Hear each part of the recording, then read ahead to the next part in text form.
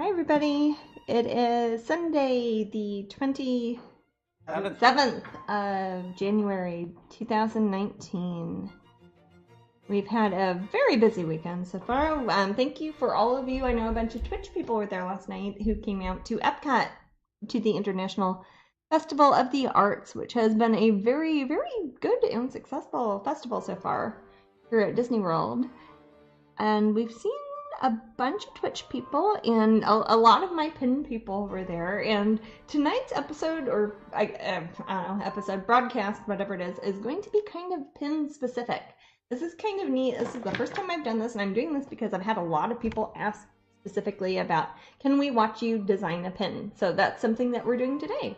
You can kind of see my sketch. I'm probably going to change some things on it, but this is Voodoo in Violet. She will be the PIN of the month for March. But I wanted to show you guys how I start off with a piece of wood and paint and a pencil, and how I decide to create the mold. But the factory does that part because it's all metal and like a die cut thing. A mold of a painting I've done specifically to be a PIN design. So the thing you're watching me paint right now will be the March PIN of the month. All right. So we know what you're painting tonight. Yeah. I just want to say hi to some people in the room. Sorry. Yes. Oh, hello. We got people already. Yes. Kitten. Hello, Lisa. Kitten. Grinchy. Hey, Grinchy. Ange Hoffman. Tigger. Hey, Tigger. Girl in the Mitten. Girl in the Mitten. And we do have some raffles, as you Oh, yeah. We've got raffles. I think we mostly have Disney stuff, but we also have the last raffle of the day. We just got these finished, and you guys are the first person to see her. She is Heart of Nails. She is going to be the February PIN of the month. Oh, I just heard a magic noise, but... Valster just subscribed for 9 months in a row. Oh, wow. 9 months. Baby by wow, then. I could get Wow. pregnant, have a baby, and it would be delivered, and you would still have your subscription. And you would still... Or it'd be close to it. You could hear about Matt's pregnancy along the way. But here is Heart of Nails, and this is my sample that I have from the factory, and she will be the February PIN of the month, but one of you guys will win her tonight.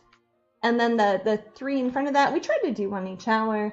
We were at Epcot again yesterday for my show, so I've got the 1, 2, 3 new Disney pieces from Disney's Wonderground Gallery, and we will be giving them away, and I will autograph them for you too. Yay! But yeah, we've been having a heck of a time at Epcot. It's in a good way. It's been very, very crowded, very busy, very fun. And a lot of other neat art stuff has been happening there. I think part of the reason they have the Epcot Festival in January is usually it's not a very busy time to come to the theme parks because it's after everybody's had their winter break, but before you have spring break, so it's usually not super crowded. But now that they're doing this big, crazy Epcot Festival, and it's the 3rd year in a row, that's kind of turning it into a, hey, I'm going to go to Epcot in January or February. So it's very clever for Disney to just kind of use that to round out the year and say, oh, this used to be our busy time. And now this is our not busy time, but this is going to be our busy time now. Yes, and thank you those for coming out and braving the cold. Yes, and braving the cold. I know, and that you're gonna laugh, but yes, it was cold for Florida. I mean, the high was 62, and to be fair, back in Kansas, Missouri, Reggie said it's going to be negative 45 with wind chill. Oh, not in Florida, right? Not in Florida. Okay. No, that's what I mean. You don't want to hear us complain about a high of 62 when it is negative 45 where They you might are. want to hear us complain. You might want to hear us Don't complain. judge Maybe them. it feels like you're on vacation. So. But it's yeah, actually last night at Epcot, the Disney cast members who were helping me with my booth here came and brought, I think it probably stopped working, but they brought me like this orange, it looks like a tea bag, and it's orange, and you smash it together, and it's like a chemical hand warmer. I think people use it when they're out camping or whatever, and they gave that to me so I could warm up my fingers. I because could my fingers, find it if you want. No, it's like, it probably stopped working. Also, I'm pretty warm inside now. I've got my little space heater thing here. It did stop working. I think they work for about 8 hours. I think they're, I think, are those what my mom said she brings when she goes to like football or baseball games or something, whichever That's one's a very in the winter. common thing. I think at the they probably saw them at like events. camping stores. Yeah, and you smush them, and it looks like a little plastic bag, and it gets hot. But they gave me that so I could keep warming up my hands because at the end of the day, I could not open the little plastic bags with my hands because my fingers were that cold. And I think it was, what was it, maybe 40 something around then in the evening. something like that. Something like that, If which you guys doesn't sound cold, but if you're out there a lot and you've got your hands open, just, if you guys like what Jasmine's working on, you think the whole pin design process is really Yeah, cool. We currently have 2 auctions up at eBay.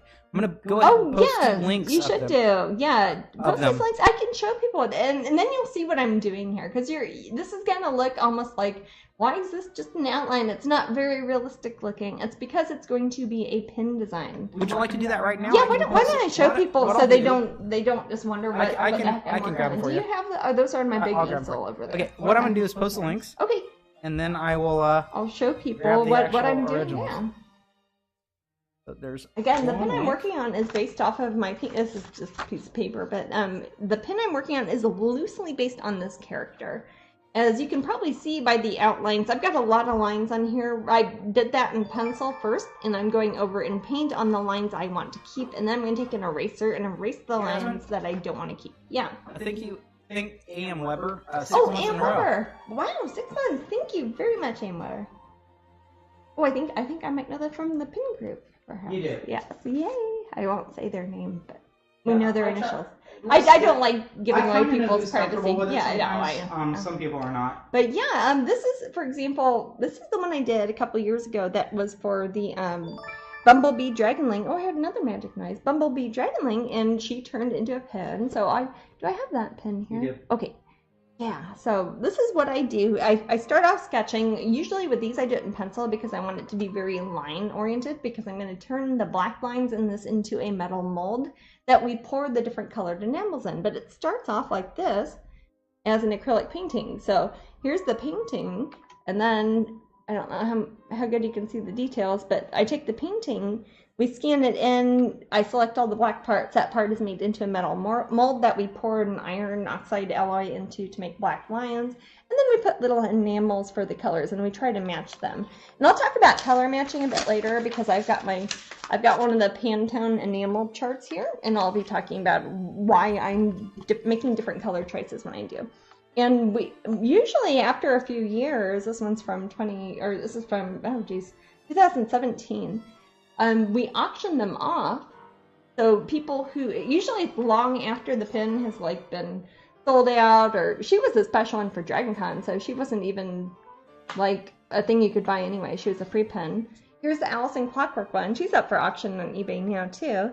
And of course, I've done a painting that's a realistic looking shaded painting of Allison Clockwork, but this is kind of the line art one. It looks like a coloring book that you kind of filled in with solid colors. You can't have any sort of gradation of tone, you can't have any shading, because it's like a stained glass window almost. You have the black outline, and you pour the color into it. And there is the pin version, the metal pin that was made from the painting. And a lot of collectors I've been keeping all of these, every pin I have done. I have what I'm doing now, a piece of wood with paint on it, that I used to create the original concept art to make the mold, and then they use the mold to pour the metal, and then they use the metal molds to pour the little enamel paints in at the factory, and that is where the pins come from. But she will be the March pin of the month, the one I'm working on now. And as I was saying, we had she's one of the first pins I did was Voodoo in Blue, who was based. I already auctioned off the panel that was the actual pin design I did for her, but you can get prints of the actual painting up on Strangeling.com. But here's how the pin turned out, and she was super popular, but she was also one of the first ones I did as far as pins go. I have any idea when I started out, was it like 5 different designs? It wasn't a lot. When I first launched the idea of Strangeling pins, it was around that. It was like 5, and then I had the Dia de Muertos set, I think. I forgot. You guys probably know more than I do. So I'm kind of taking this idea, because the painting of Voodoo in Blue is kind of the same, not the same character, but the same sort of series as Voodoo in Violet. And we had the poll up at my Patreon. Yes. Where we had people vote to say, hey, what should the next Patreon pin be? And the winning vote, it just ended maybe an hour or 2 ago up at Patreon, was for Luna Moths. And we're going to do a glow-in-the-dark Luna Moths pin. But since I wasn't sure which one was going to win, it was either going to be her or Voodoo and Violet. And I know that I need a March pin before I do the next Patreon pin, depending on how the schedule works and when we run out of strawberry cupcakes. Matt keeps saying shortcakes now. I keep saying shortcakes, but I am working on Voodoo and Violet, and she will be the March pin of the month. So any of you pin people who are already members, you will be getting her as a pin for Jasmine, March. if somebody just signs up or upgrades right now and they become pin members, if they did like today, exactly what would they get? Well, the lanyard is not. I don't have one handy, but you get a lanyard. Yeah, you always get a lanyard. Actually, as long as you're a Patreon pin person, you get all the lanyards. Yep, as they come out. Yeah, you get those complimentary whenever we come out. We mail them. No, we have tons of lanyards. Yeah, that's what I'm saying. Yeah, we've got loads, and you automatically will get one of those. We're currently on the second or third. And you get Oak and Mead. And it is still January, so as long if you sign up when it is still January, what is it? Today's the 27th, so yeah, you're good. Oh, thank you very much, Magic. Nice. 10 months in a row from Titch. Oh wow, thank you, Titch. But God, I hope you live that long. As long I'll do my best. I will already have fairly my good baby, for if like I didn't, my paintings that. would go way up in value. But let's see. This is the January pin of the month. So as long as it's still technically January, even if it's like we're on Eastern time, but if it's like 1 minute before midnight before February, you would still get this one here. She's a sparkly one. I think we showed her last time. You get her this one. This is one I feel like a shopping channel ad, and you get strawberry cupcakes. And then you would, in February, get Heart of Nails, and you would get all of these as long as you are a Patreon pin collector tier. And then when she is done here, you would get her, and then you would also get the pin that is the Luna Moths, and we're gonna make her glow in the dark. Originally, I was like, I don't know, is there a type of enamel?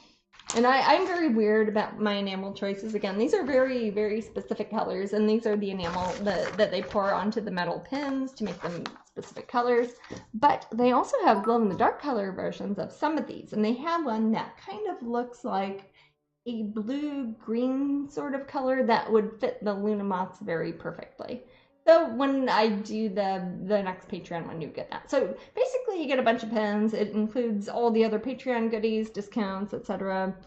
And I know I talk about Patreon a lot, but it is pretty great. And I'll not just as a producer, but as a consumer, I follow a lot of my favorite artists up there and favorite podcasts and musicians and things up there too. I like it so much better than Facebook. I couldn't even tell you.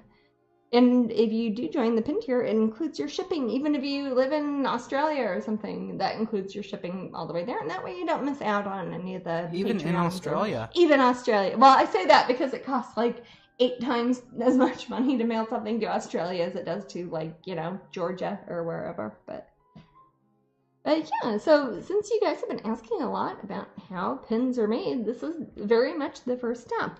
You can probably see I've drawn a lot of lines on here. Originally, I made her arms kind of go down the other way, and I did this in pencil. I don't use a pencil very often when I'm laying things out, but I do with stuff like product designs, concept art, stuff where not finished paintings really, but things where I know I might have to make changes. And I've been working on this one for about a day other than the Epcot thing, and originally I had kind of made the drawing more where her voodoo doll was over her face a bit.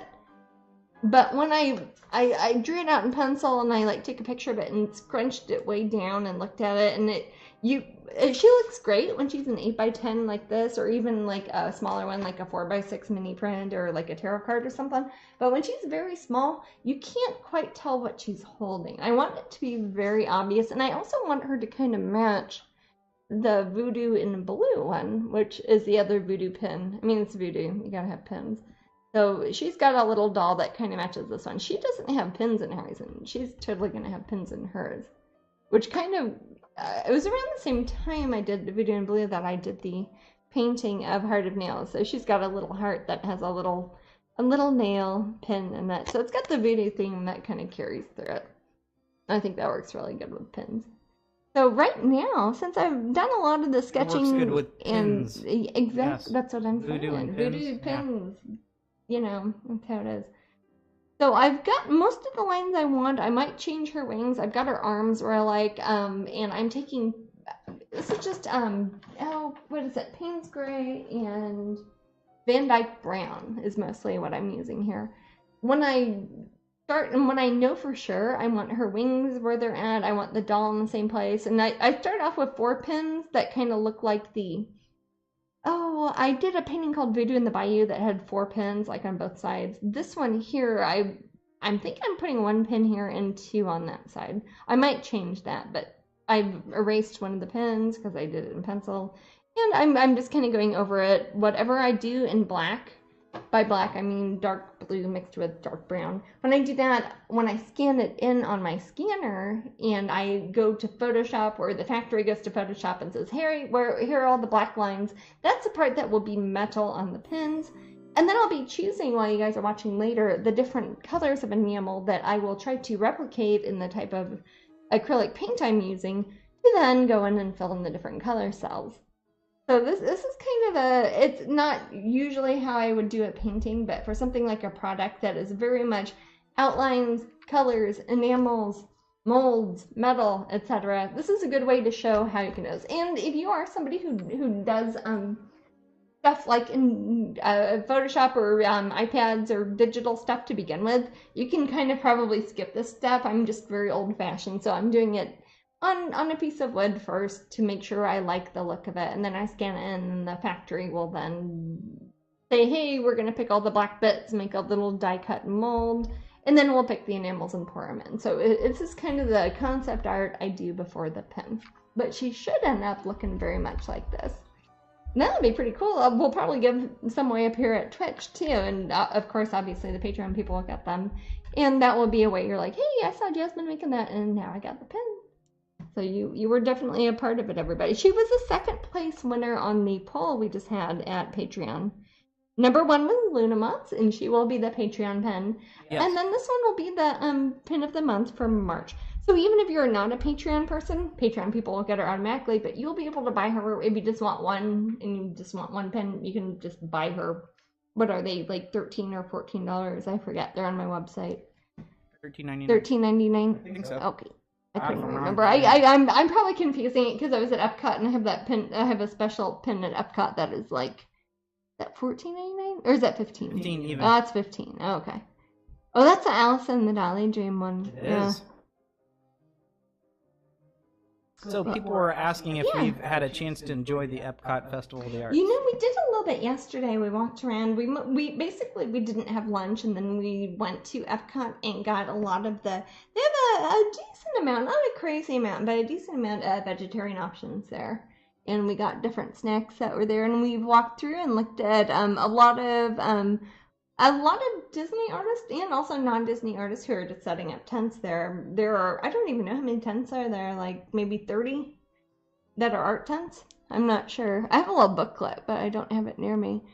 But they have a lot of people, and it's kind of like going to an art fair where people set up kind of easy up tent looking things, and they've got their panels up and their artwork, but it's inside Epcot. So you've got all the stuff you usually have at a theme park like at Epcot, and then you also have all the art festival things that are going there. And then since it is not only art, like visual arts, it's also performing arts, and it is culinary arts, which is where the food comes in, and we've had some pretty tasty things there. Nikki just landed in LA. Oh wow, we just saw her yesterday, if she doesn't mind me saying. We just saw her less than 24 hours ago. I know, and now she's on a different coast. But it was so good to see you, Nikki, and that was, I'm sorry it was cold, but I'm glad I got to give you a hug, and that was a lot of fun. Last night we were at the Wonderground tent. I have 2 tents at the Epcot International Festival of the Arts. The Wonderground is the one that is run by Disney, that has my Disney artwork at it. And then there's the Pop Gallery tent, which is where I'll be next Saturday, right? And I think so. Yeah, next Saturday. I'll be there at the Pop Gallery tent. Did you hear about the Epcot Festival of the Arts, Jasmine? Did I hear about it? It was pretty tense. It was very tense. It was very intensive. Yeah. Yeah. Bad joke. Let's not tell that joke again. We can if we like. You can if you like. I will. Okay. What are you, Gollum? Yes. Let's not tell. Yes, I am. What is Tater's precious? But we did go and get some num nums there though at Epcot. I'm trying to think what tasty things we got. We got a handful of things. Let's see. We got the risotto. We got the risotto balls. We had in the China Pavilion. They have a special tent where the artwork is. That is the culinary art section that has. They are like tiny little plum tomatoes, like small tomatoes that have been skinned, and they soak them in like a plum extract. And you can get them as is, just have tomatoes soaked in plums, or you can get them in plum wine. And they put it like in a martini glass, but it's plum wine that has weird tomatoes with a little pokey stick, like a little toothpick thing that you can grab them with. And that was delicious. I like that one a lot. I like the flatbread Morocco. The flatbread Morocco. It doesn't, a lot of things will have bees by them if they're vegetarian. But then there are some of the booths that didn't submit their paperwork ahead of time. So they are vegetarian and they'll have their list of ingredients if you want to check it. And they don't have a V, but they're still vegetarian. So always ask them. They know. Yeah. People are hungry for sketches. Have you ever considered just selling sketches? You know, unless it's something that is a production. When I say production, that I might not be using the word right, but when I say that, it's something that I'm going to use to make a product. Like, hey, this is going to be a sculpture. This is going to be a Disney painting. This is going to be a pin. That's the only time I really sketch. And usually when I do sketch, again, this one I did with a horrible mechanical pencil I've had for like 15 years. I kind of paint on top of it. So by the time the artwork is done, I've already painted on top of it. So there isn't really a separate sketch because it's kind of buried underneath the paint. I do have friends who will do a sketch and then they'll like transfer it or print it out or do something and then paint on top of it. But I tend to, but when I do sketch, if I'm doing something that is for a project or for a product, I kind of paint on top of it. So there is a sketch in there just like buried under paint. So there isn't a separate one. So if you I could was buy smart, a sketch by buying an original. Yeah, the sketch is that you could scrape off all the paint and you could see the sketch.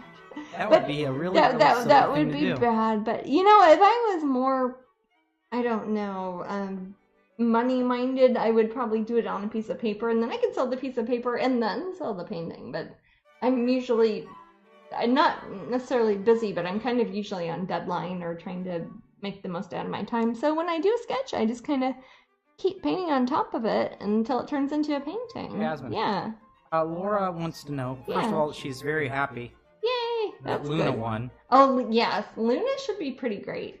Glow in the dark? Yes, and I am definitely glowing in the dark on her. Because I found an enamel that was kind of more green, but it glowed in the dark, as opposed to the kind of white-blue sort of glow in the dark. This one's more green, and that's what I'm going to use for... I had a... Oh, do I not have it here? Probably over there. For those people, the Luna Moths printout, I had her over... It's probably on the top there. Oh, okay, I did have her over here. I don't know. Oh, okay. I want to show people what I'm talking about because she is the one who actually won the poll. We had the poll up for 5 days and we had hundreds of votes and it was very close. It was close to the point that I was like either going to do the Luna Moths thing or the it was next to your Dinosaur magazine. Next to my dinosaur, was it Prehistoric Times? Yeah, did you show that off? I'm not a paid spokesman, but it's the best magazine that comes out now. But in the meantime, I'll talk about you guys saw me paint her Luna Moth. She's when I painted here. Golly, was that in December? It was December. That was just last month. It seems like ages ago. But somebody bought the original painting last night, so she's all gone. This is the print. The prints are only at Pop Gallery, so she's not one you can get on my website. But we're going to make a pin of her. She's the one who won the pin contest. So one thing I'm going to have to do, like I'm doing with Voodoo and Violet here, you see that's a realistic painting that I did. This will be the line art one that's going to turn into the pin. So like how we have the, like the one we're showing earlier, it's like, oh, there's the pin. It's like black metal and enamel. I'm going to have to draw the line art for her. I don't know if I'll trace it because I want it to be slightly different, but she'll look mostly like her. And I want to put some sort of glowing elements in here. And I wanted to put the glowing bits on the moths. What I need to do is talk to the factory where I get the enamels at, where they actually make the metal at. Because these are my color choices. I don't know if it's even something they can do, but if I can do the triple moon goddess, the little moon symbol where it's a crescent moon, waning or waxing and then waning and the full moon in the middle, I'd like to do that kind of in a warmer glowing pin and like the enamel, and then the little Luna moths, maybe have them glow too. Or I might only make it the warm color in the middle and make that reflected aura. So that's something that's going to take me, I didn't know until 11 o'clock this morning which of the two designs was going to win, because it was neck and neck. It was definitely first place, second place with her and then Voodoo and Violet. And those were two of the choices. The other ones were all very good choices too, and they all got a lot of votes. So I might make them special pins later, or make it like the, I don't know, the August pin of the month or something. But they were all ones that people have asked for up in the pin group and on Patreon. But she will be the Patreon pin of the month, and she will probably be shipping, as I don't think I'll probably have her done or have the mold finished and the enamels poured until probably after when we're sending out the February pin. So in February, if you're a pin person, you'll definitely be getting her.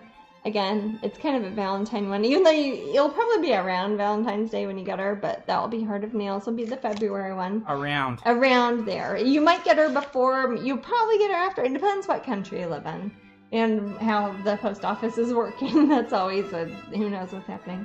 And then she will be the Patreon pin that will either be in February or March. And if she's March, she'll come with this one, which is the one I'm working on now.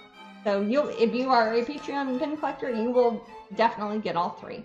So that is exciting. Actually, and again, if you do sign up while it's still January for the next 2 days, you get these two also. So it's the next, 3 days, 4 days? How many days are in January? 31? The January, next 4 days? Yeah, the next 4 days you would be getting all these. And this one, as long as you stay subscribed, you'd be good. So if you're really into the pins, it's a good time to join.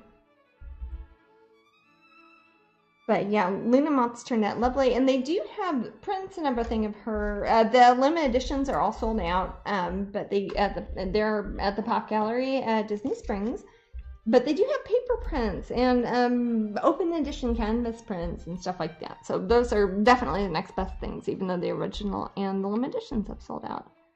And the painting here that I'm working on, that I'm doing the pin version of, again, this is on a this is just like regular paper I'd like print out MapQuest on or something, but Voodoo and Violet. Jasmine, so this is going to be you her. You can call Pop Gallery and order a canvas print of Luna. You sure can. You can call them or email them. I think they're, I might have it written on that RTF I left up on the computer for Pop Gallery. You can call Pop Gallery, or you can email them. Their email is popgallery, all one word, @me.com. You might even have a link. Yeah, you might have a link to it. But yeah, they have small prints of her, just paper prints, glossy prints, and they're all signed by me. So that's kind of neat.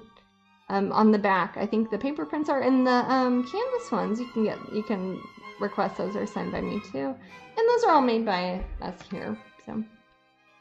But yeah, somebody bought the original one last night. We had a couple of people trying to buy the original, but I think the right person got it, so that's good. Made me happy. Also, somebody bought the original of Cruella. I don't remember if she was sold last time I was here when we were talking about the new Disney pieces I had done. The Cruella original painting, the big acrylic one, has been sold. So these three here, the original paintings are 16 by 20s. I think they're priced at $7,200 each. They're acrylic on panel, and they are framed beautifully by Disney. And they're sold by Disney at the Art of Disney store at Epcot. So as of when we left yesterday, so no promises, I apologize in advance if somebody's already bought them. They do have the original painting of Cinderella leaving the ball and Princess Tiana. They might be gone, but if you're interested, call Art of Disney, and you can just search Art of Disney Epcot on Google, and you'll find their phone number, and they will ship worldwide. And also, Matt, yes. I don't think we knew this last time, but your WDW store is selling postcards and prints and like phone cases and everything online. So tell people that, because nobody else can buy those unless they are at Epcot. basically your WDW And we store. can't sell them. And I can't sell them. No, they belong to Disney, so they can only be sold at the Disney retailers and Disney websites, etc. Or theoretically, somebody could go to Disney and buy them and put them on eBay. They're gonna cost a lot more on eBay. That's just how eBay is. I don't get a discount or anything, so I don't do that myself. Otherwise, I'd just like lose money all the time. Jasmine. Yeah. Wendy says, "Hi, Jasmine. I met you last Oh, hi, week. Wendy. Yes, I remember talking to you. Epcot was talking to you about Tinkerbell. I Yes. fell in love with your work." Oh, thank you. Yeah, I've done 2 Tinkerbells. I think I probably told you there at Epcot.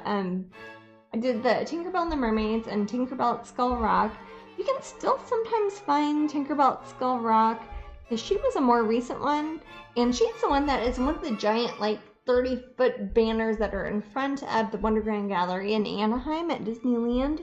They have her hang up there, but I think Disney has officially retired her now, because I don't know. They don't like email me and say, hey, we're going to retire this one, but I haven't seen her in a store for probably 6 months, so I'm guessing she is probably retired.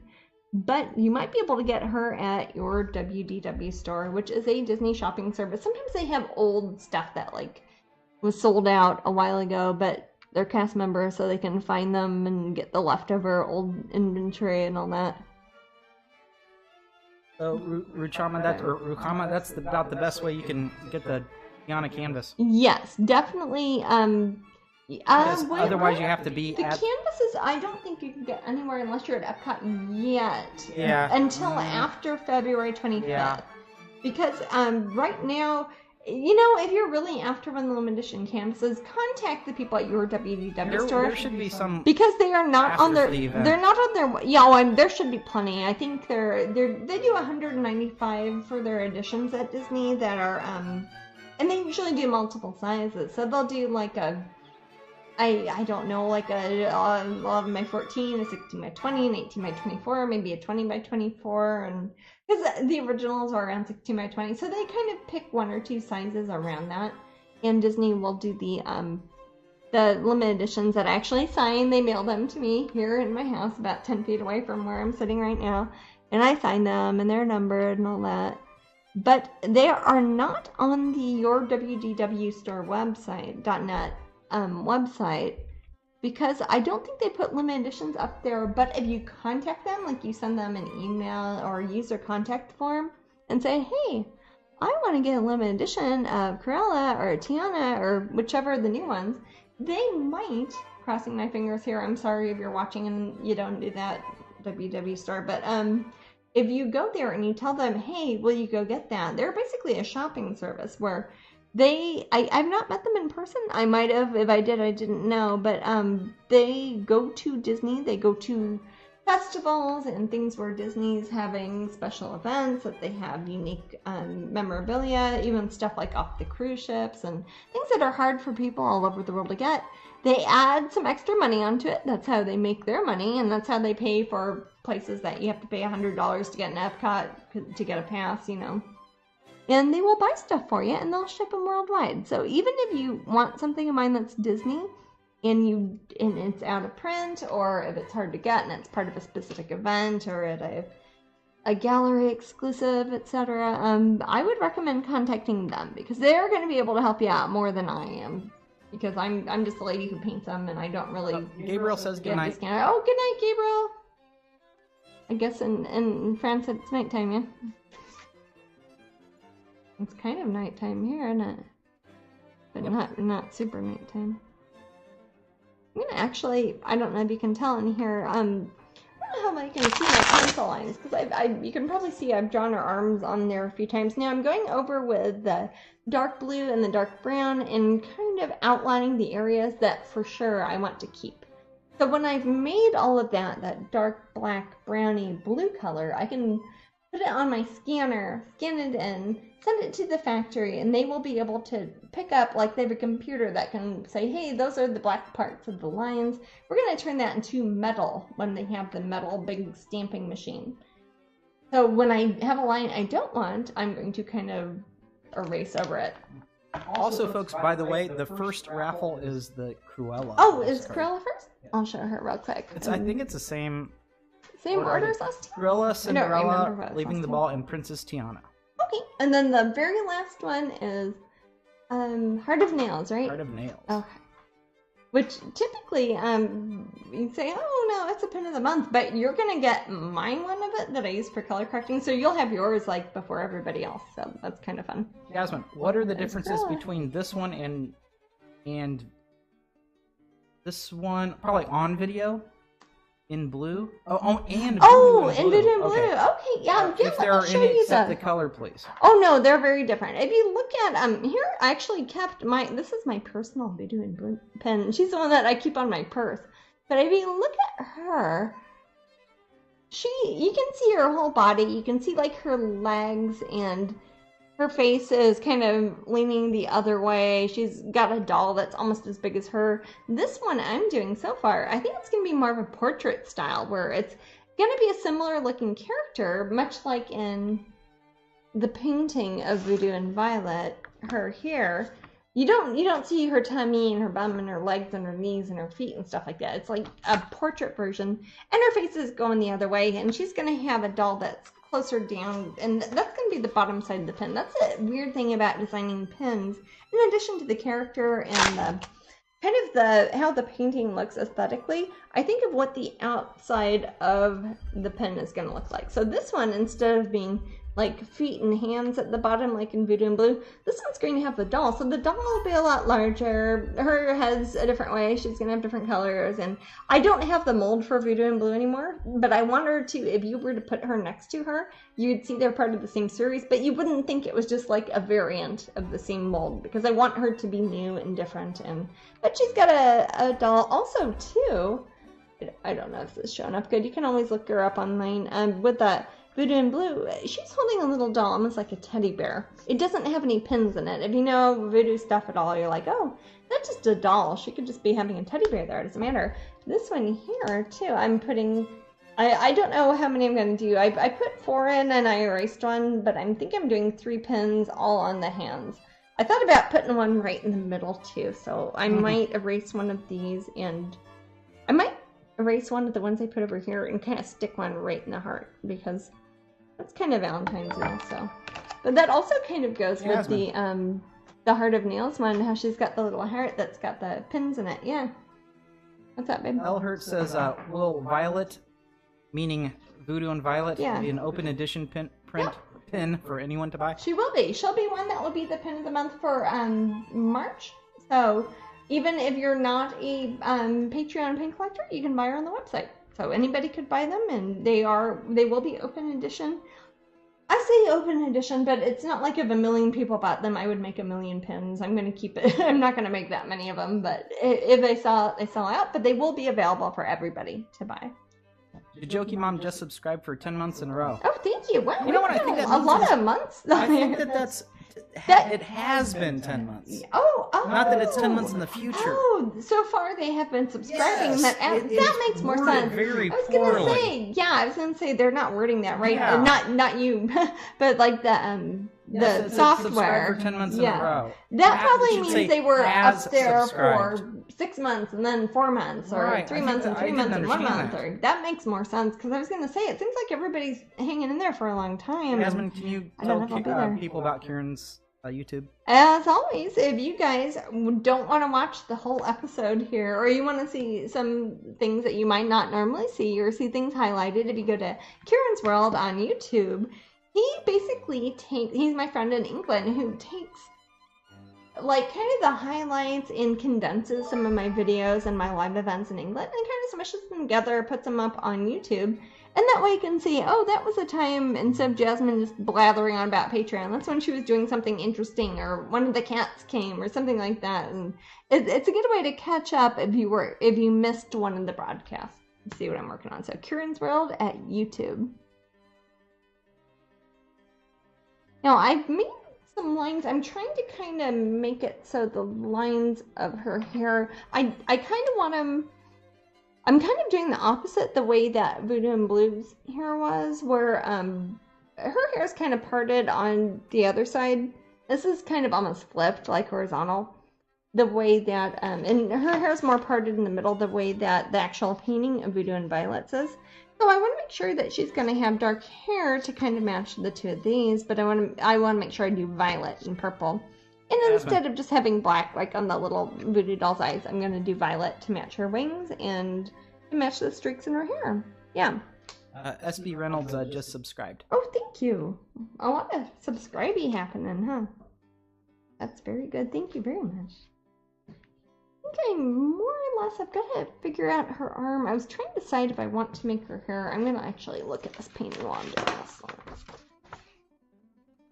Because her hair, and this one kind of goes over her shoulders.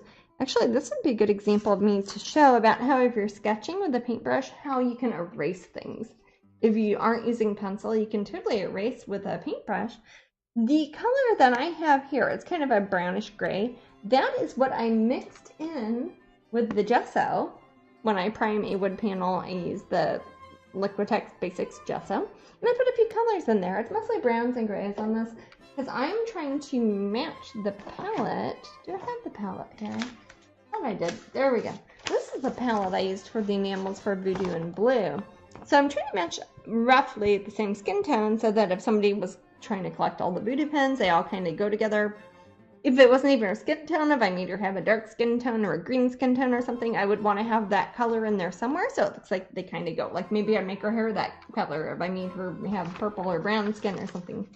So I kind of mix that kind of gray, warm, it's a color called Warm Gray Number 1. That is a Pantone, which is a company that makes different pigments, enamel. So I've mixed that color that I blended myself just out of random fluid acrylics. I mixed it with the gesso. And since I knew that was going to be a color I wanted in there and I didn't necessarily know if it would be her hair color or the doll's color or skin color, I wanted to make sure that color is in there somewhere. So I mixed it with the gesso when I was doing the layout here.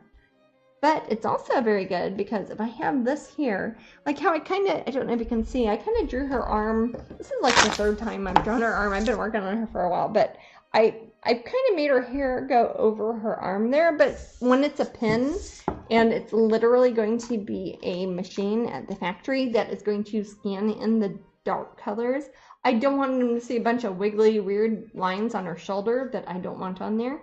I'm going to use the same color, that same kind of gray color, to go over where her shoulder is. So that's how I kind of erase. It's like using an eraser by adding a background color on top.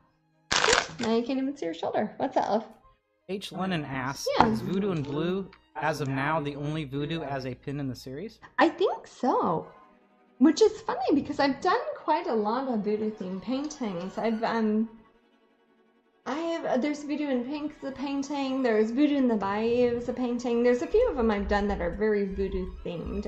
Voodoo Fairy, that was the first one. That one's really cute. She's the one with the skeleton skull wings, and she's one of the little hanging ornaments that one of the first figurine companies that did my artwork they made. So I would love to make her a pin too.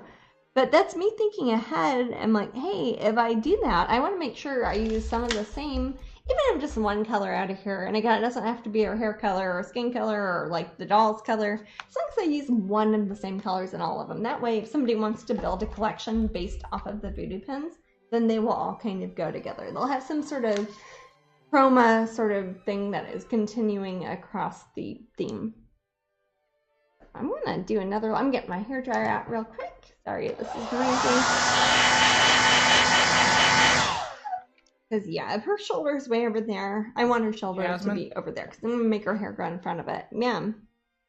Kelly Sarah wants you to tell their son. Oh, okay. That's Ian. Yes. Yes, okay. That Kelly, yes. I do know a lot of Kellys, but I know who you're talking about. Can you please tell my son that baby oil is made from squeezing babies, just like sunflower oil is made from sunflower seeds? It is. He won't believe us. It's much like olive oil, like how they have, before the olives get ripe, they have a big press and they kind of push them in there and they kind of smash them down with a big metal machinery. They do that with babies to make baby oil. I don't get it because I'm vegetarian, but other people do, and that's okay. I hope nobody's putting this on YouTube as like the one quote from me. What other sort of oil is there? I'm trying to think. Jasmine. Mm-hmm. Elhurt says, speaking of color, what color purple/violet are you thinking of using? You know, I am not sure. Again, this is my little cheat sheet I've made. I actually made this in Photoshop, looking at the enamels, taking screenshots of them and putting them in order. And it's probably, I don't know if you can even see it because I can't even see it in real life. I have the numbers. It's like, oh, it will say warm gray 1 or reflex blue or PMS 490, etc. And I have this in Photoshop. So when this is scanned in, or even before I scan it in, I will look at these colors. Since these are the violets, I'm going to look at my printout of my original painting and see which purple kind of matches the most. Right now, I'm thinking it's going to be in this quadrant here. I don't know how well the colors show up here on Twitch, like on my silly cheap cameras here, but if you look at like the first 3 or 4 lines, hopefully the camera's showing this, there's like a few lighter kind of violets. That is the same color that I would put in her eyes. That's the same color I'd put on the thread and the little, like the rope that's kind of being used to make the voodoo doll. Can you see that? I have a really, we can't see it. You can't see it on the screen. No, I don't want to take it off the wall. It's not like, I could fetch it for you. Oh no, it's got a lot of stuff tied to it. I would not want to move it. There's like a human vertebrae on it. But yeah, if you like, yeah, maybe a bit later we grab them when the kitties go upstairs or something.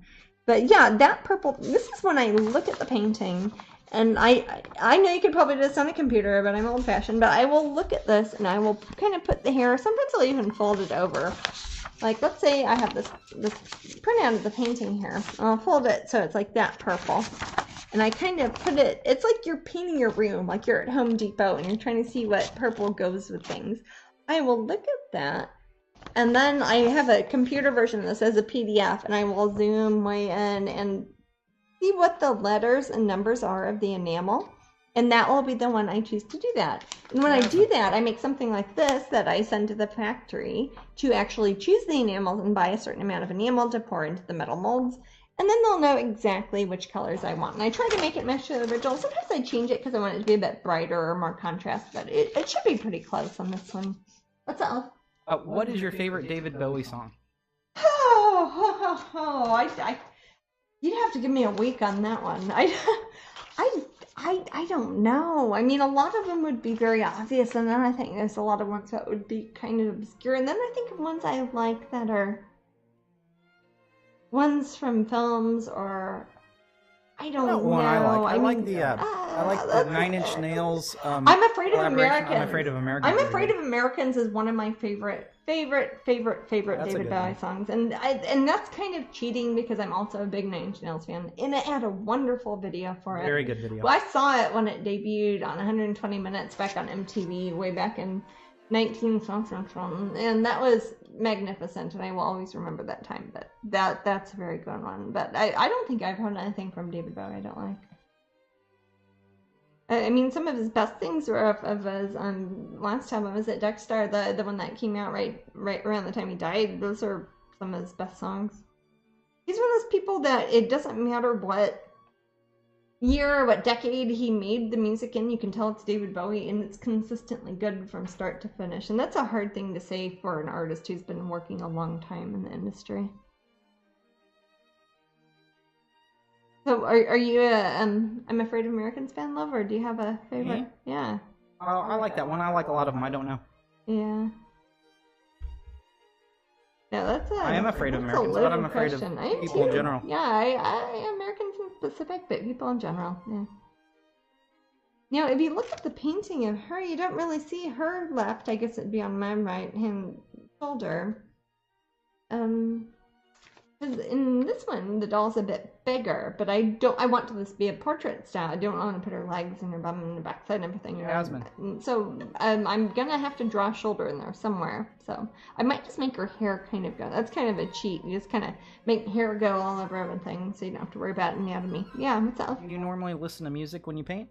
I do listen to music when I paint quite a lot. Yeah, that's I'm either listening to music or also to audiobooks. I listen to so many audiobooks, it's almost a joke. I probably download an audiobook a day from Audible. It's like all my mad money goes to Audible. Any spare money I have probably goes to Audible because I listen to everything up there.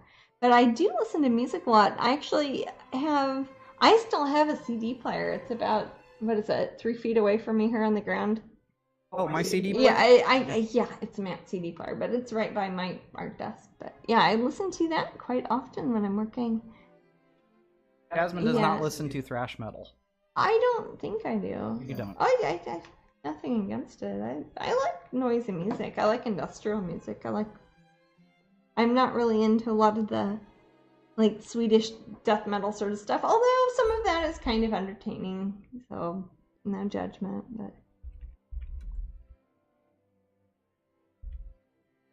what we were listening to earlier, it was Nine Inch Nails while we were setting up, and then Led Zeppelin, a bunch of 90% of what I listen to is Robin Hitchcock, and not just because he's a friend of mine, but he's also the best musician who ever lived. A lot of the artwork I do is somehow based off of songs or titles or poems of something he did, and that makes me very happy. Even though it has nothing to do with my artwork, but it's just kind of... What kind of audiobooks do you listen to? And also, Shadow Dancer loves Audible a lot. I love Audible. I listen to... What am I listening to now? This would be easier than me trying to remember. I'll just get my phone. Let me see. Oh dear, this might not be appropriate for all ages. I don't know if there's any Henry Miller fans out there, but they released I was going through a thing where I was listening to all the banned books at different times. This is from almost 100 years ago, but it's Tropic of Cancer by Henry Miller, and they have Tropic of Capricorn, but they don't have the second one. So it's like they have the first and third of the trilogy, but not the second one. They're like, no, none for you. And it's like, why have something as a banned book? And I read this back in high school and thought I was very grown up because he used a lot of swear words. But it's like, why have the first and third one when you're talking about banned books, but not have the second one? And I'm like, I'm trying to remember the difference between the first, second, and third books because it's kind of like a big, long, weird, picaresque sort of story that's kind of a self-portrait as a writer in Paris, but kind of made up at the same time. I hope. It sounds like everybody's very ill. A lot of true crime. A lot of classics. Oh god, a lot of true crime. I probably shouldn't show this. Yeah. I listen to a lot of things. Jasmine. What's up? Why are the wings different in the pin than the painting? In the painting, the wing has more of a white point, like a point in the claw straight up. Yeah, I'm actually going to put a little claw there. And I'm going to put the claw there. If I thought it was going to be there, it would be behind her head. But I'm going to put a little claw there. I'll do that before I forget. Because, again, I'm still sketching this one out. And part of while I was sketching this one, I was trying to combine the idea of this pin, Voodoo in Blue, with this character here. So I'm kind of drew the... If you look at her in the painting, this is how the painting looks. It's an 8x10. So if I were to make a pin that looks like that, it's like, well, where's the rest of her wing? I can't just... I don't want to make a rectangle. I like my pins to be shaped like the outside of the character would be. Because a lot of when I look at a pin design, I want it to be a silhouette that looks appealing, that has some sort of aesthetic quality to it. So on her, I was like, well, she's part of the same series as Voodoo in Blue and Voodoo in Pink, etc. So I want to make sure I show her wings, because part of the fun of designing a metal pin is having a lot of interstices and weird little pokey things that go off to the sides and shapes. If you were to see it from the backside, like you'd see it and you know that was a fairy. If I did that with this painting, it would just be a weird little nubbins and then just turning to nothing. So I've made her wings kind of look like the ones that are in Voodoo in Blue, just so she would have there'd be an actual outline for making the physical mold of the pin, so it doesn't look like a weird cut-out school portrait or something. But I'm going to put again, this is still sketching, I'm going to put little white, kind of like little horns, ivory bits at the end of each of these, and I'm going to put one closer there. This one's going to be covered up with her hair. That's actually something I should do now, is cover up this part of her wing. This is part of the reason I don't always do a lot of sketching online, because it's hard to explain to people. Like, no, that's just me trying to make it look symmetrical, and I know her hair is going to be over there, and her arm's going to be blocking out that part of the doll, and I know that, and you probably know that if you think about it, but I have to kind of start off.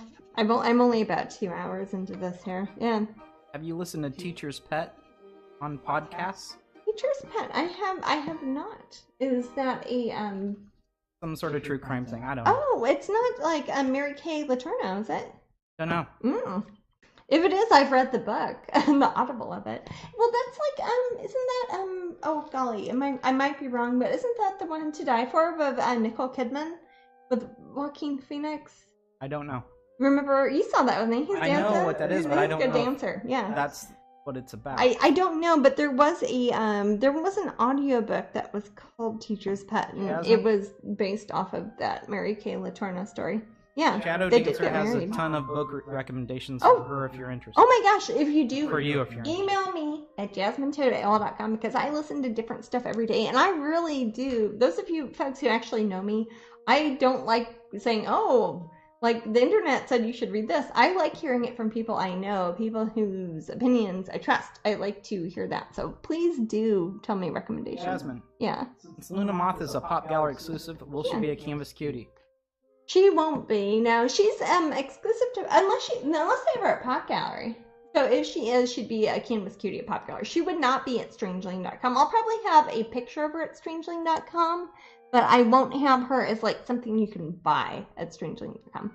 As far as two-dimensional artwork goes, we'll have a pin of her, obviously, but as far as prints, canvases, stuff like that, that will only be from Pop Gallery, but they do sometimes have Canvas cuties at Pop Gallery. That's like one of the only places you can buy them unless you're a Patreon person on my website. It's Canvas cuties or live events. Jasmine. Yeah. Shadow Dancer says they will email you. Please do. I like hearing suggestions, even if I don't even ever read them. I like to know what other people think I would like, or I like to know what other people who like stuff I do also like. So that's always helpful. Thank you. But I will make this more obvious as being little ivory tips on her wings. Again, this is very early in the painting, and that's part of the reason I don't like usually starting from scratch and sketching, because it's like, no, she doesn't just have one eye and no nose. I just haven't drawn the eye and the nose yet. Jasmine. So, yeah. Know about the Teacher's Pet. It's a podcast on an old crime. On an old crime, a journalist picked up on and brought to the light has been updated in real time. As this podcast became #1 and people demanded something was done. Oh, wow. I don't want to spoil it, but it's really interesting. Oh, that sounds very interesting. Is it contemporary, like it happened recently? An old crime. Well, I don't know what they mean by old. They mean like 1700s, or they mean like 1995 or something. Either way, it sounds good. I listen to a lot of odd stuff. So I always appreciate recommendations. If anybody else has recommendations, especially in audiobooks or things that are on Netflix, I can't promise I'll look at it, but I will look at your recommendation. But I like to see what people think. Oh, is that the first Yes. raffle? And who is that? Is that the Cruella? Cruella. Where'd you go, Cruella? I got like a pile of papers over here. Where'd she go? Oh, there she is. Oh. Okay. Cruella! And this is from Epcot. From Disney World. Official Disney merchandise that we stood in line and bought. And I will autograph her for you. And we will send her worldwide, whoever wins her. So, Matt's doing the... Emma Plum 83. Emma Plum? Yep. Yay! Emma Congratulations, Plum 83. Emma! You have won a Cruella. Unless you're at Epcot, this is a hard one to get right now. So, I will autograph her, and you can see all the worried puppies for yourself. My poor doggos, look at them. They should be worried. Why? But she's pretty great. Why would you be worried, Jasmine? Well, look at her. And she wants to make clothing out of them. Why are they near her? Well, I have a 5x7 canvas to work on. I've got to fit them inside. I did think about maybe, I didn't think people would notice, like, if you look at the background houses, I thought about having the puppies looking out the window. But then I was like, well, if it shrunk down to a 5x7 postcard from Disney, I don't know if you'd be able to see all the weird puppies. It's metaphorical. It is. It's not an actual scene from the film. Although actually, when I was working on these ones, do you remember when they are in their house and they're watching TV? And it's the little, and It's like a superhero doggy. That's a program that they watch like from the 50s or 60s, and it's a black and white TV program. I kind of made them like they're gathered around looking at the TV, but I did them looking at Cruella, and instead of looking excited and happy, I made them look worried. Aww. So that's part of when it's the fun thing of looking at the Disney vault at previous Disney art that has been released, and the old concept art for the film and the animation cells, and like I'm going to combine those two. That kind of keeps it true to the Disney tradition, but it also kind of puts it in a different context. So if you look now, I've taken some Titan Buff and I've added some of the little ivory claws. I'll show how that kind of matches her a bit more. If you see how she's got like a little ivory claw on the top of her wings, she does too, but instead of just like disappearing in the background, because you can't really do like a fade into the dark, you can't chiaroscuro it up when you are making a pin, you've got to have a hard outline that is filled with colored enamel. So I've kind of taken that, combined it with the wings that are on the Voodoo in Blue. You know, I don't think I have a printout of Voodoo in Pink or Voodoo in the Bayou, or I also have a painting that is planned for the future called Voodoo in Green, but that probably won't happen until later. Jasmine. But that kind of matches the shape of the wings, but it's got the little ivory bits that are in Voodoo in Violet. Yeah. Princess Bullet says it was 30 to 35 years ago, referring to the the crime? Okay, yeah. That's why it's being updated in real time, as some of the people are still alive. Some people are still around, out and about, and they could interview them. And real voices used. Wow. None of those darn computer voices. Well, they don't have actors who would have been on infomercials, like reenacting everything. Although I do love me some reenactments. Even if they're terrible, I like reenactments. But I prefer poor reenactments. I prefer real life, but if there are reenactments, I will watch those. I don't prefer real life because unless it's an interview with somebody. No, if it's documentary, I'd rather see the people involved. That much, for example. Well, Cops is not... The first 48 is good. Cops is more of a, I don't know, a talk show or a Jerry Springer or something like that. Cops seems more I like procedural goofy sort of things, or I don't need to watch a good compromise is something like the first 48. First 48 is good. Also shows what a hard job it is for people who do that for a living, and you wake up in the middle of the night. If you're a detective, you just have to be gone for a couple days. That's got to be a hard thing to do, and raise children or have a family, etc. Now that's dry. It might work out. Yeah, I don't know. Depends on the personality. They probably wouldn't have chosen that profession unless they wanted to do it. Well, now that I've kind of, like I was showing you guys how I kind of erased where her shoulder is so I could make her hair kind of cover over that part of her wing, much like in the painting. If you look at how her hair covers her little wing and her shoulder there, I covered that up, and I've done a line over there, and that's just going to be her hair then. And I can't think about things like shading when I'm doing this, because if there's a line there, I can't cover it up with dark purple and put light purple over there, because I have to pick one purple, because again, it's like filling it in with an actual enamel that's going to be solid color. So there can't be any shading, there can't be any gradation of tone, which is very different than how I usually paint. So I'm going to, actually I need some more of my backup. This is why it's good to make a bunch of whatever color you use in the background. If you're painting on a white canvas, just have a bunch of white paint and you can do the same thing. I'm working on a toned panel here because I knew I wanted to have that warm gray 001, which is what I've was on the previous painting. It's the warm gray one. It's the one that's right there. I don't know if you can see it. Kind of a grayish brown, blue, pink, gray, white, yeah. As far as channels in the U.S., what would you recommend for any sort of true crime? If you're looking for true crime, obviously ID Discovery is kind of owns that as far as it goes. Oxygen has stuff on there that is pretty good. They've got Snapped. Snapped is good. It used to be Snapped, I think, was trying to focus on females who, and those are automatically more interesting stories if you're looking for true crime. Instead of being, oh, it's the obvious thing, he's just trying to hurt a lady and steal her money, and you've heard that story a million times. If it's on Oxygen and there's a female involved, it's usually a really intricate, confusing, and almost soap opera-ish sort of story with a lot of intrigue. But I think they've had it for so many seasons that now they are having, like, who was that was on there? Didn't they do a Charles Manson one that was on Snapped? And like, well, that used to be high-profile serial killer sort of stuff. Yeah, and Which is fine, and they're really good on there. But it used to be they would always pick. There just aren't enough women who do stuff like that because, or women, and we don't really do that. But so much. Snap is typically a. It used to be. There's usually used to be all girls, and it'd be something like some sort of intrigue where they're setting up some sort of financial trick of some sort. Yeah. Quite a true. Well, I mean, it's true crime, but it's not murder or anything like that. That I like is American Greed, which sometimes does have. That one is that iDiscovery or is that MSNBC? I don't remember. I don't watch TV often. It's usually when we're like at a hotel and we're on the road for a show. It says Ted Bundy tapes on Netflix have just been added. We just saw the first one. There you go. Yeah. Like we just saw it. One of my graphic design teacher, who's actually somebody who taught me, this brings it around, about Pantone, and how about Pantone makes a lot of the, hey, this is official blue, this is official tangerine, these are official colors.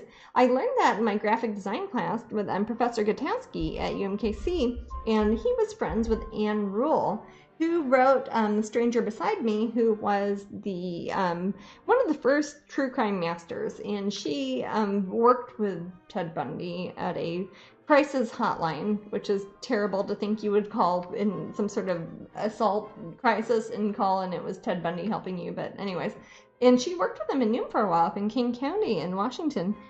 And that is kind of how I got into reading true crime to begin with. Because he's like my teacher, my professor, Gutowski, is like, hey, Jasmine, here's Anne Rule. She does a really good job. Why don't you check her out? You seem like you'd like that. I don't know if that's an insult or not. But one of her most high-profile case was the Diane Downs, which is another... I think it was probably Ted Bundy, but Diane Downs was popular too. Yeah. That's a thing often with true crime stuff. Often when a woman's involved, she's often her kids or something. It is, and it's usually they're genuinely ill. They're not just being gross. Yeah, they tend to go nuts and do that every now and then on the true crime thing. Not everybody, but that's not the case for everybody. But that, as far as things that are profiled for publicity, that does 99% of the murders are male. Murderers are male. Well, as far as that sort of murders go. And what I've done, I think I'm going to, I don't know, what do you think, Manny? Are you guys on the TV here? I have 2 nails in the little doll's left hand, and I've only got one in the right hand. Should I get rid of one of the ones that's doubled up and put it on the heart? Maybe. I prefer it on the left hand. I'd go that path. So, the left hand. No, I have 2 there. That would be his right hand, though. I think you have enough nails. Do you think that's... I was going to erase one and put it somewhere else. Oh, I thought about erasing one of the 2 that are here and, sticking it right in the middle, but I don't know. But it's not sad. Well, part of the reason, and I have had a few people ask me, some of you guys probably here did, and that's fine. You can ask all you like. With Voodoo and Blue, there aren't really any obvious pins in her voodoo doll at all. Even though she herself obviously is a pin, there are no pins in her. So people are saying, one person has said one in the heart. One in the heart. I vote for one in the heart as well. Okay. Okay, if that's the case, I'm probably gonna... Of course, these are your fans. They're a bit... Hey! They're out for blood, at any rate, and probably generally jaded.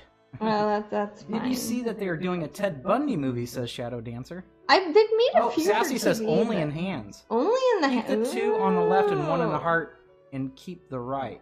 Oh, and keep the right without a name. I think that's too much. You think that's... I don't know. I kind of like that. I'm trying to... You know what? The thing Princess Bullet says hands only. Hands only. Okay. I think that it... For some reason... You know what I'm going to do real quick? I'm going to cover... And I can put this right back. That's part of the fun. Head.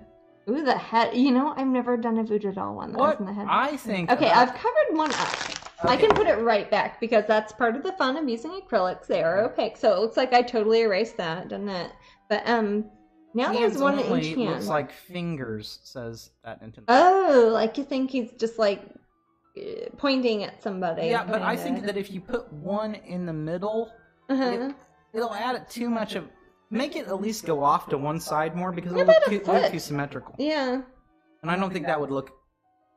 I don't know. If it's straight up and down, that would look bizarre. Yeah. Well, so I would angle it. Let me get rid of this one here. And again, I can add this back in 5 Zac seconds. Efron is Ted. Oh, he's the guy. Oh, he's playing Ted Bundy. Really? He was the little kid in the High School Musical. We saw that one. Yeah. Let's see. There's it with just one in there. Yes. I can add any of these back. I could put one in the foot, in the groin, or the head, or in the middle. I don't know. I wouldn't. I'm going to stay away from the groin area. That might look rude. But I don't know. Or just even one there. Well, on there she goes again. Someone said head. One in the heart. I think longer pins would look better. Longer pins. That's true. They might look less like nails. The left foot. Okay. Yeah. Well, right now there's only one on its right hand side. So I can draw 40 of them and erase them later. When you use acrylics, they're opaque, so I can keep covering it up with the same background color, and it's like they never happened. Or I can put them right back. Both think Zac Efron looks like Ted Bundy, but I'm not seeing that at all. Ted Bundy looks like some guy who'd run for Congress. Yeah, he looks more politician-y. Well, he was. He was like into politics and stuff when he was in college. I'm trying to think. He's kind of got a little cross over the front of him. Makeup does amazing. I've seen that. As far as actors go, you can make anybody look like anything. You either use computers or makeup or special effects or whatever, which is pretty cool. If you look at the painting I've done, Blue, that Nintendo guy just put a pin in her hand. Oh, like she's gonna stick one in. Oh, you know maybe what? Just in her hand. Yeah, that's what I mean. Like she's holding or sticking in her hand, or like she's gonna stab him with it and she's holding it in her hand. That'd be cool too. Either one of those. In the painting itself, there are 2 pins which look a lot more like nails. I think like I said, I painted these ones around the time I did the Heart of Nails one, which is the February pin of the month. So they kind of look like nails, and that will show up better as opposed to like a needle sort of pin. It would look like a weird line, and you don't want it to look like it's some sort of error with the metal die cast machine or something. But on the painting, she's got 2 that kind of go right into his tummy. But I don't want to. I might move her hand if I did that. But I can try. I don't want to put it right there. That might be a bent pin so they're not so straight. Okay. Finger looking. Yeah, that might. If I kind of went off, maybe I should try one in the leg, like in his foot. Let's see how that looks. Again, I can cover it up if I don't like it. Ren Girl still says the heart. Some people are still saying head. Well, to be fair, this one here, that would be his left-hand side. In the middle. Like the print. Yeah, like in the print. Maybe I will. I'm going to rub that off real quick. I don't know. Well, this is part of the fun. I have never done a pin design with other people looking at me while I'm doing it, so this is kind of fun. Now, if you see, I just erased that really quickly. If I use my hairdryer, hopefully it's not be too loud. I'm going to look at the painting. Get a piece of masking tape here. Stick her there. If you look, they're kind of in the middle. One in the hand for a good stabbing would be good. Well, yeah, like if she's going to hold it and then stab them. I can always do maybe one more on the doll and then she's holding a pen. Again, when you look at the outside of it, that's what the... I'll show you the back side of a pen so you know what I'm talking. And it's like, if you look at... Here's the Voodoo in Blue. I'm talking about her. A lot of what you see in a pen, if you're not looking at up close, is this shape. That is what I call the shadow, the silhouette. That's the outside lines of something. That's how somebody like her is very different than this one is. This is a whole character. You can see her little foot and her little knees. She's kind of sitting cross-legged on something. But this is kind of like a portrait of a similar looking character, like in the Voodoo and Violet painting. But if I have something like, and I put her hand down, I kind of drew her hand like that, but it's kind of backwards. So if I gave her a little pin there, that would be part of something that would show up on the die cut. So when I make the mold, it might be a little bit more complicated to have more additional sort of outline-y silhouette shapes, but that could be kind of cool. I'm going to try sticking one kind of in the middle, and then maybe having her have a pin in her hand. And if I don't like it, or y'all don't like it, I can change it. So that's what I'm going to do now. But that is kind of the interesting thing about being in the discovery phase here, as opposed to already having a finished sketch, and I'm just kind of slapping colors on something. So let me think. It's going to be backwards. If it was his heart, it would be on his right hand side when we're looking at it, kind of like how the top pin is here. Because it's like looking in not looking in the mirror, but if you were to be standing that way, if it was on that side, it would be on that side. So actually, I might make that look a little bit shorter so it looks like closer to the viewer. Shadow Dancer said that would be awesome. Ooh, okay. I completely agree with you. I don't know. I will color that in so it doesn't look like a bad sketch. It actually looks like a pin. That actually looks pretty good. I'm going to leave that there and then draw a pin in her hand. She's kind of holding the doll with that hand there, so maybe I'll do a really sharp pin there and kind of make it. If I don't put a top on it like a nail or a screw, it kind of just looks like a weird finger, so I want to put some sort of circular thing on there. Let me finish drawing her hand too. Where's my little picture I was looking at? Or pin, rather. Okay. She's kind of faced the opposite way, but I'll... One thing that I always find funny about the Ted Bundy documentaries is those are hilarious, aren't they? How many times they talk about how he's charming, how charming and sexy and attractive. He's so charismatic. Oh my God, he's wonderful. He's like great. Some guy you wouldn't want to buy a car from. I mean, just no. I mean, I think they're comparing to other people who are just don't feel like real people at all. Yeah. I don't know. But no, we could have a whole special episode about serial killers. I know I have an encyclopedic knowledge about them, but let me see. So then I'm gonna put. Okay, so maybe you'll meet one someday. If I do, maybe then have. Well, a lot of them are dead now, which who knows? is probably good. But they tend to hide. Well, yeah. Otherwise, it wouldn't be serial. It'll just be a one-off. But okay, so I put one. Shadow Dancer said Ted Bundy was super smarmy, disgusting. Thank you, yeah, Shadow Dancer. Exactly. I agree. I do not trust people like I would have not gotten into his Volkswagen. But I think that I have good radar for I have good radar for people. Trouble. Oh. But I think that's because a lot of my adult life I've had to watch out for people. Sorry. That's okay. But if you look, I put this one going into the doll's kind of, that would be where his heart was if we're looking at him from our angle. And then I kind of drew this one in her hand as if we don't know where the neck's going. And maybe it's going to go in his head, maybe it's going to go in his hand again, or maybe in his foot. But I think that looks pretty good. People are very much enjoying the hand. Okay, yeah, that's a good one then. So. And then if she holds one there, you could theoretically think, hey, maybe she's going to shove it in that hand there, that one there, or maybe right between the eyes or anywhere else that I don't want to paint right now. So I think that looks pretty solid.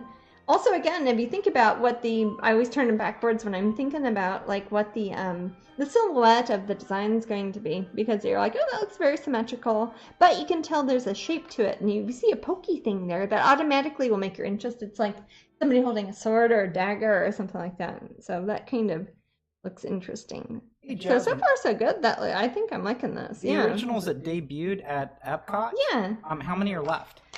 I don't know. I only checked about a week ago. There were 3. Oh wait, no. Luna Moths was there too. Luna Moths was there, and she sold. Cruella sold. So if somebody was interested in the other 2, how would they? Okay, the other 2 that again, I apologize in advance if somebody bought them. It is a busy show, so they might be gone. But there would have been Cinderella, and these are both big. They're 16 by 20s, framed beautifully on wood by Disney. And Tiana with the froggy, there's Prince Naveen. But they are currently hanging at Epcot at the Art of Disney Gallery. Is there a way to contact them? There is. Did I not put that on that little list of links there? Let's see. I did on my Facebook post. So if you don't see it written down by the computer love, you can, or if you search Art of Disney and Epcot, it comes up on Google and it has their phone number. And that is the best way to contact them. Just call them on I'll just find it that way. Yeah, Art of Disney, or look at my Instagram or Facebook or whatever, and it will be there. Probably quicker to Google. Probably so. But make sure you type Epcot, because there's Art of Disney in California. Yes, I mean, there's a lot of Art of Disney. They're their official Disney gallery, so. All right, I'm going to put the number here. I've got it. They're interested. And they are, time zone-wise, are in Eastern time zone, so they open at about 10 in the morning Eastern time, and they stay open till, 9 or 10? You got a while if you really want one. But I know for sure Krill is sold. I know for sure Luna Moths is sold. So I think the only ones that could possibly be there as far as original goes are Cinderella at the ball, or leaving the ball rather, and she's the one with the magnificent 3-week sparkles I painted on her. They turned out so cool. But in her slipper, and the whole background of this one is pretty cool. If you look at her, like the glass slipper she left, it's very reflexive. It's like the marble from the stairs and everything kind of reflects itself. I remember using my ruler. I don't do a lot of kind of really hard lines when I'm painting, so I had to get my ruler out and make all those little stairs, and I kind of made them less regular as they went in the past, so in the back there, so it looks kind of like they go into the distance. And it turned out, I'm very proud of how she turned out, and she's just great. I love Cinderella. And then Tiana, of course, who's in a very Floridian looking background. Looks very much like the wonderful water lilies and lily pads that we have around here in our swamps and our conservation area around our house in Florida. And there's Mama Odie's house. And the original painting itself is many, many times the size. It's 16 by 20. They're already framed. You don't have to do anything to them. And they have the postcards and stuff, too. And there's Prince Naveen, grinning. He always looks so cheesy. It's funny because it's like, oh my god, I was drawing the frog and I was like, he looks so cheesy. And then I looked at him, like, in the movie. I'm like, oh, I'm kind of downplaying him a bit. He's really kind of a smarmy kind of guy in a way. Hey, I like Prince Naveen fine, but he's a bit smarmy. But we just said smarmy. And not in a Ted Bundy kind of way. I mean, he's ingratiating. He's a prince. He's fancy. He's doing whatever. Jasmine. Yeah. So Ren Girl saw Tiana and Cinderella yesterday. Oh, excellent. Was it Epcot? Yes, and said the originals are smooth. You can't even see the brush stroke. Yeah, these are that's part of the reason I use fluid acrylic paints. Like I'm painting with this one now, which is why it works really good for doing merchandising and making molds from and such. I use these fluid acrylics. They're almost like using water. They are so thin. They're very liquidy. I add water to them, so I do. And that's why I have my hair dryer a lot. And I'm like, oh, I'm sorry, it's noisy hair dryer. You hardly see it. If you turn it to an angle, you can see a little bit of it. But there's probably between 30 and 180 different layers of paint, depending on what part of it is. Like something like the Cinderella painting with the this is the postcard from Disney, obviously, but in the original painting, if you look at like the sparkles, that literally took me a couple weeks of putting a little bit more red, a little bit more yellow, a little bit more white, let it dry. A little bit more yellow, a little bit red, white, let it dry. White, yellow, let it dry.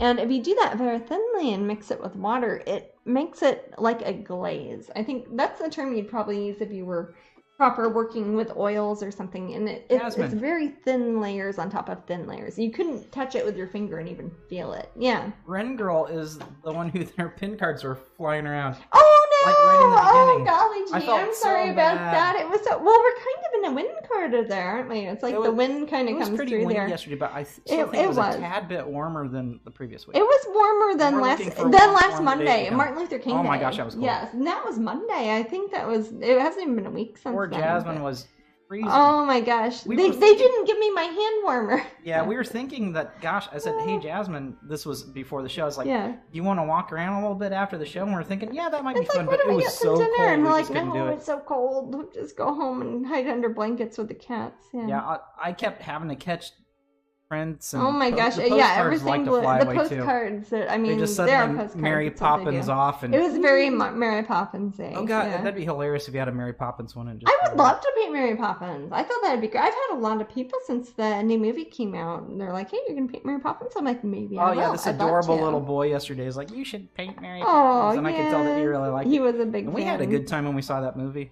Yeah, that was when we took our niece Lexi and our nephew Luke with us, who are our niece and nephew in King City. Because I had seen every other We always take them out to see. Yeah, it's funny though, because whenever we take them to see anything, I know it's just the last couple times, but we took them to say La La Land. It's always musicals, it seems like. It's like, hey guys, want to go to a weird restaurant and go to a musical with us? Luke and I like musicals. Yeah. To a certain extent, Luke loves Disney musicals. does good musicals. Disney does great musicals. I'd like to. Not a huge fan of musicals sometime in up general, to London or Broadway. London or New York would be great. I bet they'd dig that. Yeah, because those are the places to go, man. If we're going to see them live. Book of Mormon. That's good. That's a good one. What have we seen that 5 times in London? I've seen Book of Mormon 5 times. Yeah, it's live. That's pretty good. Apologize. All in London. Anyone thinks that's offensive, I apologize. Half my family was Mormon at some point or another. So. My mom was when she was younger. Your mom used to be Mormon? Yeah. Oh, I've got a lot of family members who are Mormon. In fact, the Mormon Church took out an advert in the little thing. It's like, hey, did you like the movie? Get the book, and then send you a free Book of Mormon. So I don't think it's hard feelings. Idea. I think it's in good humor. Yeah. But that's great. Don't bring your children to it. I think it's the equivalent of an R rating for language. Again, it's made by the people who made South Park. Yeah, so go in there with that, and I understand Mormons a bit because I grew up in kind of not quite a mainstream religion. I was raised Seventh-day Adventist. Oh yeah. So that's though they're not quite. They're not one of the big norm. 3, you know. No, they're not. Yeah. I mean, they're Protestant, obviously, but so is Mormon. Yeah. But a little bit different. Yeah. A little bit different. There's a lot of. So I feel them. Takes all sorts. Yeah. Tigger says, "Hi, Tigger again. Oh, hey, really enjoyed seeing you at Epcot last Monday. You as well. It seemed to be a bit more relaxed than your Pop and Wonderground appearances. Yes. Thanks for taking time and talking with us and signing our treasures. Of course. Thank you for coming out again. Yeah, usually the Pop Gallery ones are a bit more crazy than the... I think it's because the Pop Gallery has the pins and they have, like, books and postcards. And they have all my non-Disney art there, too. So it depends what you're there for, but... The Wonderground usually, like this time at Epcot, they just have the 3 new ones that we were just showing to you guys. So that makes it a little bit less mad. It's still pretty crowded, but not crazy like you might not get your place in line. You don't need a fast pass, you know. Yeah, I think that your pin placement on the pin on the doll. Confusing on the doll. Okay, we were talking about pins a second ago, but not these sort of pins. Even though this is a pin design, I'm using the word pin way too much here. But yeah, I think that's looking pretty good. It's got one going in his chest. Again, I need to outline that a bit more and put a little bit more light in there. Because I want to make sure the lines on this are really good. So when I do scan it in and send it to the factory, when they want to literally make the physical metal mold of it, they will see that color of black, brown, gray, blue and select it and use it to stamp out the metal mold. It won't blend into where, like, her hair, if it's black, because I'll put black in her hair so it will kind of match the painting, but I'll make it a slightly less black than the outlines are. In fact, when I'm done with this, I might even do it while you're watching. When I've picked the colors already, I'll take an even blacker black, probably do, like Daxazine purple, maybe carbon black and phthalo turquoise, mix them together so it'll be super, super black. So when it's scanned in, people wouldn't confuse the black that's the outline for the metal, the iron oxide metal for the pins, to be confused with like the black of her hair or the black of her eyes. I think I want to, I'm trying to see what I did with Voodoo and Blue. Let me see. Yeah, actually that part is raised there. So I think I'm going to take the same sort of heavy black that I've been doing the outline areas with and do her eyelashes. Because I want her to kind of match her again. I might want to eventually do Voodoo in pink and maybe Voodoo in the Bayou and maybe Voodoo in green, etc. And then that would be, if somebody just wanted the Voodoo pins, their pins, you could have all them. So I'm going to fill in her eyelashes where I've been trying to draw them to look like those, but different, because I wanted her head to go that way instead of that way, so she looks more like the painting. So I'm going to fill in her eyelashes and probably, yeah, I think the pupils of her eye, other than where the white kind of, I don't know if you can tell in here, but I left kind of white around the white of her eye going up as if it was a reflexive sort of quality on the underside of the bulb of her eye. So I want to leave that part white, but I want to make part of it almost like an upside down or a 90-degree angle B or a W shape that are in her pupils. And I'll make that the same actual metal. So that will look darker when it's a physical pin than it will do when it's just like the painting design. That's probably too much information. Are we going to be around in October here in Florida? Here in Florida in October. We probably will at some point. I know we're going to be in Glastonbury for the autumn fairy fair. The Avalon Fairy Fair in Glastonbury, aren't we? Yeah. Oh, wait, and we're going to be in Bath for the coloring festival. So that will be at least 2 or 3 weeks we're going to be in England. I don't know if we'll have an appearance here. That's what I'm saying. I know for sure we will be doing 2 appearances in other countries. Right. Just because we're in town doesn't mean we necessarily have an appearance. Yeah, I don't know if we will have a show then. Yeah, I don't know. October's weird because I usually do 1 or 2 shows in other countries during that time, and sometimes Disney in California, Disneyland has me do a show there. In October, I've done takeovers there last year, and it seems like usually I'm there for something. So that is a slightly less likely month than some of the other months that I would be here in person in Florida. But I'll keep you posted if you look at my website, my event page on Facebook, etc.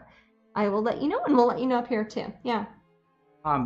Shadow Dancers, one of her girls screwed up her paintbrush. Oh, no. She's sad about that. Also, Black Widow said, you mix your own black. Yeah, I do. You don't use any of the pre-made blacks, like bone black, carbon black, etc.? I have one. The only type of black paint I buy, I'll show you what I use it for. Carbon black. I buy carbon black, but the only thing I use it for is when I'm painting the outside of the side parts of a painting. Like, do I have any cradled masonite pieces around here, love? Cradled masonite pieces? Like, is there one in there? Is there, like, Faces of Fairy I was working on? Unfinished? There's a custom Faces of Fairy I'm in the middle of working on. I can show. I won't show them the front, but I'll show them the side. Oh, okay. All right. Okay. I'll show you what I'm talking about. Because I don't actually use these, because if I make my own blacks, they look blacker than this. But if I need to paint something black, let's say it's picture frame, or if it's an unframed piece, and I like the sides of the painting to be black, like if we, like the ones I just did at the, like I just did at the Corey Halford show, the Empire of Dirt, that's what I was working on. I do the side when it's a thick painting like this. I use the carbon black, and I just paint the sides of it there. So that way if people hang it up, this one's still in the works and it's custom. So I'm not going to show you the front. It kind of matches how our canvases is. If you have like our canvas cuties, or the ones you get at Pop Gallery, etc., how they're black on the sides, this matches that black. There are a few times though we've made the artistic decision. Yeah. Or you have rather. Oh, to make them like blue or pink on the side. There's like literally pieces. 4 or 5. Yeah, there aren't many. But they look good. But they look better if they were. They would not look as good if they were black. Yeah, that's a very light painting, and I'm wrapping it around the side. But as far as the black you would see on the front of the painting, like I'm going to make a print, or even something like this where it's a production piece or a merchandising product I'm working on, I don't use store-bought blacks. I make my own blacks because they look more black. They have more pigment. I usually use Doxazine Purple. It's very close to black. If you use that and you don't mix any sort of opacity in it, it's very transparent, so you got to mix it with something else. Like turquoise Villa, or you always hear me talk about Van Dyke Brown. You mix those 3 together, that is like super, super black.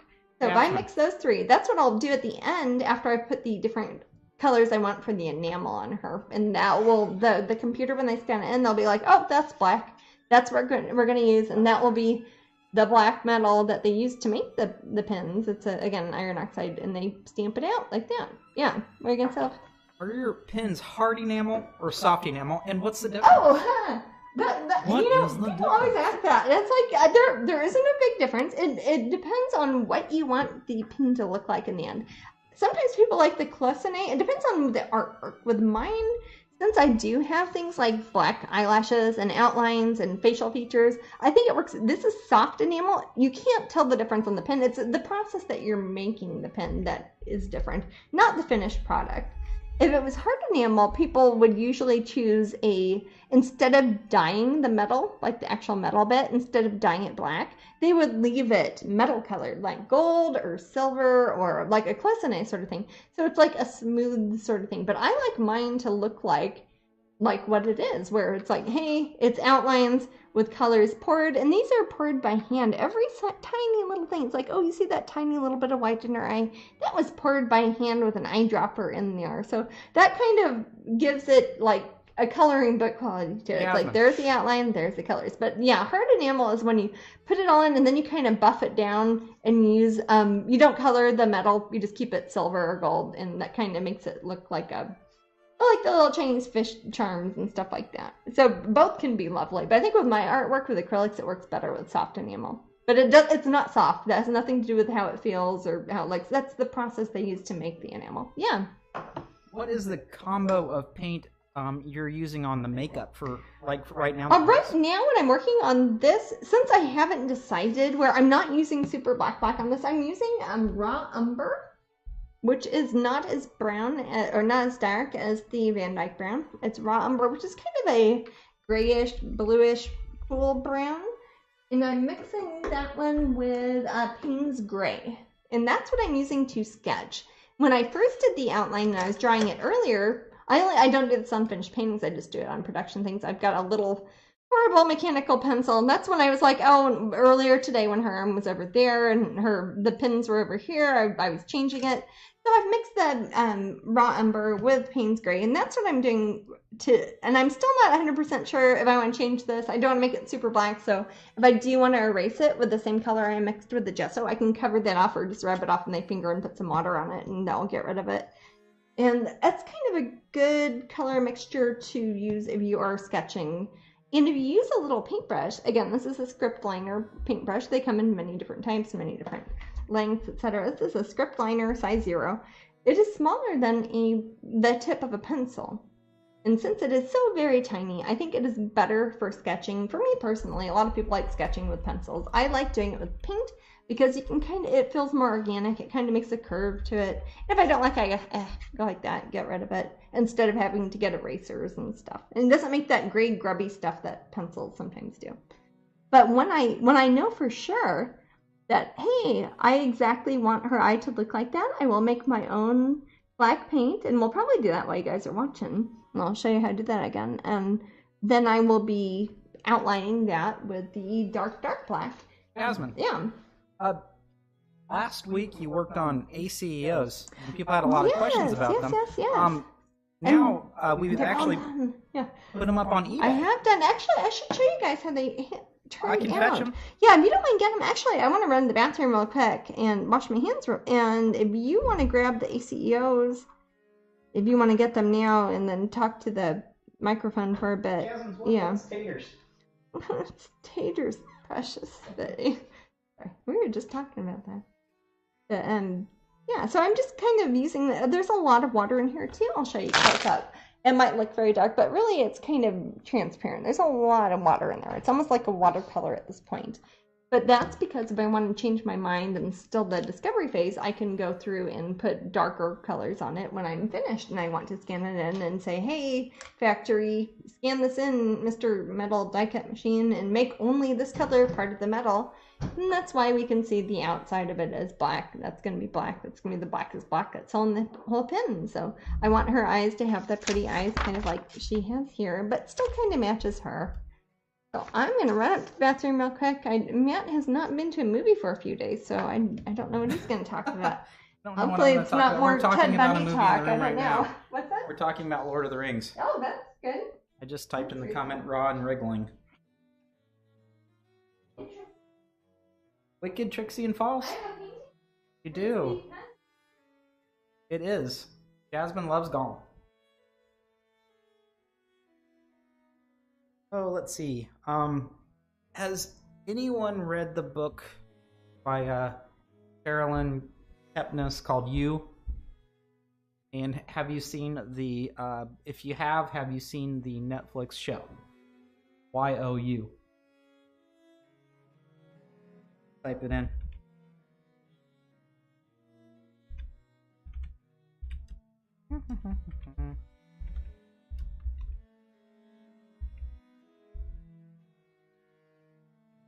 I did not see Glass.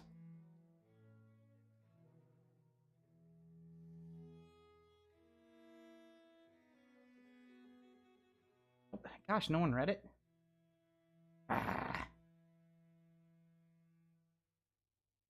You is very good. It's a good read. I recommend it. Then there is there's a follow-up to it called Hidden Bodies.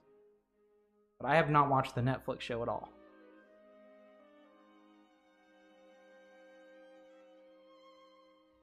So, Black Widow, your friends did not enjoy the ending? Don't spoil it. Well, your phone keeps crashing. Gosh, sounds dangerous. Hey, good job, Kay Harmon. So, would you say that the book and the Netflix are true to each other? And which is better? I haven't watched the Bird Box yet. I've heard things about it, but I heard it was like the movie. Yes, Nigel, your wife told me. If I get a chance, I'll check out Polar. Is it something that would be on American Netflix, though? Keep in mind they're different. Bird Box, I've heard things about. I heard it was like that movie where you had to keep quiet the whole time. People are drawing parallels between the two. I don't know. But I'd like to watch it sometime. The thing is, I kind of want to watch it with Jasmine, but I don't know if it's good, and if it's not good, we're just kind of wasting our time. So I think that I could watch it alone, but then if I like it, then I have to watch it twice, so it's kind of weird. The book is better than Netflix, but stayed pretty true. That's good. That's what Jasmine said, too. What show are you talking about? You. Oh, yeah, it's very similar. Yeah. I like the first book a lot better than the second. But the second one is pretty good. It's starting to get a little bit more silly. That's okay. So Mary says, Bird Box, 2 hours you will never get back, hated it. Well, that's kind of how I felt about, what's that Quiet movie? Is it it's a Quiet Place. Gosh, okay, yeah, that's how I felt about A Quiet Place. The views of Matthew Becket do not represent the views of this channel. No, they don't. Sometimes Matt likes things I don't, and vice versa. Did you like it? I saw it. Oh. I haven't tried this one yet. This is a Rooibos Vanilla Chai. It's very good. Let me see. So, do you know how many current questions there? Me? People are saying that the ending of Glass is. A lot of people are disappointed with the ending. It sounds like one of those haven't movies. Seen it. No, I haven't seen it either. I've seen the other ones in the series. Yeah. If you didn't like A Quiet Place, you won't like Bird Box. Okay. Sometimes I like to watch things that I have. That Bird Box was kind of like watching a Black Mirror or like a Twilight Zone, and I like those. So. It depends on how it's presented, I guess. Yeah, I don't know. That's true. And what actress do you I love one of the actresses in A Quiet Place. Emma Blunt. Oh, Emma Blunt's fantastic. I love her. Hey, she was we were just talking about the movie. Jasmine, what's up with your mug? Oh, what, my Princess Jasmine mug? Oh, okay, it's Princess. It is Princess Jasmine. It's a JBG.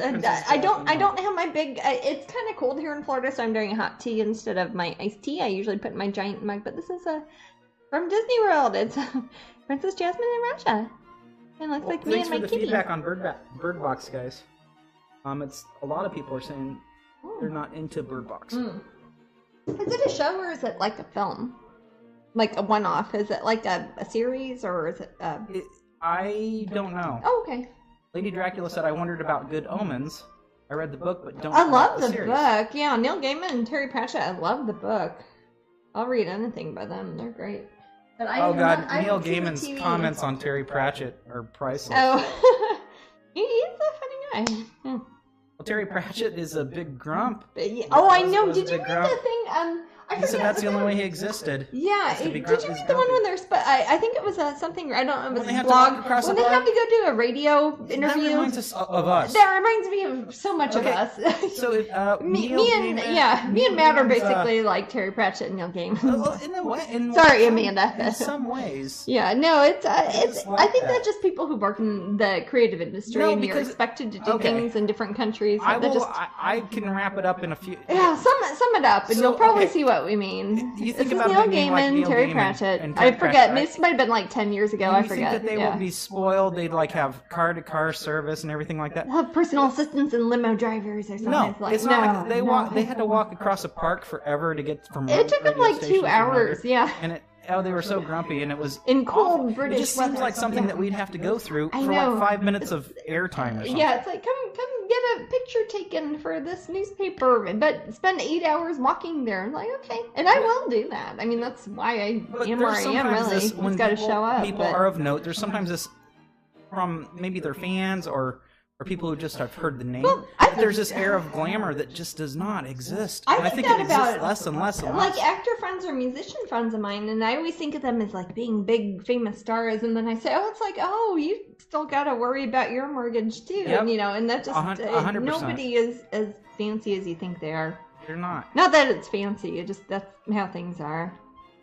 And more, I think if you work in the creative industry, it's harder to... Jasmine says, it's so kind that you share your amazing life with us. Oh.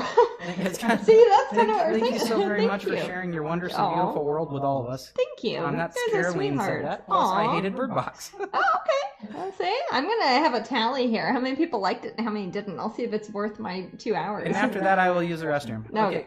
Bird Box, good. Bird Box, bad. Go Luke, ahead. Our nephew said it was good. Yeah? Didn't Luke say it was good? Yeah, but Luke's got different ideas about things. That's okay. I'm happy. I don't trust his If opinion. everybody had the same ideas, why would you even talk to anybody? If Luke is listening, he knows I say that. Because sometimes he likes really, really bad horror movies. Well, he's like 1/3 your age, so that's different too. He's grown up with different things. He's about half my age. Really? Yeah, he's 23, 24? 20. Oh, okay. Yeah. He's about half my age almost. I'm not 60. He is very good. Okay. I don't know. I'm not very so good far at remembering we got one Bird Box is bad. And how many people have said it was good, or has anybody? If you like Bird Box, let me know. I want to know, and no one will judge you in the room. It's okay. No, that's fine. I welcome people who have different opinions. I'm the sort of person who likes debates about stuff. People like Ernest Goes to Camp. Okay. That's fine, That is fine. Hey, I like the script editor for Ernest Scared Stupid. So. Me too. Yeah. Okay, so Chrissy says, I actually kind of like it. It's worth a watch for only curiosity's sake. Yeah, that's where I am at currently. Okay. The curiosity's sake. Okay, Okay, Lisa says it was good. it. And Matt would probably watch it, and then he would say... I didn't mind Bird Box. I'm not going to watch it ever again. I've heard that a lot. Well, It's like, hey, you watch it once, don't... Well, that's probably the sort of thing where it's how much time out of your week do you watch television. Oh, that's why I'm asking about it. Yeah. It's on Netflix. Every time I sign in, it's like, hey, Bird Box. Crazy. Like, okay. Whoever is in charge of the PR is doing a good says job. one-time watch. Tina says one-time watch. Okay. Well, that's fine. These are people I just don't watch a whole lot of television. So I spend the more like I know first... you, probably the more you probably know me and would know That's what I like. true. Yeah, if you hear other things that we've talked about that we like, and also Matt sometimes likes things I don't, likes and it because vice versa, of Sandra Bullock. They're a fan. Okay, well that's a good reason to like something. If it scared you, that's actually a good sign. Is it a horror show? I don't know. I didn't hate it. Okay, that's that Nintendo guy says, "Do the Ernest." Thank you for doing these live feeds so that we can have input in the paintings and being able to learn how to of course. Well, it's because of you guys I'm here, so thank you for being here. Otherwise, it wouldn't bother. And that that was Shadow Dancer who said that. And also, they say one-time watch. Okay. So yeah. You hey, there are a lot of movies and TV programs I really like, but I probably wouldn't watch twice. And then there's some I'll watch like 80 times in a row. So there are different ways to like things. One, if you guys are into true crime and you really want to see how the court system...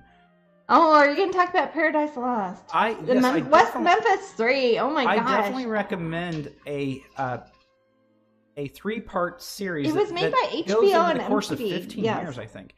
Made by HBO. These kids were my age at the time it was happening. So I remember watching Kurt Loder like on MTV in 1996 when this was happening, and it's and I've since gotten friends, and I did a show with Damien Eccles, one of the guys who was in it, and wrongfully convicted, and he's gone on, and he's got a Patreon too. Look him up, Damien Eccles. And for you British people, you can see what it was like growing up in the Midwest. Oh my gosh, it was so much like how I was a kid, and I think that's part of the reason I got interested in true crime to begin with was the Paradise Lost series. And they're on Netflix. So and you will say, "I'm very sorry. How did you turn out the way you are?" And I'll say, "I have no idea." I don't know. We just did what we did, man. But I'm glad I didn't have to go on death row for a few years. Yeah. And those are free to watch on Netflix. And they are, don't watch them with children. They are very graphic. Yeah, you don't want to watch it with Yeah, I don't watch it with people. So Mary says so many holes in the story in Bird Box. Oh, okay. Well, that's something that starts to bother me right away. Well, I apologize if somebody said before, was it a movie, like one-off, or was it a series? One-off. Oh, okay. Well, so it's not like they're going to fill it in later. Again, I watched for curiosity. I didn't hate it, but wouldn't watch it again. Okay. Yeah. Paradise Lost was good, says Tina. Paradise Lost is wonderful, and I've read every book that Damien and his partner have written, and I've really kind of followed that. I think it's because I'm like the exact same age from the same part of the country, and it was just happening around the time I was Ann Hoffman says, Paradise Lost was amazing, and I still follow Damien Eccles on Facebook. Yes, you know what? You can even do it on Patreon. I follow him on Patreon. He is super nice and posts stuff every day. He continues on with... He does a lot of interesting, very spiritual stuff now, and it's you would never think that it's like, hey, this turned into this. Actually, we were in the... He does art now too. He was You've been in a couple art shows with it. Yeah, I did a show. I haven't met him in Las Vegas, Crime on Canvas in Las Vegas. He's done that one a couple times. Ricky fell asleep during Bird Box. Oh, okay. And Faye Conjurer says, "Oh my God, Paradise Lost, insanely sad."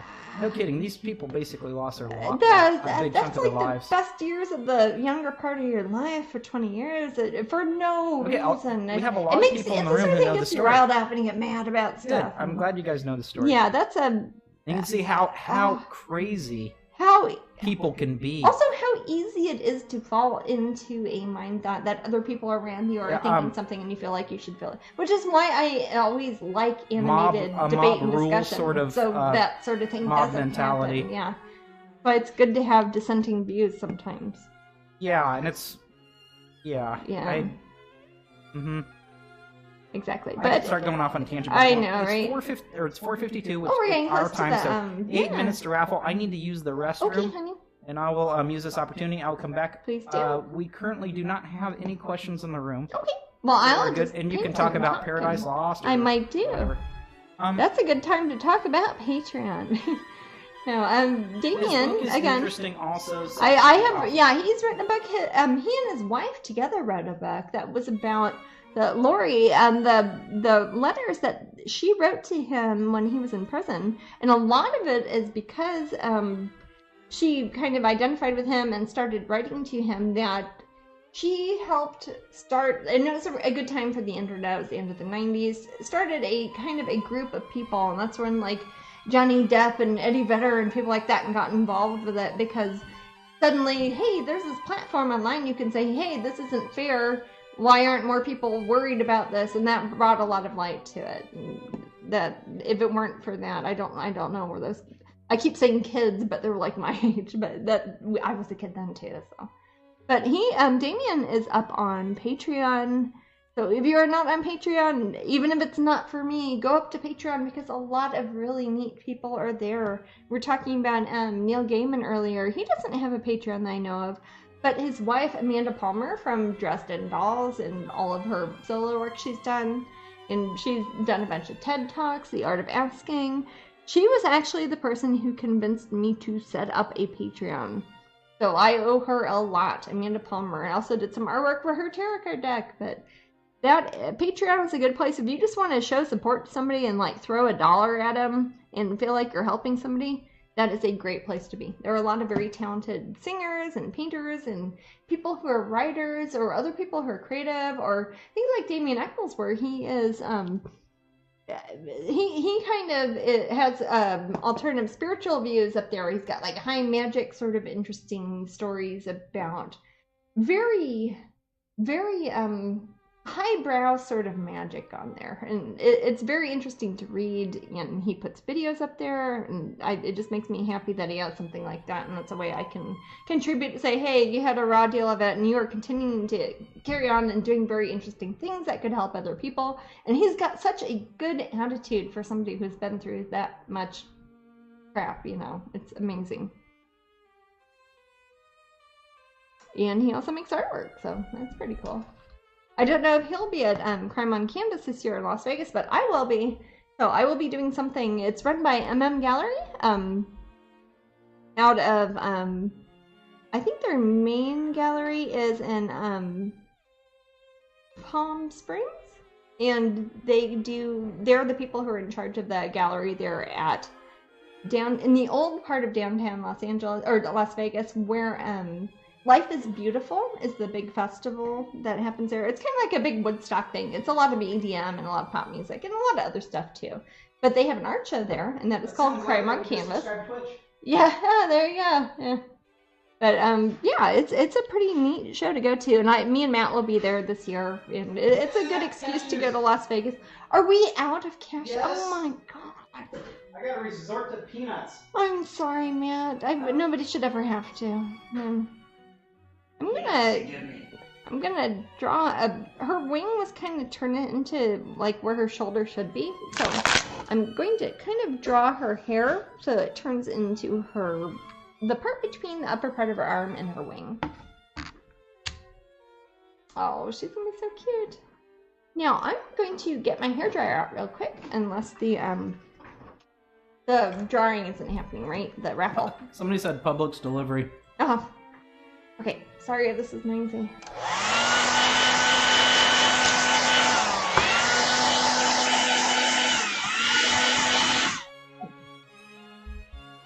I'm going to get out my eraser, which would not normally see me use if it was a painting I was doing for painting's sake. Again, since this is a concept art, I start off with a horrible, horrible pencil I've had for many years, and I'm going to take my gummy eraser, which is barely used, and I think the paint is more or less dry. That's a good thing about acrylics versus oils. So this is oil paints, you would just mirror the whole thing away, but this is acrylic, so I'm going to erase all the lines that I had on there earlier. Originally, I thought about not giving her wings at all, because you can barely see the wings in the painting. Jasmine. But then I decided to make her kind of match Voodoo and Blue a bit. Yeah. Does Amber usually put up the cuff bracelets on Etsy? Yes. I think that's the only place she makes them. I guess she doesn't have any up there. So she made a bunch the other day and made a post on the collectibles group and they were sold like in 4 minutes. I mean, hey, if we had 10 Ambers, we could do it forever. Shoot her a message. There's just one lady. Shoot the Etsy store. Yes, message. actually, on the Etsy store, it has like I think it has an option. It's something like ask for a special request. I don't know what it actually says, but something like that. I don't know. But if you do that, or talk to Amber at strangeling.com and tell her, because those are not made from a factory like the pins are. Those are made by Amber in her living room with a big metal press thing like that physically makes the metal bracelet. So she does those by hand. So those are done one at a time. You can ask her for specific ones. We can't make the Disney ones because only Disney makes my Disney stuff. So if you say, hey, put Princess Leia and Tiana on the same bracelet, we can't do that. Disney is the only one who can do that. But my other 10,000 paintings, you can do any of those pretty much. So now, I don't know if you can tell the difference. I don't know how good. There's always so many lights here. I worry that things are being kind of lighted out. But you can see that only the lines I've done in paint now. You don't even see the pencil really that I did earlier. But I think I like where the pins are. There's a pin in the middle there. There's a pin on his arm, on his, I guess it'd be his right or left arm. And then she's holding a pin down there. And then I'm going to, since I picked, again, I'm trying to use the same sort of palette that I did with this one, where that's the warm gray, it's a skin tone. And these are not really violet colors, but I'm going to use that same sort of color that I used on the pin that was in the Voodoo doll. And this is one of the first pins I did. It was the Voodoo and Blue, that kind of mellowy, orangey, kind of scarecrow color, like that straw color. Kind of a muddy, orangey, yellow, brown, gray color. I'm going to use that color to make the little doll there. Oh, there's the magic drawing noise. And then I'll probably, I might use I'm not going to really use any purple. I'm going to use purple, but there wasn't any purple in the Voodoo and Blue. So instead of the areas that have blue, like that blue and that blue, I'm going to use 2 different types of purple. Talking sweet, you got a raffle to do. Okay. Go for it. And who's this one for? Tiana and Cinderella? It is Cinderella. Cinderella. Leaving the ball. This is from Epcot, from Disney World. Cinderella leaving the ball, and I will autograph this for you. Official Disney merchandise. Woo. You can use it as a postcard if you want, but I would recommend either W. Seth Clarkson. eBaying it or framing it and keeping it for yourself. So, congratulations. But this is the time where I look at the painting, and I'm going to think about probably, I might pick two different colors of purple, like a violet, like a lighter color and a darker color. When it's something like this, it's going to be solid colors. Again, you pour the enamel in there, that's what makes it a soft enamel, is they actually pour it as opposed to having a hard piece of enamel that's fitted like a cloisonne that they rub off with like a buffer thing. But I am probably going to pick 2 violets. In this area here, these are my choices of enamel. I don't know how good the colors show up on the internet, but they kind of look more pink up here and kind of look more blue and gray, etc. down here.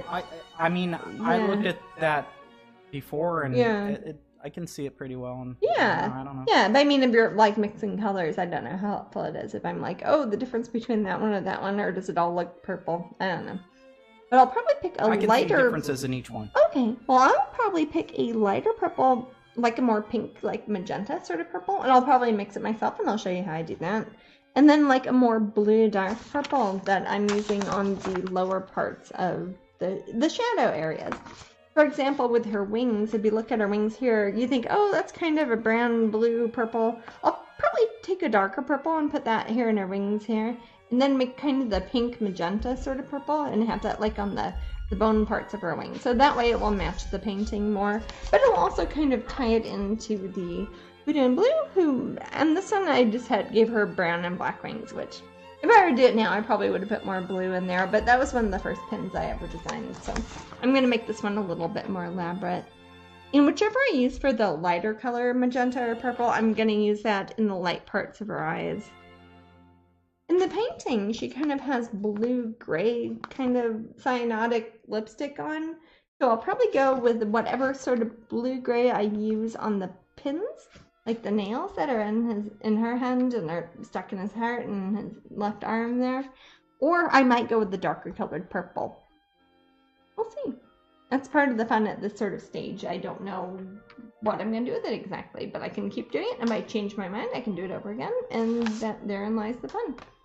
Oh, I was going to show the ACEOs. I forgot. I went up to the bathroom and I forgot. Okay, sweetie. They're at your disposal. Yes, they're there. These are the ACEOs that I was working on last broadcast. If you want to see how I make these, you can look at the last broadcast. These are the tiny trading card sized art. They're all 2.5 by 3.5 inches that are printed canvas, that are like mini canvas prints that are giclées that we use. The same ones we use for like our limited editions. And I go in, and if you want to watch me paint the details, I painted like little spider webs, and each one is numbered 1 out of 1 because art cards, editions, and originals as ACOs, I make 1 of each one. That makes it special. Oh, I've got her. She's one I did for the original painting I did for Whitby. It was one I did at the Tiny Treasure. But Jasmine? There's the only way you can get a print of her. And these are all up on eBay now if anybody wants one. Yeah.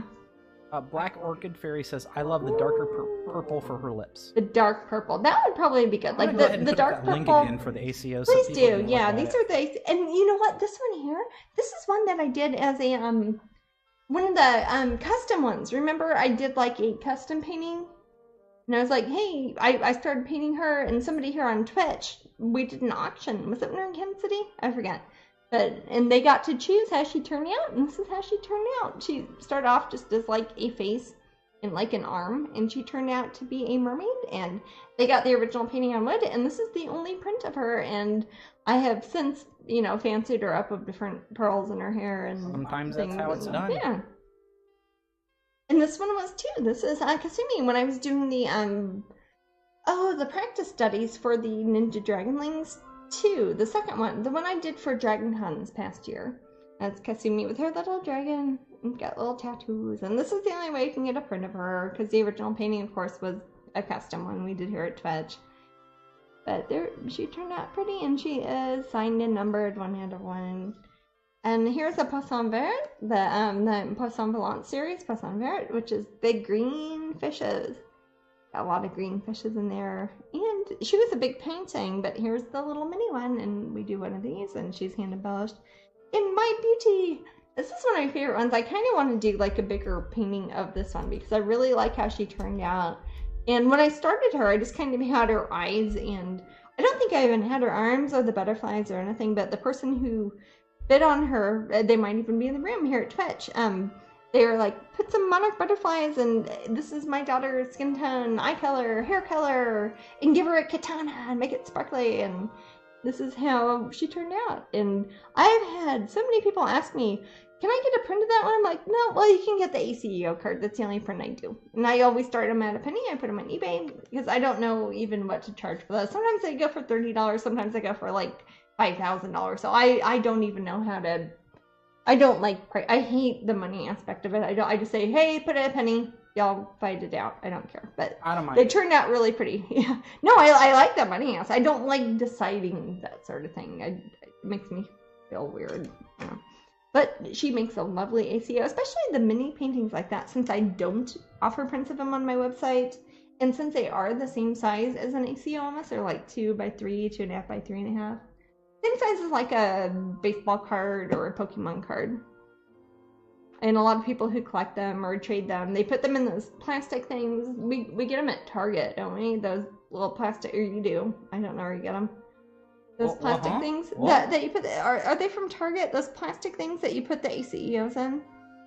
I buy them from Target. They're from Target? Sometimes, or Amazon. Oh, okay, or Amazon has them. Okay, I've never actually, I don't go to stores very often. Things that ACOs are the same size as, yeah. Yeah, that's a good way to display them or collect them. If you if you don't have a lot of wall space, and yeah, Pokemon. Baseball cards, is that still a thing? Yeah. But if you win the ACO, you get one. Yeah. So you can immediately put it in a notebook. You can put it right in there, yeah. And it's a good way to collect art if you don't have a lot of money and you want something special, or if you don't have a lot of room on I'm sure there are some people in the room that have like a bunch of those that are empty because they probably combine their ACOs together. That's so they have a bunch of empty sheets. Hey, there's room for more. And other than me, lots of other artists make them too. If you search ACEO, all one word, all caps, on eBay, you'll see other artists who make them. It's some people kind of milk the description of it and they're not really official, but they should be 2.5 by 3.5 inches, and they should be either an original painting or a small edition that has been hand embellished. Some people do cool stuff, like I've seen people do embroidery or like cross stitch or sculptures or wood burning or all sorts of things, as long as they're 2.5 by 3.5 inches and they are special. The artist made them. It's like an ATC that an artist made, like an artist trading card. When did they start making ACEOs? Remember like a long time ago, people were making, back when they called them ATCs more often than not. Yeah. They were putting them in old cigarette machines. Remember that? Yes. That actually, some of the people who started the ACEO movement were part of that. And it was like, that was really cool. I don't even know if like people younger than us know what cigarette machines are, but it used to be like a little thing. It was like a vending machine you'd see at like a bowling alley or a gas station or something, and you would get cigarettes from them. And then people switched it over and were making tiny pieces of artwork that were the same size as like a cigarette pack. So that's kind of why they're that size, and that was kind of neat. It's like, hey, let's get rid of these and make artwork in them instead. So it's kind of cool. I think pretty much all of I don't really have any more artistic as far as line art decisions make. This looks kind of, it might look kind of sloppy now. So what I'm going to do is when I was saying this is like a light black, I'm going to make a dark black and go over part of this. And then I'm going to start deciding what colors I want to do as far as the violet. And this is the palette that I used for the factory for the, Voodoo in Blue pin, so I want to make sure I want her to match the skin tone. I'll probably use that blue or gray, or the gold kind of browny gold color on the little doll there. I might do that actually before I do anything else, and I'll show you how I mix the colors. Maybe I'll set this over here. I don't mean to cover up her face, but that way you can see that. I'm gonna fold this in half actually. It's hard for me to see what you guys can see on the computer, so I don't want to like block out the interesting stuff. There we go. So right now I'm looking at, it's called PMS457. It's called what? PMS457 is the Pantone color. A lot of the colors start off with the words PMS, and yes, that's funny, but they were weird. That's weird. Yeah, I think it's Pantone matching system or something. I don't know what it means, but I'm going to try to make that color And this was not printed off on a fancy printer. This is like the printer that we use for like printing out boarding passes and stuff. So I'm going to actually look at the pin that I used for Voodoo and Blue. And I'm going to try to match the color that looks like on the actual pin as opposed to the little palette I get from the Pantone company to pick the enamels. So I'm going to make that kind of, I'm going to set her up here while I'm doing this. So if I look at her and I look at the little doll, this one obviously doesn't have legs. It's more of a portrait character, but the little doll is very similar. Except you can see his legs, but you can't see the lady's legs. But it's kind of a warm scarecrow sort of orangey yellow, neutral, brown, gray, light, oxide, nickel, azo, gold color. So I'm gonna take some of the background color I used to mix with this gray here that I used to mix with the gesso when I varnished or gessoed the whole canvas there. That's the right way. I want to see your dolly. Okay. I'm going to mix some of that with some of the brown that I had here. And I'm going to get some of it's called Indian Yellow. Now, if you look at this, it's turning green really quickly. And the reason that's a problem is a lot of colors of brown, if you get a pre-mixed brown, which is why I mix a lot of my own colors, have a lot of blue notes in them that I don't want. I don't want that to be greenish blue. I want that to be a warm kind of gold. So I'm going to use that for a base, but I have to think, what's going to counteract that sort of green color? If you want to counteract a green color and you're mixing paint, well, you go across. I should get a color wheel, but it's like, no, you mix some red in there. So I'm going to get some Vat Orange, which I know it's called orange. I've said this a million times. That is like super fire engine red. I love that color. So I'm going to mix that with there, and that will knock out any green undertones that I don't want. I'm also going to put a little bit of the quinacridone nickel azo gold in there. And then I'm going to have to put some sort of emulsifier that is an opaque light neutral, like Naples Yellow. Naples Yellow. If you know the secret of Naples Yellow, you can rule the world. That's a good one. I'm going to put that in there, Is that too. A Dolly thing? Yeah, it is. You read my secret Dolly books, didn't you, Mandy? You read about the secret of Naples Yellow. I thought it was cute, but I wasn't that impressed with it. Yeah, have you read his have you read his confessions book, the one my dad gave me? No. You're probably not old enough to read that one. Don't give it to your children when they're 14. I'm not old You enough. don't want to turn out like me. No, it's for, I'd say it's for grown-ups, but I don't know who it's for. My dad gave it to me along with the other one and a bunch, I think, I don't know where he got it from. I think he gave me a bunch of art books and he didn't read that one, but I don't know. Ew. You're welcome to read it, my love. I've got it by my bed. That's okay. Yeah. So now it looks kind of too orange. So if something is too orange, maybe Maddie knows. What's the opposite of orange if you want to knock that down? You have to think of the complementary color. Okay, so let's see. Opposite of orange is a mixture of orange red. is a color. If you're talking about Okay. What's a complementary color for orange? It will be a primary color because it's a complementary so color. red Yeah. and yellow. Red would be part of it. No, Red and complementary. The opposite of it, love. Oh, well, the opposite, I guess, It would be a blue. primary. Yeah, so if I were to take, how about cobalt blue? That's a very Sure. blue. That's a blue that everybody liked like 5 years ago. I'm going to put a little bit of blue in there. Which sounds like I'm kind of backtracking because April before I knows. said it was too green. And Shadow Yeah. Dancer said purple. That would also be a good choice because that has red and blue in it. And then they say, well, it depends on what color orange. Exactly. See, that's I don't like That's talking when it artists gets very because they're subtle. like, That's good. whatever. I love Go talking. paint I something. can talk I'll look about at this it. all day, man. But no, that's going to knock it back so it is not stupidly green, but it's also not like bright hot pink fuchsia orange. This is actually getting pretty close.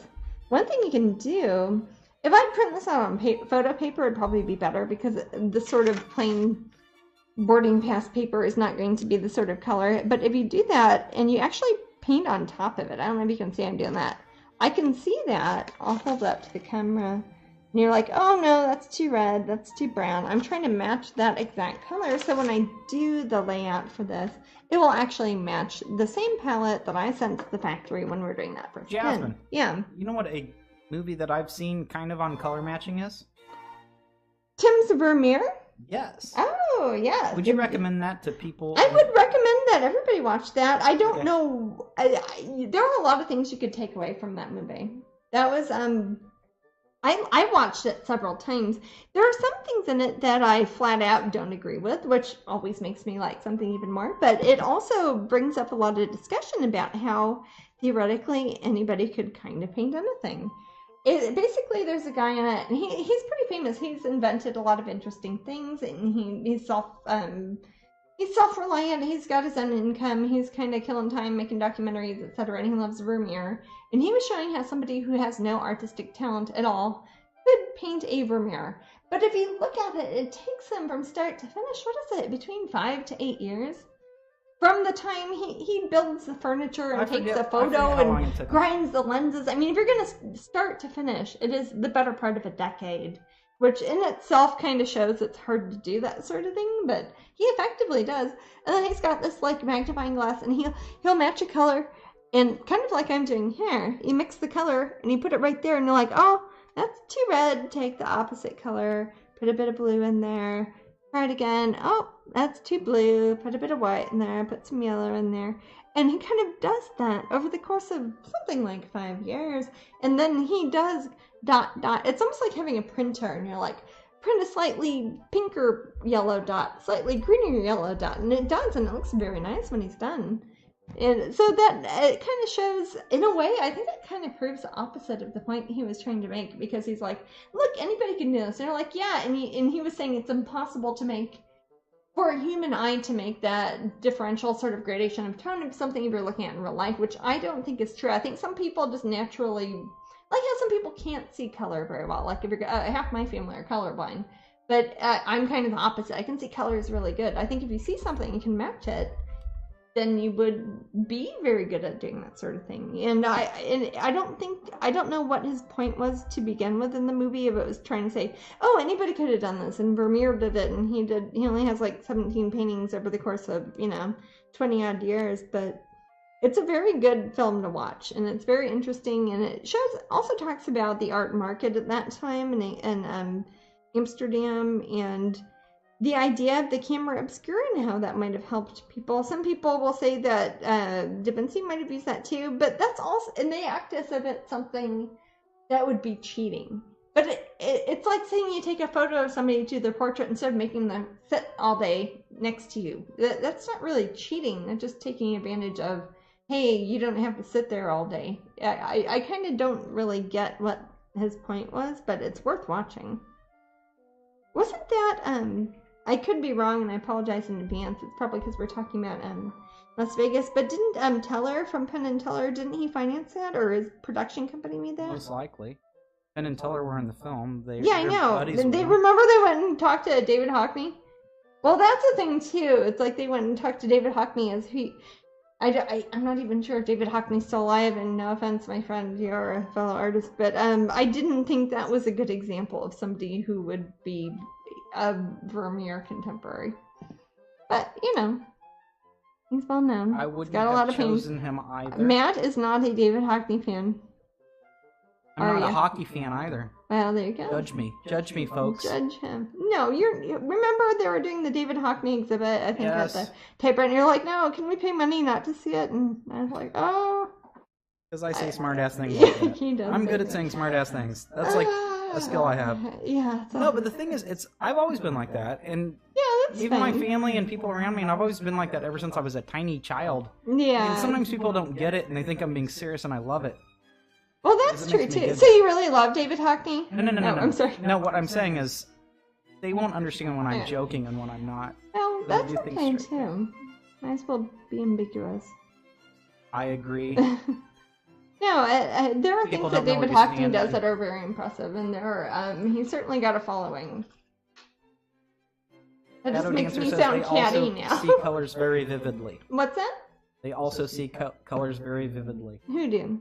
Shadow dancer. Oh, there you go. Yeah, I think that is actually part of it. I think it's, I don't want to sound genderist or something, but it's something that I think a lot of females can do. That's science, sweetie. There are certain colors of blue-green that females can see that men cannot. There was a fake meme that went around on Facebook that is totally not real. That was one of those things like, can you see the numbers? And a lot of people got confused by that a year or two, but it has nothing to do with it. It's actually a genetic anomaly.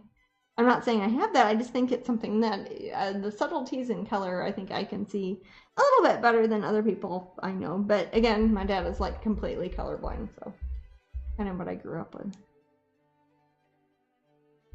Or my nephew Fox, who is very talented at painting, and I hope he continues with that. He's very young still, but he has 2 Grandpa Dans, and they're both colorblind. So, and I think he's the one who had peanut butter, and we asked him what color it was, and he thought it was green. Yep, and your father also. Yeah, that's why I said he has 2 Grandpa Dans, and they're both colorblind. Chris's father's colorblind, and he's a Grandpa Dan too, so I don't know. But for things like tone and consistency and shading, that should not matter whether or not you can tell colors, even at all. A lot of things like underpainting, when you're doing a verdaccio or like a sort of grisaille underpainting, when you're focusing on what's bright, what's dark, what's in shadow, what's in light, etc., that has nothing to do with what colors are in there. You can kind of do it all monochromatically, and then if you want to, you can put colors on it. But a lot of the people you see in art museums may not have been able to see colors very well, especially before electric lights. It would have been hard, especially in Europe and Northern Europe, when you have the sun out until 4 o'clock in the afternoon in the winter and the sun goes down and you have a candle. It'd be really hard to make a lot of very subtle color variation designs on there. So, Jasmine, that Nintendo guy took me a second to see what he's talking about. Any news on new fans for this year? And I was like, fans. He's talking about the wavy fans. Oh, yes, the bamboo fans. Yes, there might be. Let me think. What is I'm trying to think what we did last year. We did, the first place we had them at were Nakakon in Kansas City, right? Is that the first place we did? Yes. I was not there in person, so we'll probably, Holly, have we talked about doing that with Amber and Chris for Spectrum / Not at all. Okay, but that would be the kind of what we would be doing around that time of year. That is, I don't know if that's a large enough.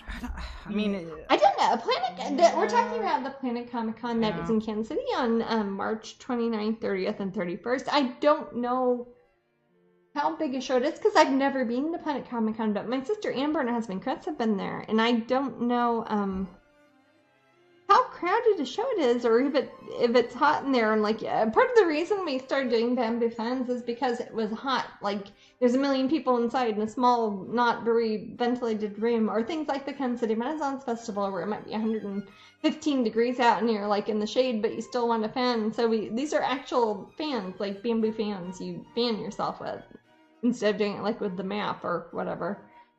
But that we definitely will plan on doing that, and I don't know when the next event we do will be for that. It could be for Planet Comic Con, which, if anybody missed our announcement earlier, that is the same thing as Spectrum Fantastic Art, and will be in Kansas City, March 29th, 30th, 31st.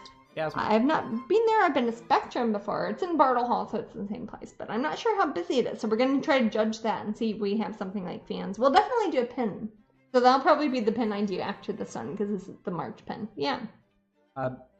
This is probably a question directly for People's Choice. Okay. Tigger asks, we see that People Choice Apparel on Amazon. Are the t-shirts unisex or men's cut? Really interested in getting some shirts. Oh, I don't know. Definitely ask them, because I the only thing I see is the same thing you see. Asking us often when somebody else is selling something. Yeah, I don't. Personally, I'm a good person to ask about, like, hey, when you did that painting, what happened after that? It could be a painting I did. Canvas prints, stuff we make. Stuff I actually make, yeah. Other than that, it's like, hey, Jasmine, you painted this painting 22 years ago, and it's on a t-shirt now. What, is this a V-neck or what? I'm not going to know that. It's going to be the people who if somebody make besides us is selling it. Yeah, it's or like Disney stuff. Disney would know. But if it's a ask product, them, though.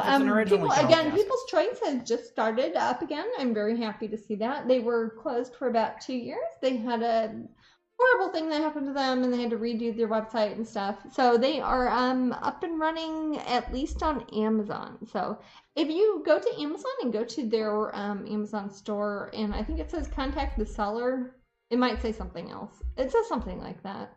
If you click on it and say, hey, I've got a question, they can probably help you out. I met the guy when I was in California. Alex is the guy who's in charge of it now. It's part of the same family that ran it before, and he is now running People's Choice, and hopefully they're going to have even more stuff of mine up there. And I think I just sent them, I uploaded a bunch of files to them with new artwork. But as far as like what size the arms are and the shirts and things, there isn't really a way for me to know that. But if you ask them, they probably know.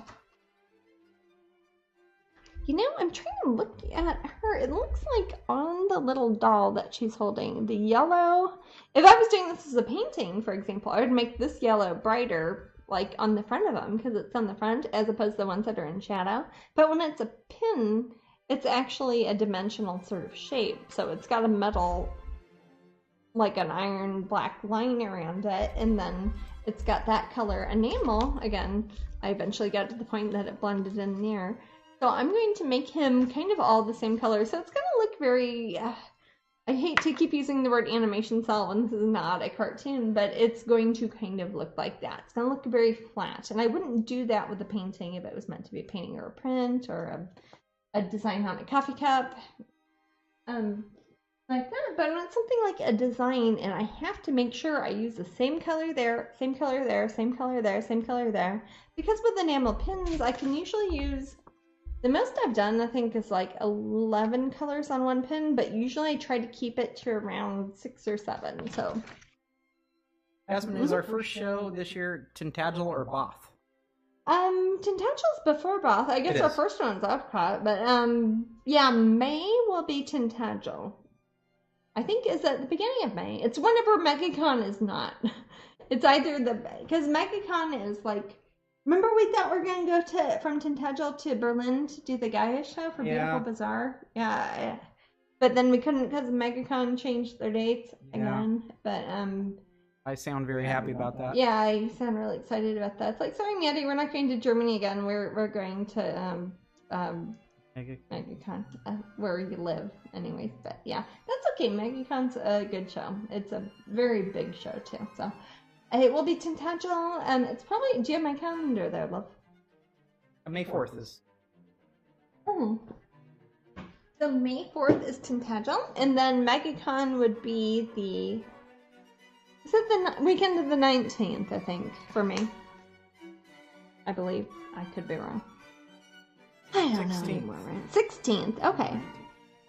And it's for 4 days, or... So, is it through the 19th? Oh. Yeah. Oh, okay.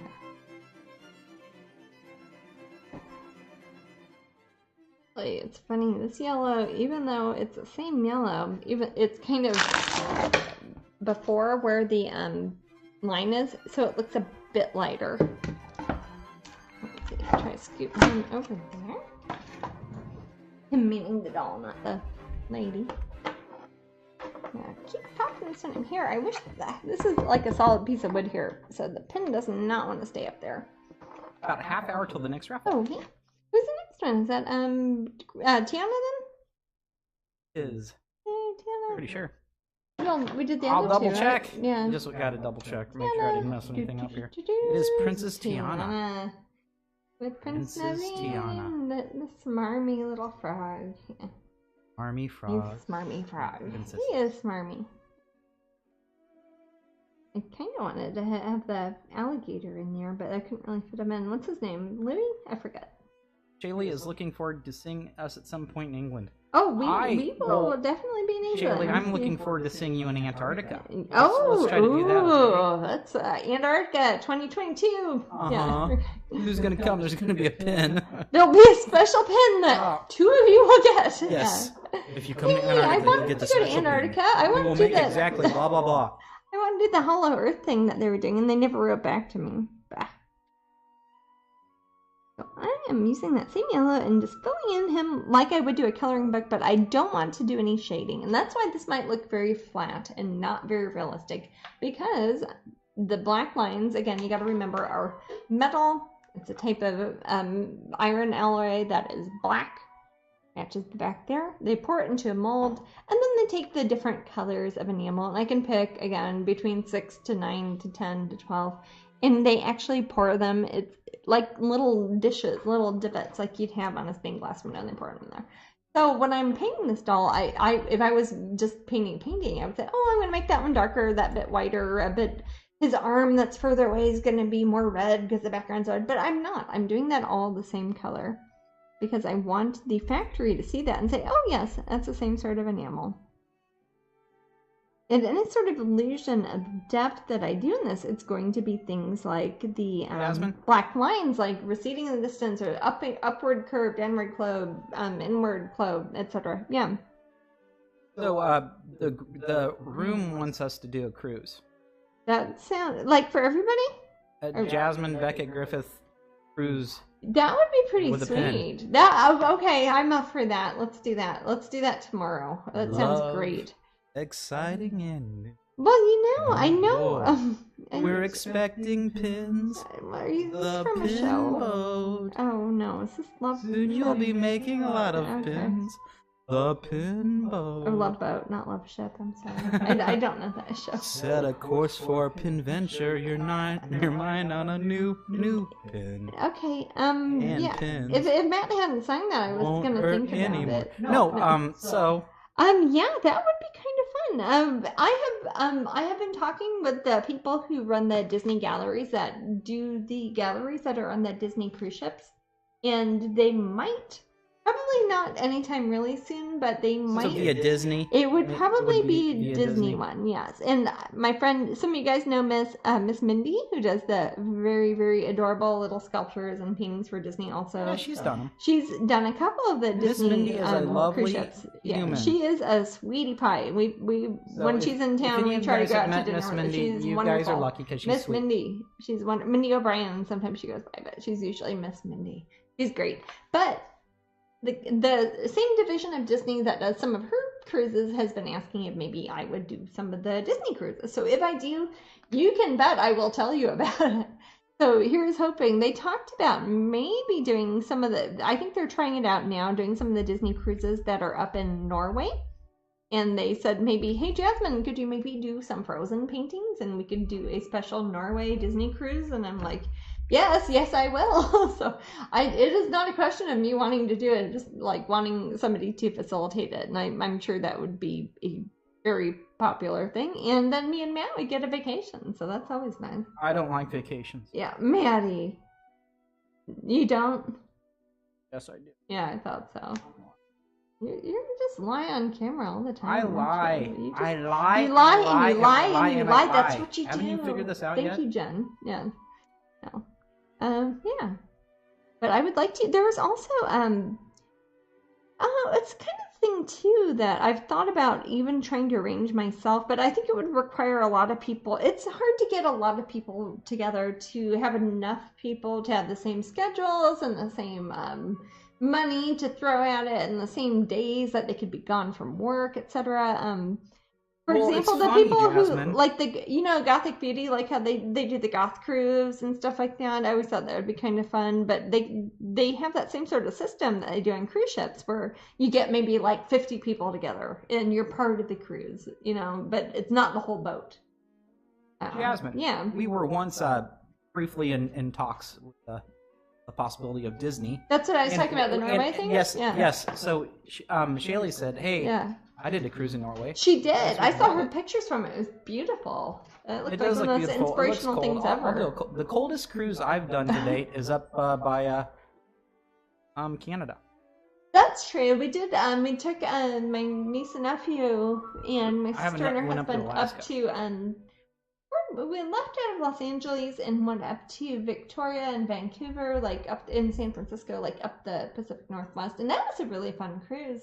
And it was kind of cool because we saw lots of whales and elephant seals and little rock sausages or little harbor seals that look just like our kitty Tigrio. And it's very different than going on the ones in the Caribbean or in Florida where you see, manatees and dolphins and such. So I like being on a boat. I'm a very boaty person. I like to just relax and chill out and not have to go anywhere for a while. That very rarely happens for me. So I would love to do something like that. They could do a Patreon cruise, Maddie. That'd be fun. It's like we have a new tier. It's $20,000, but you can go on a cruise. Go on a boat. Yeah, no, I wouldn't do that, but that sounds fun. And then like based on your tier, it's how good of a room you get. Oh, like you get one with a veranda. Ooh, and you get concierge level. Oh, you're one of this tier. You get to have this. Oh, see, that starts sounding rude. I don't want to be exclusionary about it. I just But you think we've been on like 25 cruises, maybe? We've been on a bunch of cruises, and that might sound like a lot, but when you live in Florida, you can go on cruises for like $99 because they're just trying to fill up the boat, and you just have to drive there. We're like 45 minutes from a cruise port, and sometimes I can just do work on them. I'm like, well, I might as well do it here as opposed to at home, so... It depends on the ship. A lot of cruise ships haven't really quite caught up as far as... It's because they're doing the, satellite Wi-Fi. So it's hard to get very good internet connection. So it's nothing I could ever really do Twitch from or even answering emails sometimes hard depending on the boat. And it's really good. Yeah, I know. It's like the first few minutes you're like, oh, this is horrible, and I start freaking out. I'm like, oh, I've got important emails. How am I gonna talk to people? And then after a while it's like, computer's not working. You want to go to the pool? And then it becomes a vacation. So I don't know. But yeah, if you like cruises, Florida's a place to live. You can go on cruises for less than $100 for 3 days. And that is like cheaper than living at home because it includes all your food. And a lot of them are very veggie friendly. And you can bring it's not an airplane, so you can bring paints and, shampoo and stuff that I apparently have to bring everywhere. I bring exactly 5 bottles of shampoo just because I'm allowed. No, you can bring as much shampoo as you could probably bring 500 bottles of shampoo and they wouldn't care. Well, I got to work up to that. It's not an airplane. They also give you shampoo there. It's not like, but I'm always just worried. I'm like, what if I don't have enough shampoo? I've got a lot of stupid hair. The whole Titanic scaring people would. You're not going to sink on a ship. No. You're more likely to die off of a boat than you are on a boat. So be worried if you're at home. That's the most likely place you're going to die. Yeah. Everybody, all the time. What did Norm Macdonald say? I think he's worried about the wrong thing. Killed on an airplane or a boat. Yeah, or by bows and even arrows. a car. Cars are pretty likely, but no, it's your heart. What about your own heart? Your own heart will try to kill you. It will attack and kill you. It will. That's like 100%. That's going to be like everybody. Yeah. Yep. Don't worry about sharks. It's your heart that's going to get you. Yeah, I like Norm Macdonald. He came to my Corey Halford show. Very funny.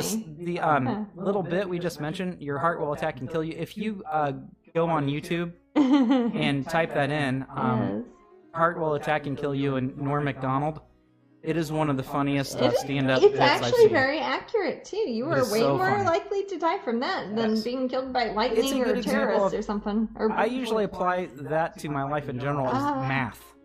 That turns into like a Freakonomics thing, and like, am I gonna die from somebody murdering me in my basement, or from driving to the grocery store? Driving to the grocery store is driving to the grocery store. That's you just don't leave the house, except your house is the most likely place you're gonna die. So I don't know, but a lot of people put their worry in the wrong place. I think.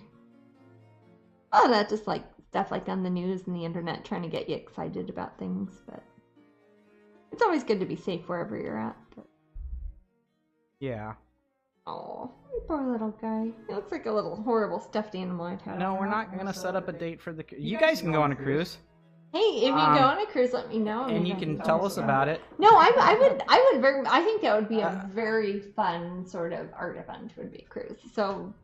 We will see. Again, it would probably, realistically, maybe be a Disney one since they have started having some of the Disney artists go on cruises. And usually it involves the artist, like, setting up in the, like, kind of the hallway in front of where the movie theater is and doing signings a few times. Usually they have a dinner or like cocktail party, which is always fun.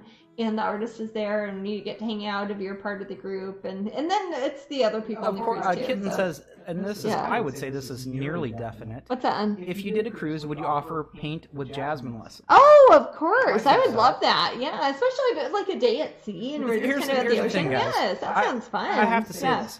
Usually, when many of you meet Jasmine, we are surrounded by a lot of other humans.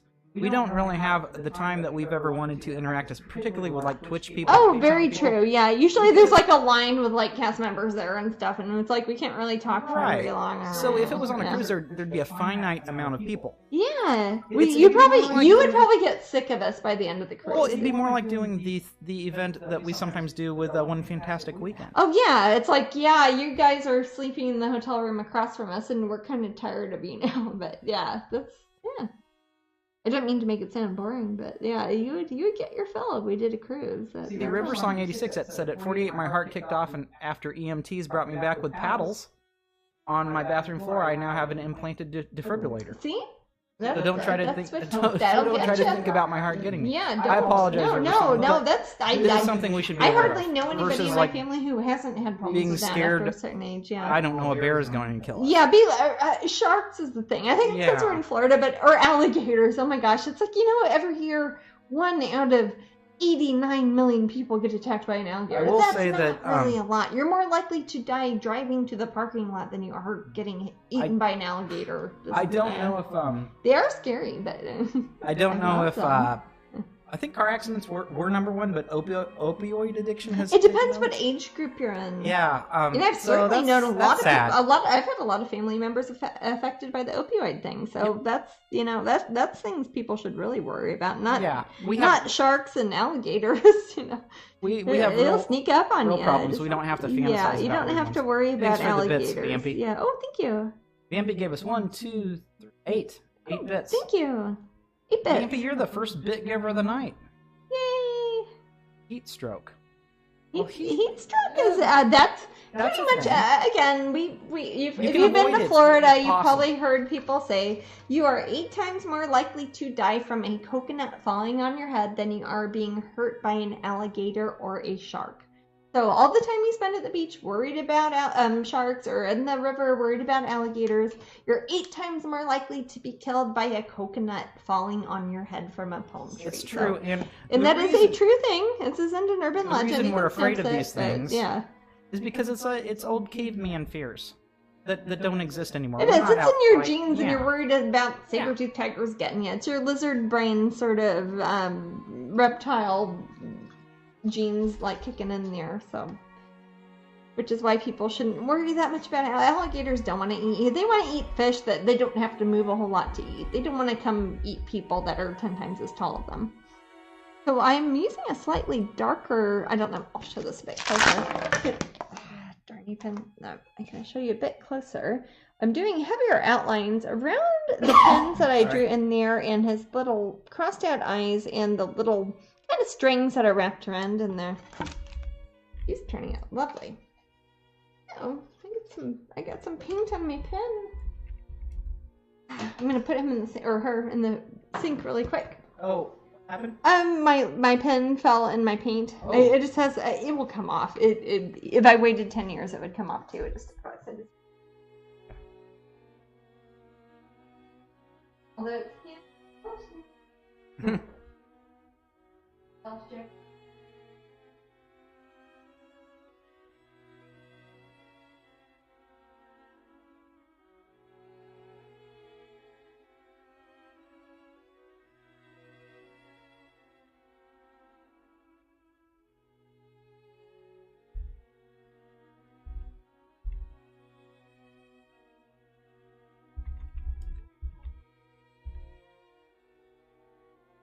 Yeah, we're out. I mean, there's some crumbs there.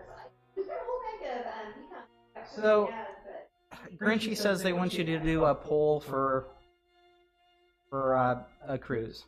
A poll for a cruise? Yeah, I think you should do a poll. I think you might be surprised how many people would be interested in a cruise with Jasmine. And of course you, Matt. They even have soft serve ice cream 24/7.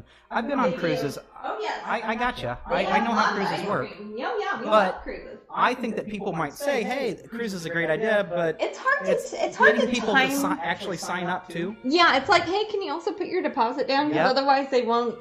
Exactly. And I don't care if I get any money out of it. I just want to make sure enough people are there, so I'm not just like left in the lurch. But with cruises and things like that, a lot of it is timing, because if you're in Florida and it's summertime, it's very different than if you're in Australia. Summertime is the other part of the year, and I have a lot of fans and collectors who are teachers, so they can't leave during the school year. So it would all be a thing of like, would you like to be here in the second week of August or the last week of July? And then I've got to combine it with like, that convention's there. But I would very much like to, and if I did do, it would probably be.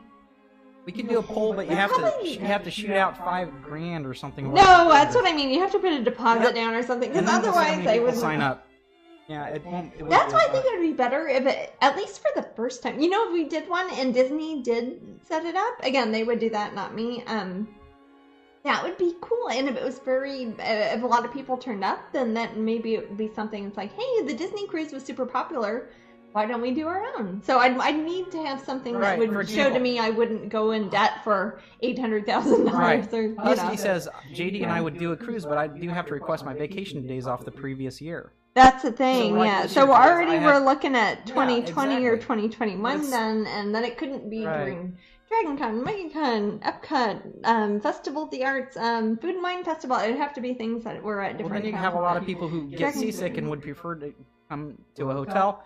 And we do a lot of conventions anyway. So and those are usually at hotels, So, but yeah, it would definitely be something I would like to do. So, but it is something Disney has been talking to me about. So, if that was going to happen, it would probably start off as a Disney thing and see how many people actually showed up for it. And then if it was popular, then maybe we'd try to do our own. That'd be fun. Or do more Disney ones. That would be even better. So, I got an idea, Jasmine. What's that, love? Let's buy a cruise ship? No. Okay. Let's you and me I'm on the a wrong cruise. page here. Yeah, you and me. And then while we're on the cruise ship, we can can invite people to have an event. The ports of call. If they happen to be on the cruise ship, then they can show up. Oh. Otherwise, we just have a little vacation. That's true. You know, how does that sound? That's kind of where I was talking about how, like, Gothic Beauty magazine, how they do a cruise. They don't buy the whole cruise ship. They just say, hey, the people who are there, you come. They have different bands come and like play at the different nightclubs at night on the ship, and it's just part of the magazine thing. But Tammy's saying make our own festival. That sounds complicated. Maybe you can make it for us, and I'll show up.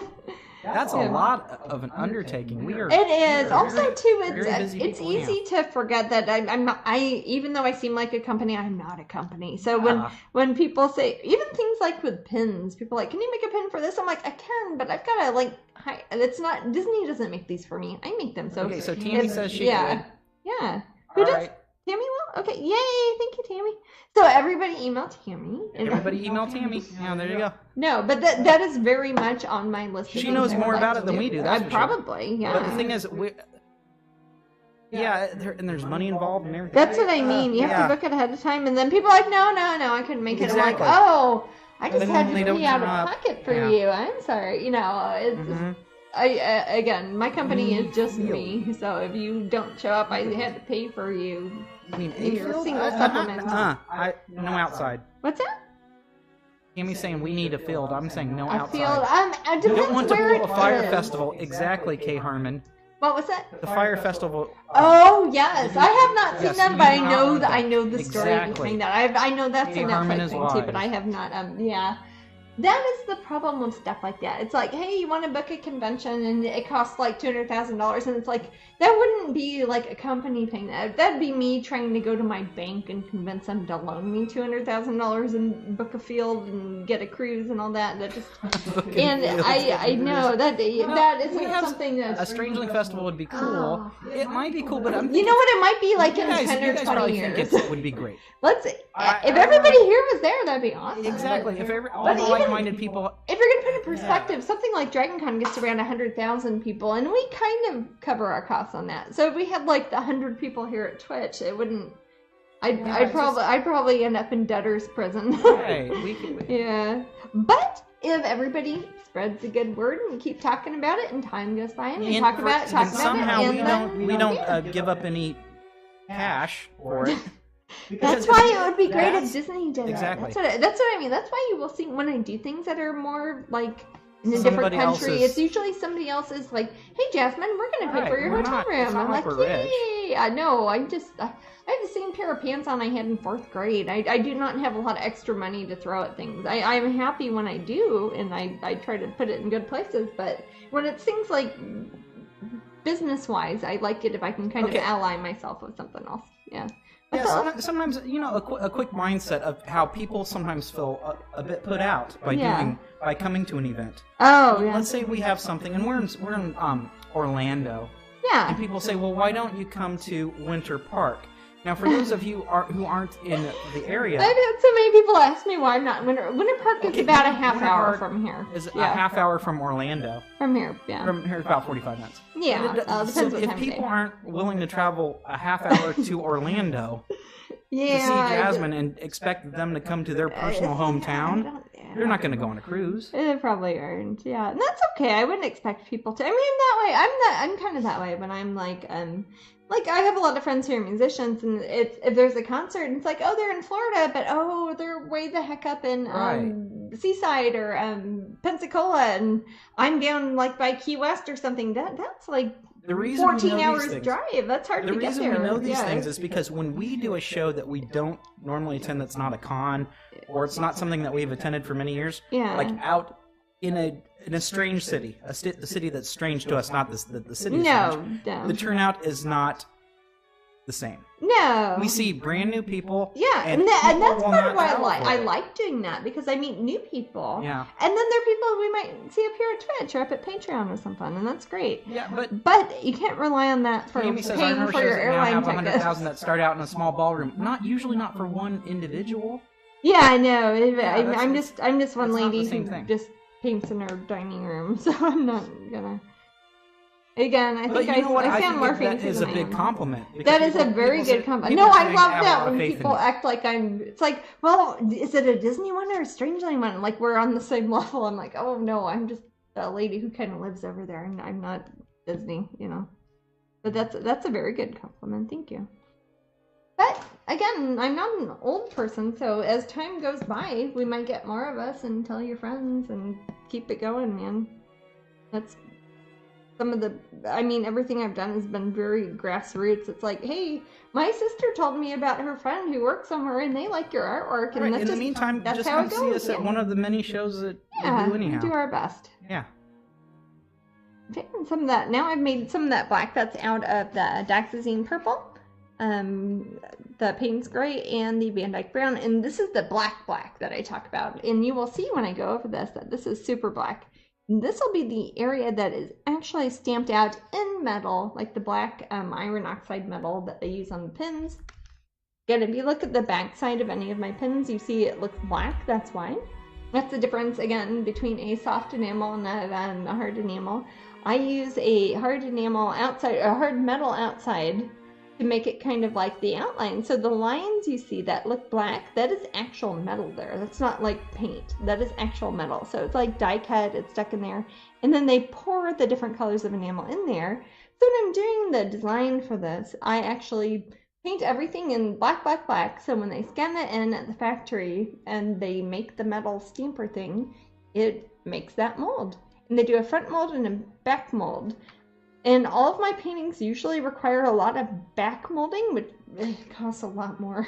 Some of these pins cost me like $10,000 to make, and that is totally out of pocket, and I don't ever see that back. But you guys like pins, and I like making them, and usually I break about even.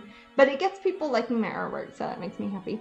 But we have to do back molding, which means the back side of the mold, I don't know if you can see that, it's got my name. That's not written on there like a stamper. That's actually like carved into that, and that's a mold, and it's all made out of metal, and they make a special machine that makes just this pen with 2 posts on it, and that way I see the shape of it on the outside, and that is what the back side of it is. So that's the back molding bit, and the front molding bit is, it's almost like having like a stamper or a cookie cutter or something like that, that's shaped with little divots, little holes, like a stained glass window.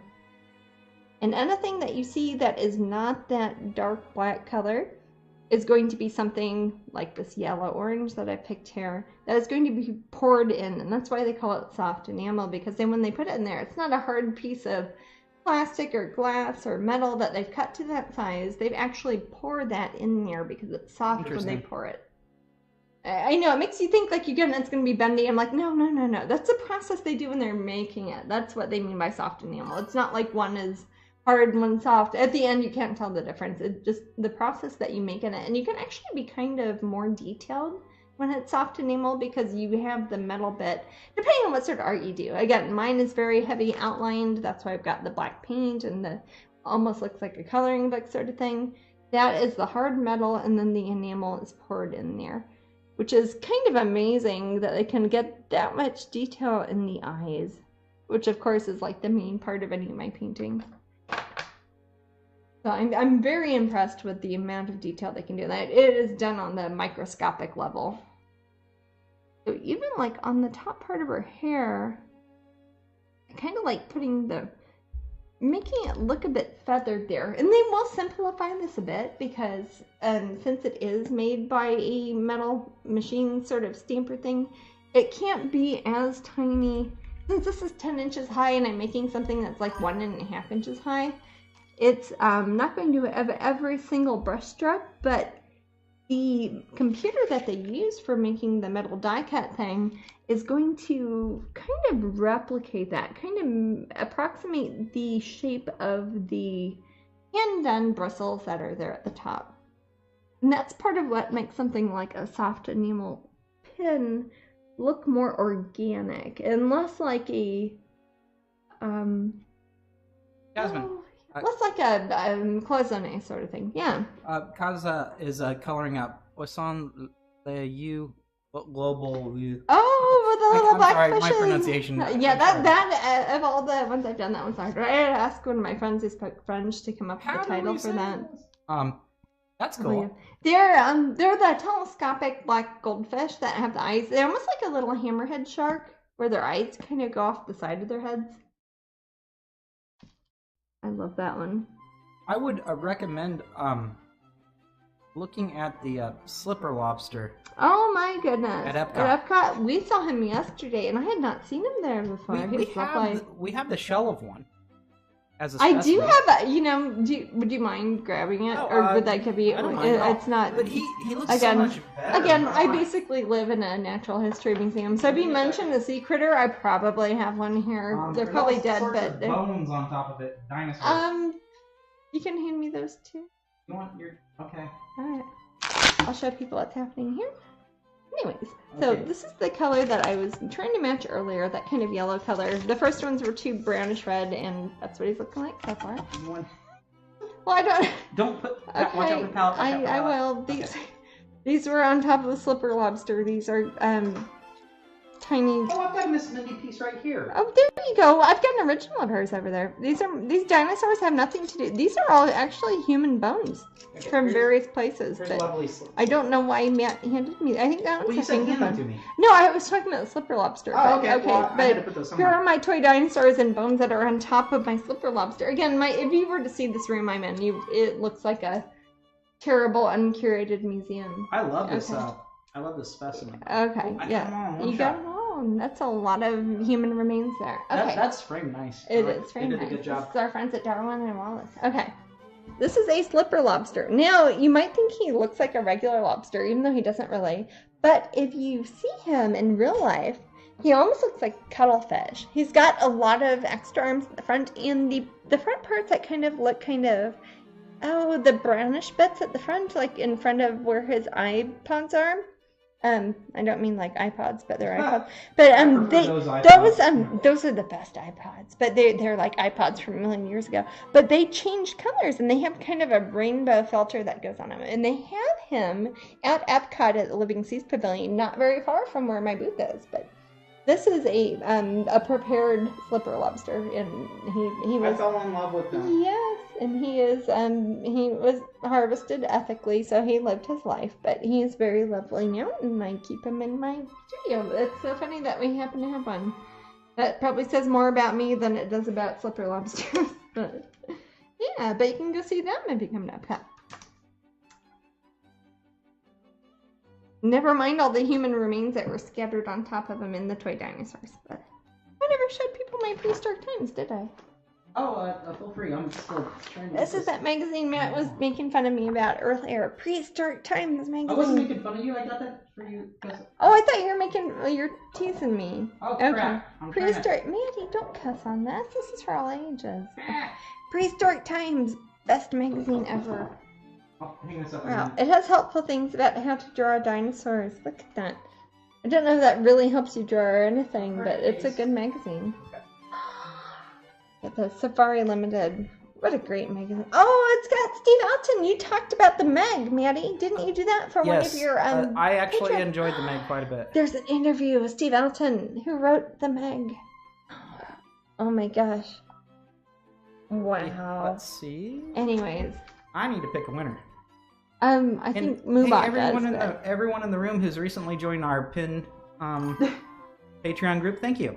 Oh, thank you. Did we get some people join? Oh, Yay! Yes, several people have joined since the broadcast. That makes me so happy. Thank you. Yes, so thank you all. Well, this day more than any other is good to join because it's still technically January, so you're going to get the January pin, and then you will get the Patreon pin, and then you'll get the new Patreon pin, which is Luna Moss, and then you'll get this one. So you get a whole bunch of pins if you join right now, and it's before it turns into February is a good time to join too. It's always a good time, but right now it's just especially good. Okay, Kitten won. Kitten won! Have they won before?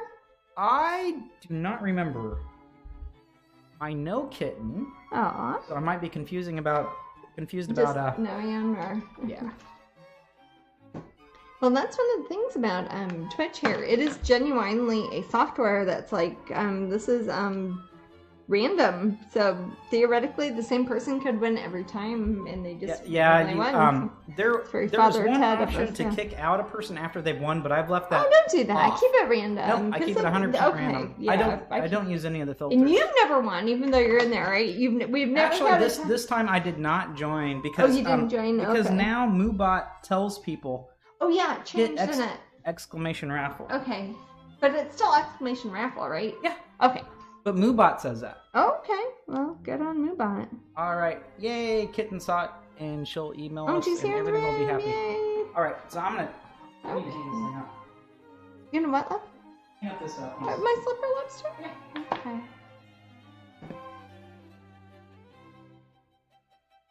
Okay. So now I've kind of outlined the little doll there. I'm kind of going over the areas of her hair that I want to be in metal, the black metal as opposed to the black enamel. If you look at the pin, again, I keep, it's probably because she's a beauty girl, but if you look at her, I don't know how well it shows up, but you can see parts of it are kind of raised. Like it's three-dimensional. If you had your eyes closed, you could feel, oh, that part of her hair is darker than the other part because part of it's metal and part's enamel. So I'm kind of outlining the areas of her hair I want to be black metal and which parts I want to be black hair and which parts I want to have purple hair. Yeah. Sassy Winch said, I ended up buying a Miss Mindy Tinkerbell from Disney Wonderground due to a post from Facebook. Oh, good. Thanks to Jasmine recommending her art. Yay! You're welcome, Miss Mindy. Oh, wait, I didn't show you the one that she made. Oh, the little sun? Yes. It's a cutie. I actually have quite a few of Miss Mindy's pieces. Yeah. And all of her, I know, I think a lot of artists paint them. It's like how singers write songs about themselves, or this is an original sculpture. This is an original sculpture. She paints these and sculpts them, and she does a lot of things too for Disney. So if you've seen, this is in a little original sculpture that she got. And you know where I got this?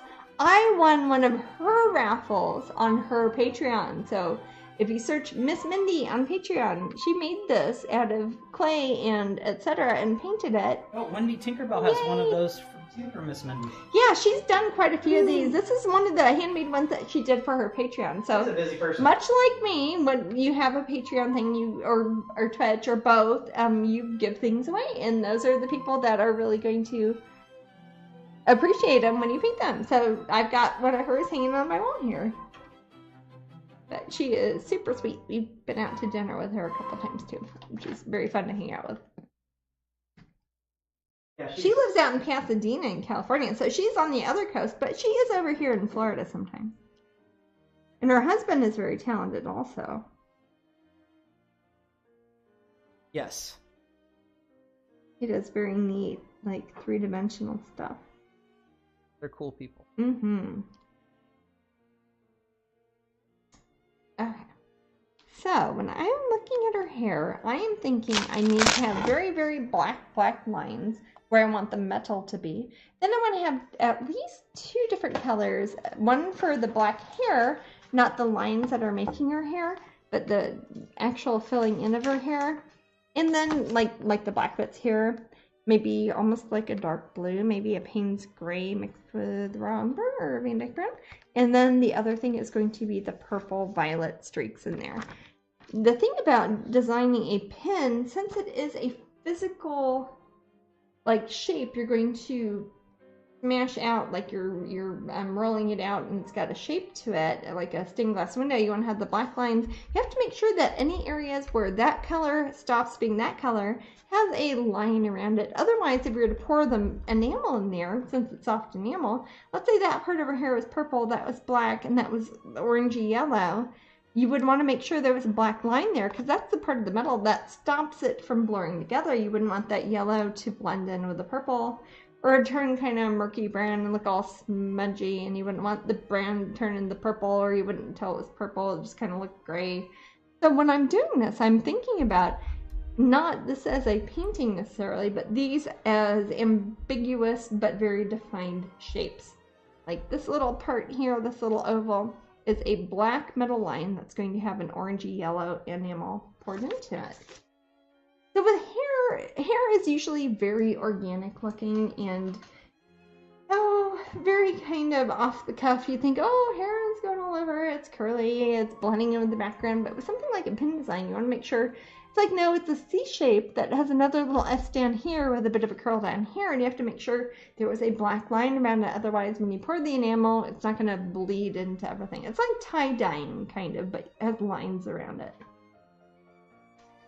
And that's where I think it starts getting confusing, and where you can't expect everybody to be able to, depending on what sort of artwork you do, you can't always expect people to be able to do something like a stained glass window or an enamel pin.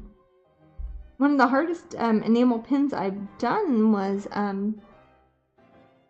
Alice in a Starry Night, the Van Gogh one I did, because Van Gogh had a very slapdash sort of impressionist, obvious, with different shapes of blue and yellow, white, etc. next to each other, but you had to have a black line around it, which makes it really hard. What's up? Have you ever thought about doing a Zodiac series for fairies? I have. Yeah. Let me think. When did I do my Zodiac series? Very early in your career. Golly, I don't think it's something that's, I think we're like all sold out of those. They have paper prints of them. Oh wait, do we not do anymore? This would have been about 20 years ago. So yeah.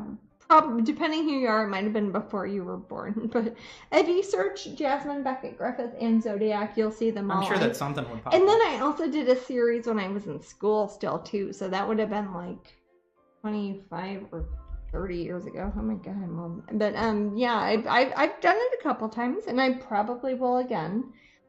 We've talked about doing that with the pins, but the problem with the pins is people who buy pins usually will just want the one for their zodiac, or maybe for their symbol, or maybe their kids or their partner or something like that. It is not one. It's kind of like you limit yourself as far as pins go to whomever was born. So it's like you're cutting out 11 out of 12 people automatically because they are not a Aries. You know, they just want the Aries of their Aries. Yeah. Kaza says war as a pin would be good for Veterans Day, but I'm thinking that might be kind of.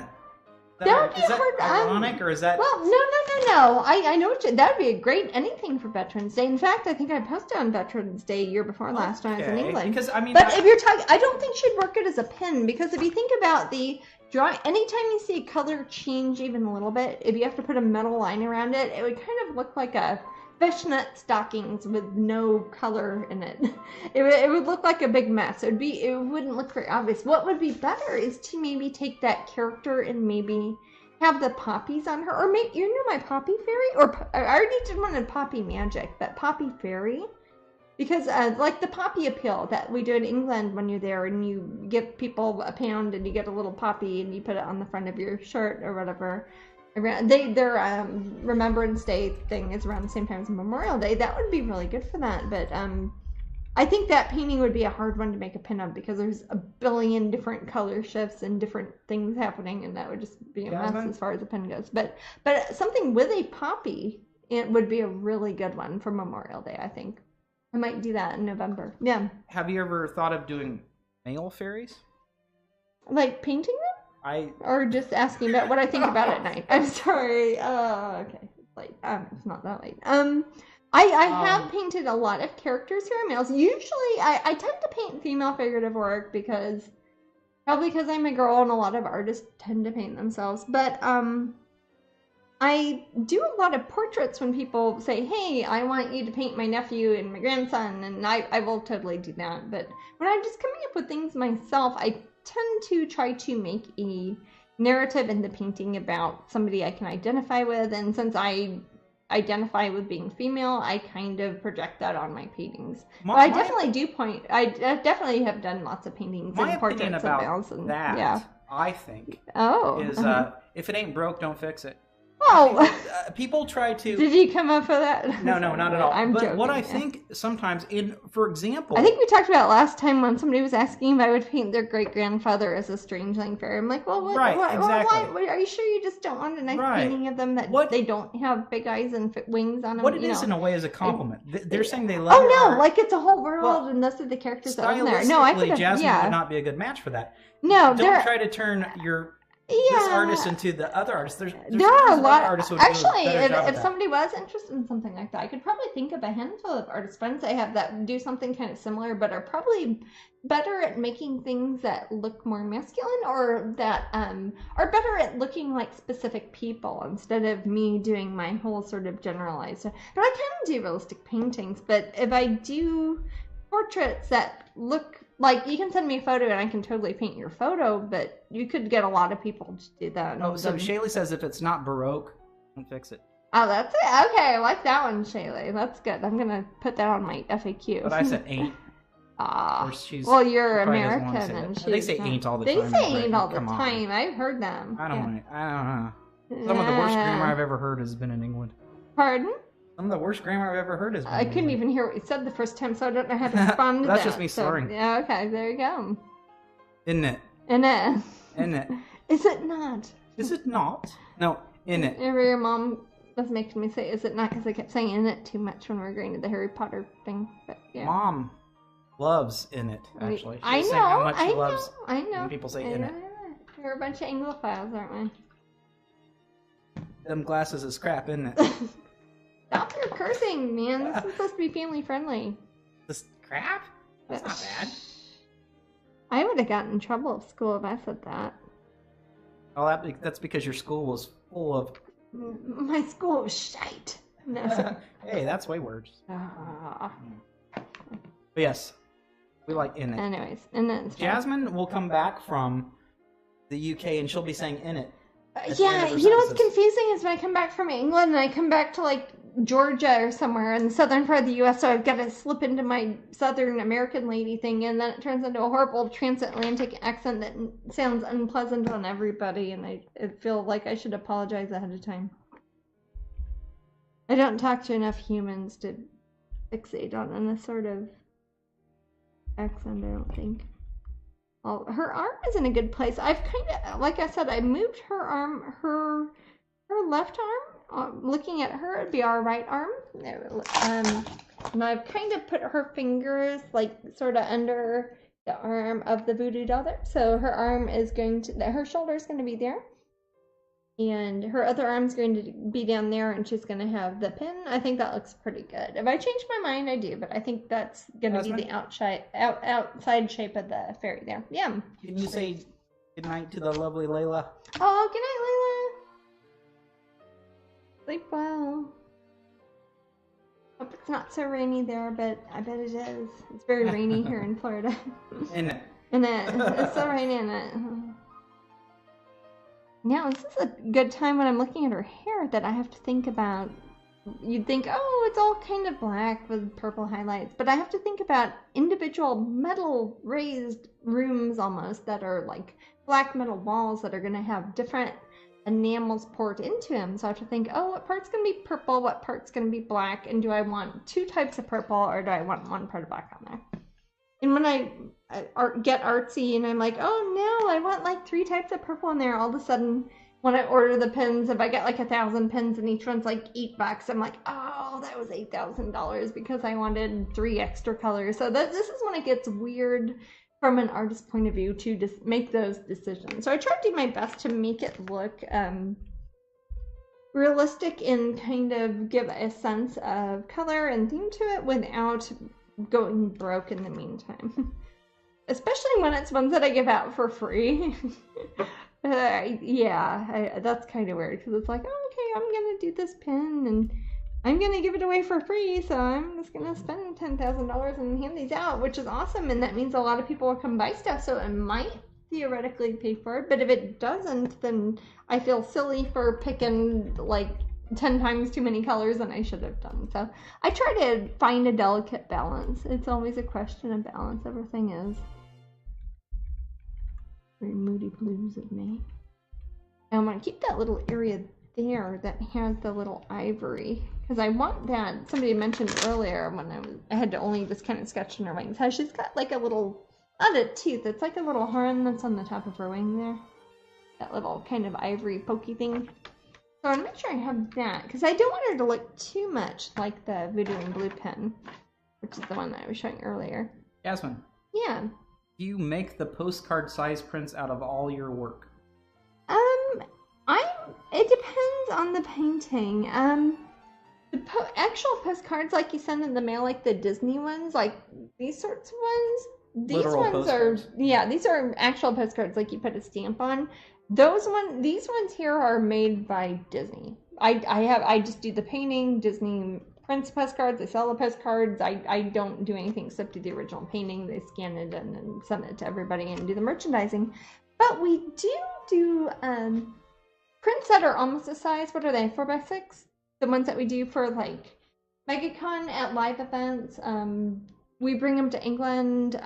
What are those? 4x6? 3x5? No, what are they? 4x6? They're 4x6. 4x6. 5x7. So they are slightly smaller in this. And we do that with a lot of them, but we only do them for live events because we have to rent a special printer to make those. We can't make the 4x6 ones on our own printers. And the Disney ones, only Disney can make those. I can't touch those. But with my own artwork, I can do that with most of them. Things I can't do with them are ones that are square, because you can't take a square painting and just turn it into a rectangle unless somebody's like missing an eye. You gotta crop it down, or you could. I'm not a digital artist, so I can't suddenly imagine a bunch of mountains and butterflies behind them. I can't really throw things like that in there. So if it was a square painting, you've either gotta cut it in half almost, or just kind of slur it up to the top. But a lot of them we can do. If you're coming to a live event, we can do that, but we can't just do that on the website. Otherwise, that would be all of my day, and I wouldn't get any time painting. And that's mostly what I do is paint. But a lot of them you can find that way. Also, too, if you guys don't know about Zazzle, they do postcards. My brother-in-law, Chris, he does the cropping and the graphic design for a lot of my paintings and puts them up on Zazzle, and they do postcards up there. And they are super cheap. How much are they, love? They're like... Oh, gosh, I don't know. Sometimes they have like sales where they're like cheap. 70% off. I mean, they're less than $5, maybe $3, maybe $1. They're really cheap. Zazzle.com/Strangeling and /postcards, or just search Strangeling postcards. You will find, might not find all of them, but you'll probably find around 1,000 different designs at any given time. That's usually what I try to keep live as far as my characters. Jasmine. Yeah. Have you ever thought about putting your most popular prints onto fabric? I just started quilting and thought that would be cool. I'm going to use the restroom while you answer that question. Yeah, there was a company. It was maybe 10, 15 years ago that did my fabric as quilting squares. They might still be up there, like on Etsy or somewhere. But I have definitely licensed them for that, and we thought about doing some with Spoonflower, but we couldn't find a way that people would be able to afford it because they just charge too much money for. I would lose $1 every time somebody bought one, and that's just kind of depressing.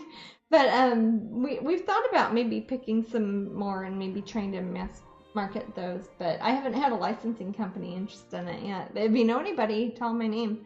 But yeah, if you search Jasmine Becket Griffith quilting squares, you might find some of them at least, because there have been places in the past that have made them over the past 25 years or so.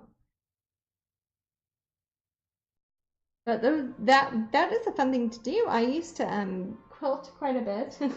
I used to when I was not a teenager yet, but when I was like in 6th grade, 7th grade, I used to do a lot of sewing. My first eBay store I ever did, actually, it was called Strangeling's Vault. Different than Strangeling art stuff, and it was me like doing quilting and refurbishing old clothing back before. I used to I bought like every dress made by Gunning Sacks, and I like would dye them and goth them up and sell them. And this was me like in the middle part of high school, and I was like, hey, how do I put my artwork up there? And my artwork started really taking off, and it's like, oh, I'm gonna do this instead. It's less messy than dyeing clothing and trying to sew stuff. So you might still see things online that say, hey, check out Strangeling's Vault, but that is not me anymore. I just pretty much paint. Yeah. You remember, I used to make you go to every flea market in town and buy all those old 60s, Jessica McClintock dresses and Gunning Sacks dresses and stuff. Cool. Yeah, it was kind of fun. It was a different path, and then I tried to do both for a while, and then it was like, you know what, it's a lot more fun for me, and I'm making more money doing my artwork, and then I kind of went away from clothing and fabric design to just doing artwork, so, which is probably better in the end. What's that, love? Just little. Oh yeah, I was a kid. I mean, I was literally a kid. I was a teenage. I started that one actually before I started my regular Strangeling ID on eBay. So it was before I met you then. It was when Amber first signed up on eBay because she was buying stuff up there, and she sent me a, hey, if you like eBay, tell one of your friends, and she got like a referral. But it was for Strangeling Vault. It wasn't for Strangeling. Otherwise, that would probably add up to money if they still did that. You know what I mean? Yeah. Because she'd be getting her, not Ponzi scheme, pyramid scheme after getting a referral on something, and that could have probably added up to a lot. Because I still use Strangeling as my eBay ID. I'm using some of that black to go over her eyelashes now. So I like how they look. Pinstriping brushes? What are they? Pinstriping brushes. Like for cars and things? I think that's what they're referring to. Oh, you know, I have not, but I have had people who have done that with their cars, like kind of lowrider, kind of really elaborate, fancy art cars, and have sent me pictures of that with my characters and artwork on them, and that looks pretty awesome. But I myself have not really done that.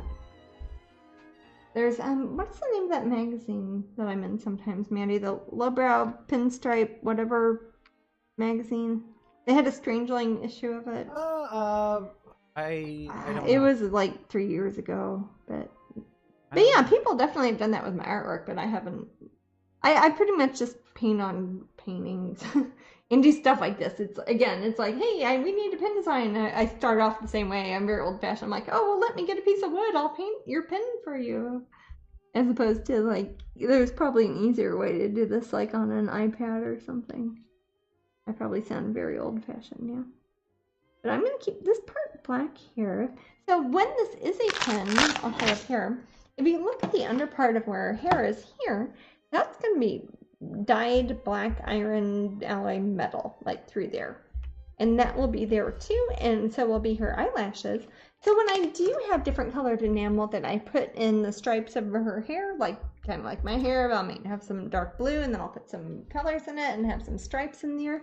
That will be different because if you were to close your eyes and feel her, you would feel that part was a raised metal bit. You could feel the part in her hair. If I were to touch that, that would feel like that was kind of raised metal, and I would be able to feel her wings and maybe tell her hands are there on the little doll.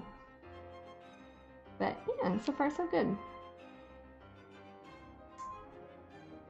What's the background gonna look like? Can you bring over the other ones I did a couple years ago that we have up on eBay now?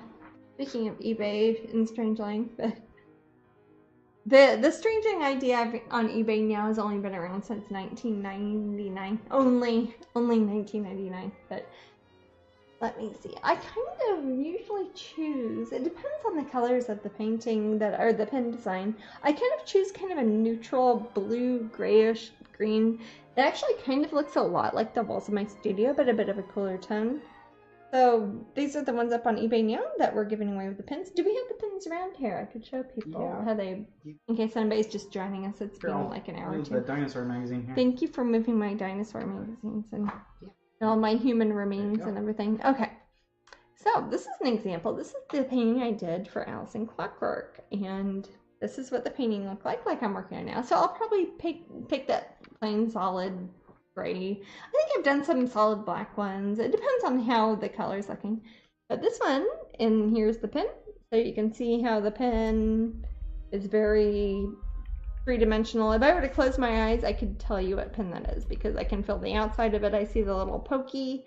That's like from the minute hand from the clock. That's up there. And I could feel, oh, that's her holding her skirt up there, and there's her face, and there's all the cogs and gears. But you can see how I take a painting like this, and I scan it in and take the black outlines as opposed to the dark brown. And that's where it gets weird, is if I scan it in, I send it to the factory, and they do it in Photoshop or whatever, and they pick out the very darkest bits. And those are the parts that are the raised area of the print. Or the pen, rather. And you can see, oh, that's actually three-dimensional a little bit. And then they pour the however many colors of the enamel in there. And it's kind of cool because I always keep these. I've got a stack of these. I've got one of these for every painting or every pen I've done. I've got probably, I don't know how many pens I've done. Jasmine? 50, 100. Yeah, they're mostly in England because they usually do them there. Yeah. Can you send your love to Luke? Love to Luke. It's Luke. My nephew Luke? Yeah. Oh, we were just talking about you, Luke, honey. We were talking about different movies we've seen. And how we take you and Lexi out to see movies and go to confusing restaurants. And this one here, I've kind of got the same one. Oh, there we go. She's one I did for DragonCon. She was a free pin that we gave away at DragonCon. No, I don't. This might look like a horrible blur, but yeah. So if you look at her up close, you see there's kind of a hard outline, very much like it's probably my Disney background, but it's very much like an animation cell where you see. It looks like a cartoon. You see black lines on stuff. And then you're like, oh, and that little ball there is bright yellow. And if you look at the pin, you're like, oh, that's bright yellow there. And there's her little dragon, and her eyes are purple, but they're white there. So you think of the painting I'm doing now, and think of it being shrunk down. It's not even you think it's 1/10, but it's not because it's both directions. It's like 1% the size of this. So if you think of her being that little. So these tiny little black lines that you would see like on her wings, hers are meant to look more like a bee wing or like a dragonfly wing kind of. Those will be the tiny little lines that you see like in her hair. Those will be the little black bits that are actually metal, and then we'll pour enamel into those. So Jasmine, that's what I'm working on now. Yeah. A lot of chat in the room. They really, really want to see you get to the purple tones. Okay, I'll do that next. It doesn't matter what order I go. Oh, sure, yeah. Yeah, it's very different working on this sort of production art as opposed to working on a new, like, fine art painting. When it's production like this, I just know it's going to be solid color, solid color, solid color. And if we look at, again, this is not a good printout. It's on our horrible, crappy paper in our printer. But if you look at the violet in there, you can see that the purple that is in her hair, the purple that's on her wings, the purple that's on the yarn that's kind of making up the little voodoo doll here, that's going to be more or less the same purple. So since you guys are asking, I'm going to look at that purple, and I'm going to look at my Pantone colors here. And these are my choices for enamel, and they're pretty much going to be the middle two ones here. When I do decide, when I do scan it in, I can kind of look at it, and I can hold it right next to the different. I might hold this over. If I can kind of put it next to it, that kind of makes it helpful without a white border on it. Luke was just listening to Book of Mormon I told him that I was listening to it with Grandma Kathy the other day. Kathy's my mom. Yeah. We took her, some of you guys in London, or in Glastonbury have met Kathy. Her. You might have met her before. That's Matt's mom. Yeah. So I'm kind of looking at the choices of enamel I have, comparing it to the purple that's in her hair, and I'm kind of looking at this level of hair. It's not super dark. It's pretty highly saturated as far as chroma goes, but it's not very muted. So I'm going to pick something that, if anything, I'd rather overestimate it than underestimate as far as the saturation, because it is going to be shrunk down very small. When you have something really big and you shrink it down really small, you would rather have it higher contrast, more saturation, because it will show up better when it's subtle. If you had something that was all different shades of gray and you shrunk it down, you would look like a little gray blob. So if you are kind of over-exaggerated at it when it's a bigger level of the painting, then it will look more dynamic and higher contrast when you have it as a small thing like a little pin. So I'm going to go with purple. I'm using my quinacridone magenta, which is a very red side of purple. I'm gonna put it kind of in the middle of where the gesso I was using. So if I do mix it with anything, it will be the same color I used on the flesh tones, which is basically the color that I mixed in the gesso when I was working that earlier. I've got the dioxazine purple. That's always a good one. This is a very, very high pigment as far as the golden fluid acrylics go. That's very high pigment. The people in the room are listening up about mixing purple right now. Oh, yeah. They're excited. Awesome, yeah. Again, I'm going to probably over-exaggerate it more than I would do in the actual painting itself. For example, in that painting, this is a printout, and this is about 1:1, because it wasn't that wasn't even 8:10, it was smaller, wasn't it? Wasn't it like a 5:7? This is enlarged here. Is it a 5:7 or a 4:6? 4:6, yeah. What's that then? Voodoo and Violet? Oh, that was little. It was a 4:6. This is 2 or 3 times as big as the original was. I cut a tiny molding for that one. Yeah, no, it was in a it was one of those Craig frames that were like black. Oh. Like the one that's Uncle Charlie's painting over there, or that sort of frame, and it was a 4:6. So this sort of purple, when it's the painting, again, this is very enlarged. If you look at it, it's kind of pink, violet, etc., and then it turns more purple and then turns to black. I can't do that in something like this. I have to keep it the same color because it's actually all one color. It's going to be poured with the soft enamel machine, or actually that part's done by hand with a little eyedropper. Jasmine. So I'm going to start mixing up a purple that looks like that, but even more exaggerated, so when it's very small, it stands out. Yeah. Do you remember when we were in the desert with Uncle Charlie? I do, and he started dancing. He started dancing. And he found that bird? Oh my gosh.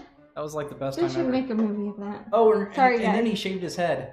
He always does, That was so weird. Yeah. That was so weird. So I'm going to take that quinacridone magenta and mix it with dioxazine purple. And I'm doing it on top again. This is the color that I mixed in with the background when I was doing the gesso. So you see this boring gray color. That's what is the closest to the warm gray #1, which is one of the Pantone colors that you can do. It kind of looks like a flesh tone if you're very kind of like me. You don't see the sun a lot, and you're kind of mostly European mutt, and you're just kind of white looking and kind of gray at the same time. So I'm taking Are you describing us? Pardon? Are you describing us? I was saying that it kind of looks like my awful skin tone, but yeah. I like your skin. I don't see the sun very often, despite living in the sunshine state, but which makes me think of sunshine. No. Okay. But anyways, I've got it. I'm making it purple. I'm taking some of the quinacridone magenta and some of the dioxazine purple, and I'm mixing a little bit of the gesso mix I had earlier. This does not have gesso in it. This only has the color I mixed in with the gesso when I was priming this piece of wood.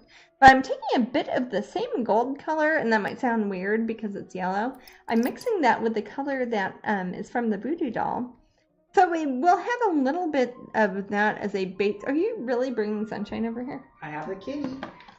Alright. Do you need a kiss? From sunshine's fine, just not gamma. It's not gamma, okay. It's sunshine. Oh, I don't see very good. From far away, they look very similar. Okay, here's my dime. Oh, my little dime. My tiny kitty.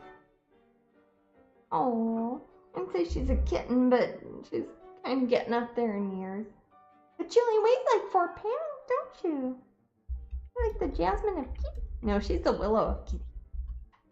My baby. Oh, she's gonna fall asleep. I think she's gonna fall asleep. Oh, baby. Was she sleeping when you picked her up? Yeah. She feels a little bit out of it. She's looking at you. It's like, what? Who am I? Where are you? Who are these? What are these lights? Here, go. Okay, you go up there, honey. Yeah. She does like, actually when we don't have all these lights out for Twitch, she does like to sit up there quite a lot. She has certain spots that she loves. She loves to sit in the chair that I'm sitting in. She loves her little bed. She loves sitting in the chair I'm sitting in. She loves. Yeah. She's the one who destroyed that chair. Yeah, if you see this chair when I'm gone, and you're like, how come there isn't any fake leather on this handle? And it's like, oh, that's because Sunshine ate that. Yep. And you know what? She's brought it from this chair upstairs to my bed and like leaves it on my pillow, and I'm like, ew, why did you do that? She is a weird kitty. Ugh. Anyways, I'm gonna try this out here. Starting with the middle bit. If you look at her here, she's got kind of like a tiny bit of a stray hair that's kind of, again, artists paint themselves like kind of going through the middle of her forehead there. So I'm going to put some of the purple right there. And I'm going to do that too on some of the alternating strands. And I'll see how this looks. If I think it's too red, I can go over it later. If I think it's too purple or too blue, I can change that later too. But I want to keep it more or less the same color. And I want to use that for the fingery bits of her wings, like we're talking about the dark purple maybe, and we might use that dark purple on her lipstick. But the more bony part, like if it was a bat and those were his disjointed fingers turning into bat wings, those would be the lighter purple. So I'll probably use those there. And also on the little, the threading, like the embroidery on the little doll fella that she's holding, I'm going to kind of use that same purple. Coming back, Sunshine? Really? Okay. Let's see if I can scoot this closer so you guys can see what I'm doing. I thought this might be fun too, because then people will see this. If they get the pin, they'll kind of know how these how the color decisions are made and how the pin designs come apart and why they are the way they are, etc. Sunshine, are you sharpening your claws? Don't do that on my art desk. Thank you, ma'am.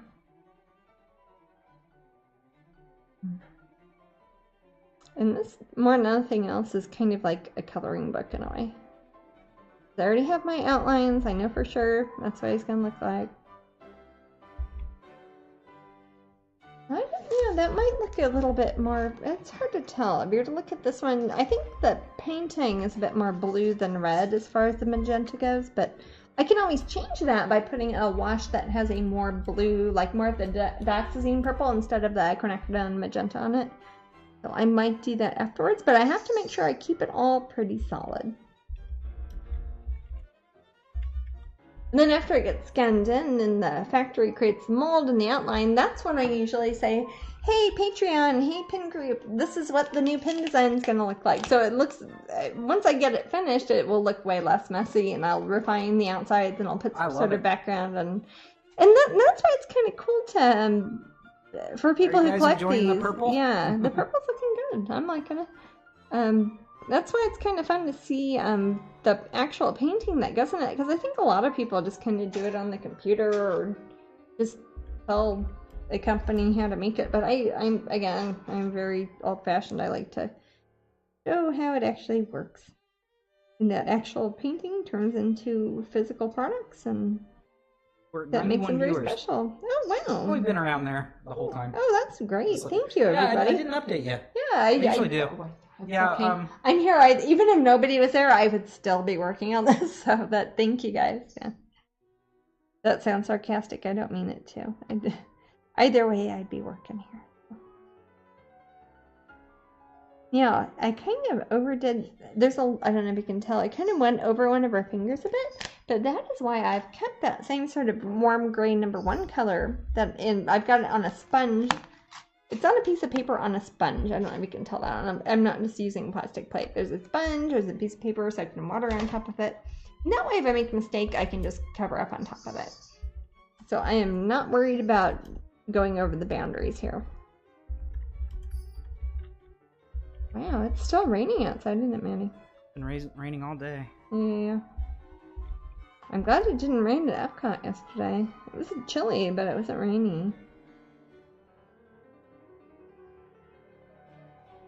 We'll be back at Epcot on How long is the turnaround? Saturday. Oh, go ahead, sweetie.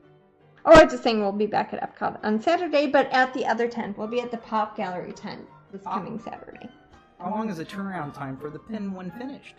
Well, it depends. It depends how many changes I need to make in it and how much time I spend in the design. For example, if I will work on a lot of this tonight, but sometimes I will look at it and I'll look at the original like, oh, that's too purple. Or sometimes I'll send it to the factory and they're like, well, we did, and they'll send me a sample of how it looked. I'm like, oh, that looks good, but that yellow looks way too orange, because I will always try to use the Pantone colors, but I'm limited to what my monitor on my computer or my phone or my printout looks like. So if I'm like, oh my god, that is way too green, I don't want to give that to people, we will change it and then we'll redo it. But usually I'd say about a month, which is why I'm planning now for March, because I'm hoping to make her the March pin of the month.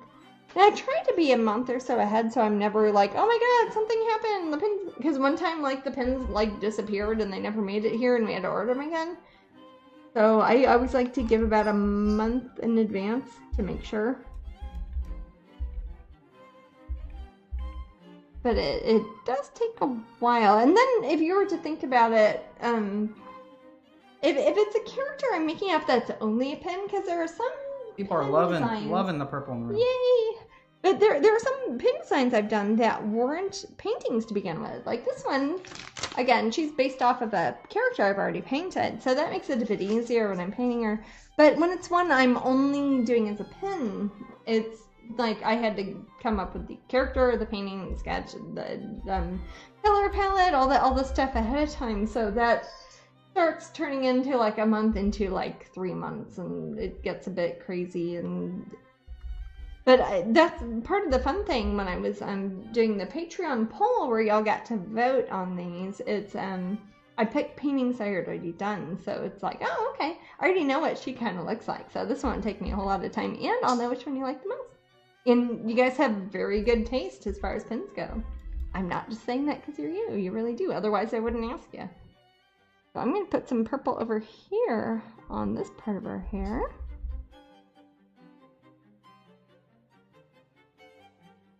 I thought this would be kind of a fun Twitch to show what I'm working on when I'm not working on like paintings for galleries. Yeah, this is good. Yeah, it's it shows you a little bit of how the merchandise works and the work that goes into that. It's like suddenly you don't just like push a button and say, hey, turn this painting into a pin. It's like, no, Jasmine has to sit here for 3 days and make this thing on a piece of wood from Home Depot.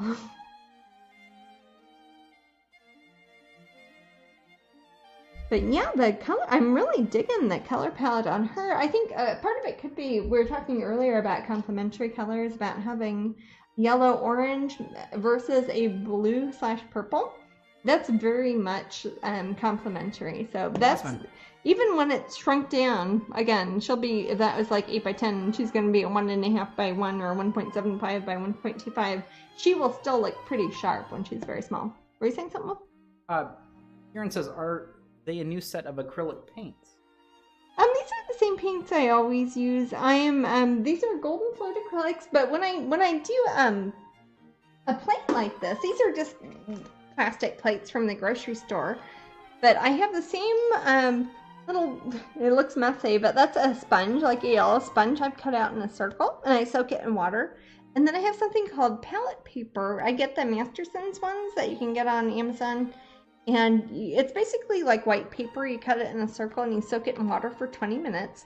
And then you put your paints on top of it. And you can do it with tempera, acrylics, watercolors, anything that uses water instead of paint thinner.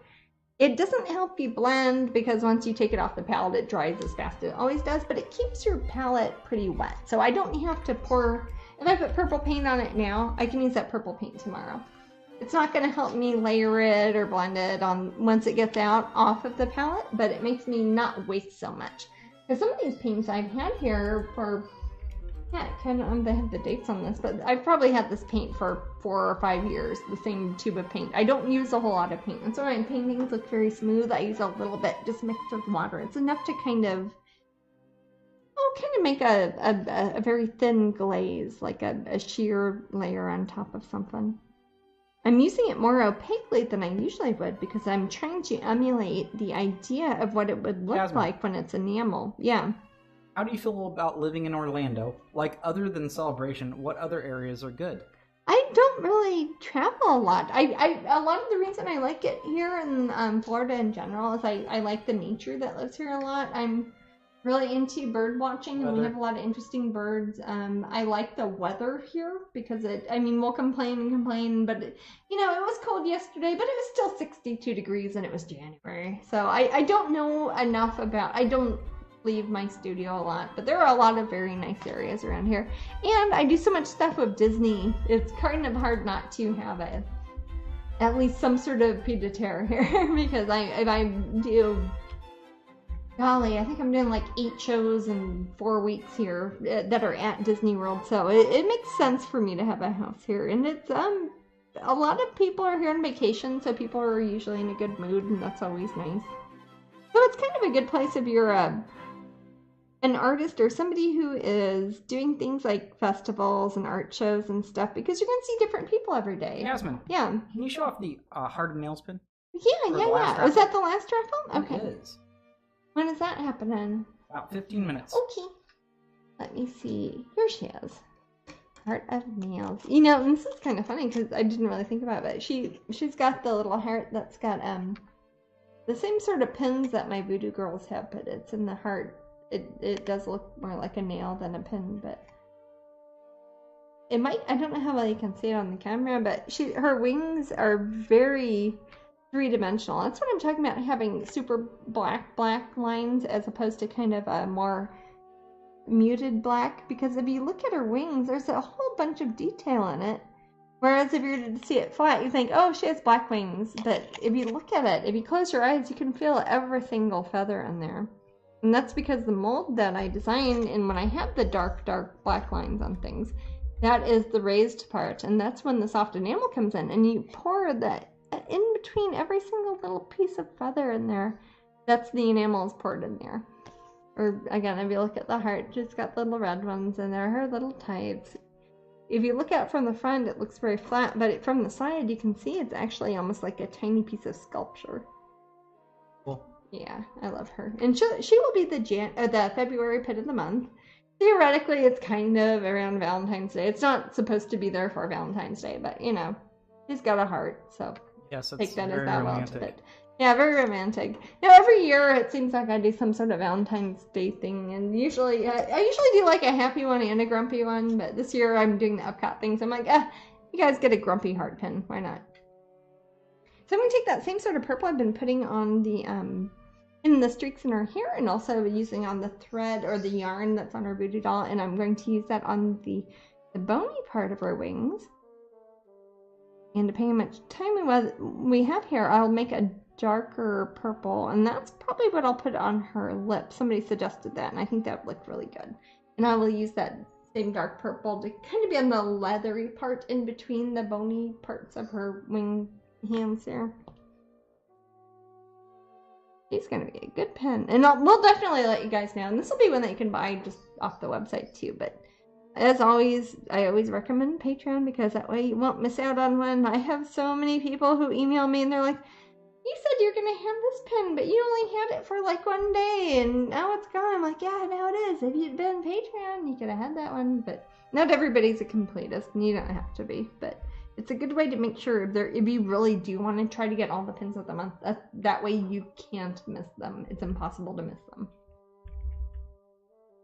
And price-wise, since we do have the Patreon pin collector tier, that includes shipping worldwide. Even, I won't say Australia again, I'll say even South Africa. It doesn't matter. Different hemisphere. You will still get them, and that includes your shipping if you are a pin collector. So in a way, you end up saving money that way. And I guess I lose a little bit of money, but that's okay because I plan on that when I figure out all my finances, sort of. But that way you won't miss any. Which do you think sell more? Your more cute pieces or your darker pieces? Ooh. I said both. You know, it's kind of... I would say... Sometimes though, I think when some pieces, if it's a personal love of yours, that might be a darker thing. It has more niche. If you'd let me answer, I would say that as far as the actual paintings, like the originals go, my darker artwork tends to do better. But for licensing, things like stickers and phone cases and t-shirts and pins, the cuter ones do. So I think those are kind of different markets a little bit, because if I were to take something like, again, Unseelie Court wouldn't work for a pin because there's a billion lines in that, and that would cost $98 per pin to even make, and $800 per pin to sell. But the paintings and the prints do very well in those, but licensing, people probably aren't going to buy that on like shoes. It's too complicated, it's too complex. They're not going to want to sell it like a farmer's market or something like that. So they're not going to put it at the Bradford Exchange as a statue. But something cute, it's like, here's the dragon and he's got a cute little heart with him. That would probably do really well. So those are different parts of my brand and different parts of my company and different parts of things. I like to paint both of those things. So I'm happy that there is an audience for both, but they are very different in what people like to buy as original paintings, as opposed to prints, as opposed to t-shirts or sneakers or pins or mugs or Disney stuff. So there's definitely room for both. Agreed. Mm-hmm. Now I'm doing about 3 layers of this purple on here. If you look on this side of her head, you can see I've done a couple layers here, but on this side of her head it still looks kind of streaky, like you can kind of see the wood through it still. Like you can see the wood grain a bit. So I'm going to do at least 1 or 2 layers over that. So when I do scanner, and if I'm using that as an enamel guide for the factory, when they make the mold and they're going to use the eyedroppers for the different enamels, I'm going to make sure they know that's all one color. Because when this is shrunk down to 1% of this to make a tiny little pin about that big, 1.5 inches across, whatever, they will know that is a solid color. They're not going to try to have like 8 types of purple, because if they did, they'd have to put a black line every time that light purple turned into light purple, turned into dark purple, turned into dark. You'd have to put a black line because you have to build a wall around it so the eyedropper can go in there. Which is why a lot of more realistic paintings or detailed paintings don't work very well as pins, or would cost me more than I could ever charge. Nobody wants to pay $900 for 1 pin when it just came out. But they will. They might when it's been out and it's a rare one, but you wouldn't want that. And also, you know what it looked like? It would look like a pile of like scribbles of black metal, and you would see tiny bits of purple. Call it your Pollock series. No, when you see it and they're blending into each other, it can look quite lovely because it's like a fade. It goes dark, goes light. It looks closer to the viewer. It's more in the light, like when I'm doing a painting. But if you're doing something that has a black line around every color change, it would look like a garbled mess of black scribbles, and you can't tell of it. It would look like this, but instead of white lines, it would be black. And then it doesn't even look like a painting anymore. And it's like, what's that confusing tangle of black yarn you have on your shirt as a pin? And nobody would like that. Who's the artist I forget that has solid block? Mondrian? Yeah, that's the Pit Mondrian. Yeah.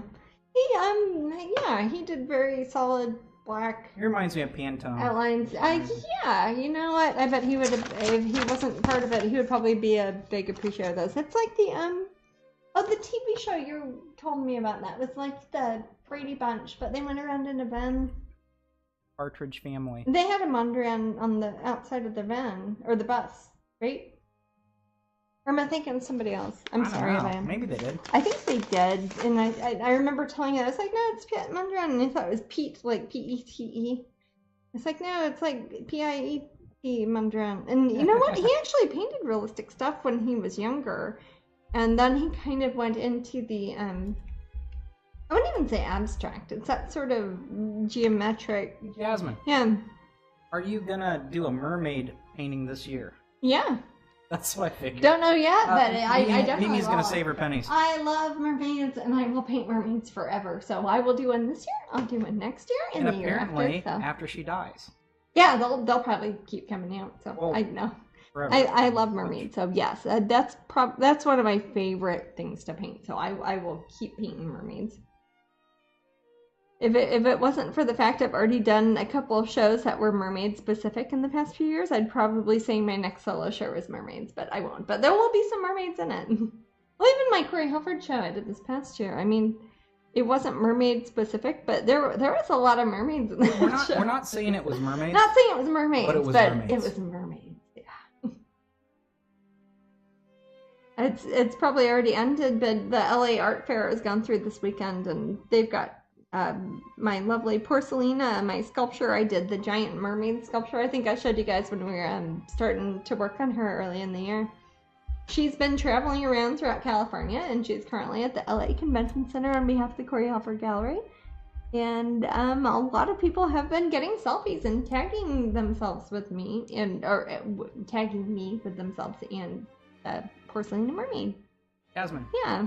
Are there going to be any more Dragonlance/Ninja paintings this year, or do I have to wait until DragonCon again? Well, DragonCon is this year. DragonCon is this year, and yes, this year, this coming up, let's see, it's 2019, correct? Right now. And DragonCon is this autumn. I will be debuting Ninja Dragon Link 3, which will be the final one, because there are 6 Ninja Dragon Link characters. I put 2 in each painting, and I've done 1 and 2, so that was 2 and 4, and then 5 and 6 will be together in Ninja Dragon Link 3, and that will be at DragonCon this year. So, do you have a theme for Corey Halford? I have not officially said that, and that will be for 2020 in autumn. Yeah, so that's like... It's almost 2 years from now, but in Los Angeles, I will be doing my Corey Halford show there. And I have oh my gosh, you don't even want to look at my horrible, confusing notebooks, but I have a few different, nobody does, and I'm not going to show you, so don't worry about it. But it's like looking at somebody's notes. It's like looking at somebody's dirty laundry. You don't want to look at it. But it is, I have several themes, and any one of them will probably be very interesting, and I'm deciding right now what will be there. But it will be in the autumn of 2020 at the Corey Halford Gallery. If I had to guess, it would probably be later autumn. I haven't heard from Jen yet, because she's technically at the LA Art Fair I was just talking about with my Porcelina statue. But when she gets back from that, she'll probably tell me what month it will be. It sounds bad, but the longer from now, the better, because that gives me more time to plan, especially if I need to do things like plan installation sculptures, and if I have pieces I want to do studies for. And I will probably, much like I did with my last Corey Halford show, I will probably be working on a lot of those original paintings here at Twitch. So keep an eye out.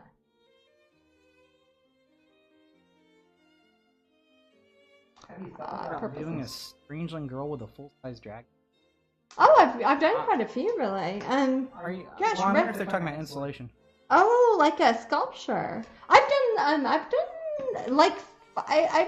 some that were the fairies very small and the dragons very big. I did the series of dragon riders. If you're talking about sculptures, like I've got 6 of them over there. Yeah. But you know, unless they're talking about dragon painting is. Yeah, if they're talking about paintings, I've done quite a few. Abraxas, the blue dragon cool. One, red dragon. A lot of my earlier dragon pieces. It has a beautiful background, it's like France. Yeah, I did that one after I came back from France. I went to Larry Elmore's boozing around Europe tour. That was. We did an art workshop that was in France. Me and Larry Elmore, he did a lot of the original paintings for Dungeons and Dragons, for the AD&D handbooks and Jasmine. Dragonlance, etc. Yeah. How long does it take to come up with an idea and put it in a sketch for a painting? Well, sometimes it just takes a second. When I sketch, I kind of sketch on my thing, so I don't really have actual sketches on paper, because I'd rather just do it on the wood and paint on top of it. But as far as ideas go, sometimes I'll come up with 15 or 20 ideas for a painting in a day. And I have this horrible list. I think that's what Matt was talking about, looking at somebody's notes. And I know I will probably never get to paint all of them, because I won't live long enough. But when I have ideas, I get a bunch of them at once. I write them down. So when it's a time and I'm like, hey, time to do a painting, I can look at my list of It's over 10. That document I have is over probably 10,000 ideas of paintings I want to do. So I'm probably never going to do those, and I add more all the time. But as far as sketches go, I usually kind of sketch around the same time I am doing the actual painting, so I can paint on top of it, and I just make it the same day. Are you going to do ninja paintings after the 3 ninja painting? Oh, after Ninja Stranglings 3? Oh, I probably will. I just like that theme in general. I might do some individual portraits of them. I might do some more characters too, because some of you may or may not know the Ninja Strangling series I did with the Bradford Exchange or the Hamilton Collection. They were actually sculptures before they were paintings, and I think they've gotten more popular. Even though the sculptures have been retired, they were limited editions, are all sold out. Now the characters are getting very popular because I did paintings and pins and stuff like that. So I might do some paintings of them individually, or we might do some more from the same family, and we'll see how that goes. So since I think they probably get more attention as paintings, prints, and pins than even they did when they were sculptures. Now it's like people put the sculptures like from 15 years ago up on eBay, and people are like, oh my god, it matches that pin I just got today. I'm like, yeah, you could have gotten it like 20 years ago, but you didn't. So yeah. So yeah, those are both themes I like, especially with dragons, and I like painting dragons. So is that this is for the pin? This is for Heart of Nails? Some is one. Who did? Some is one. I thought you were saying like somebody won. Some is one, huh? Yeah, it's a play on orbs anyway. Oh, okay. Go ahead. Yay! Are they here in the room? Well, yes. His significant other is in the room for sure. If you just want to send me your info, that's fine. Hey. Yeah, pretty good. Actually, you might not think by looking at her, but she's getting very close to being finished. The only thing I have to do, since that's going to be her skin tone, I'll probably put some sort of generic black, blue, brown background around her. I'll need to come up with a darker purple to put there, put on her lips, and then, golly, I'll put some sort of thing that is not super dark black, but like a dark brownish blue black on the areas that are light colored through her hair. Take some of the probably light purple and add some white in her eyes, and I will show you guys. Well, and when's our next broadcast? Will it be next Sunday? Probably. Okay. Because we've got that meeting on Wednesday, and then if we did it right in the middle of the week. And then I'll be back at Pop Gallery at Epcot, Saturday. at the Pop Gallery tent at Epcot, not the Pop Gallery, on next Saturday. Yeah. Okay. So after the Epcot event at the Pop Gallery tent next Saturday, I will be back here working. And I'm sure in the meantime I would have finished her, and I'll show you how she turned out, and then you will know what the March pin of the month looks like. So that's kind of cool. Woo! Yay! Good night, guys. It's been a pleasure. Thank you for watching me. Thanks for joking around with us and having fun. I'm gonna keep working on her. So maybe someday we'll I gotta go some emails. But, yes, and maybe I'll see you in a cruise. We love that. I wish every event I did was on a cruise. That would be fantastic. Yeah. In the meantime, cross your fingers. Ask Disney. Okay. Thank you guys. Night.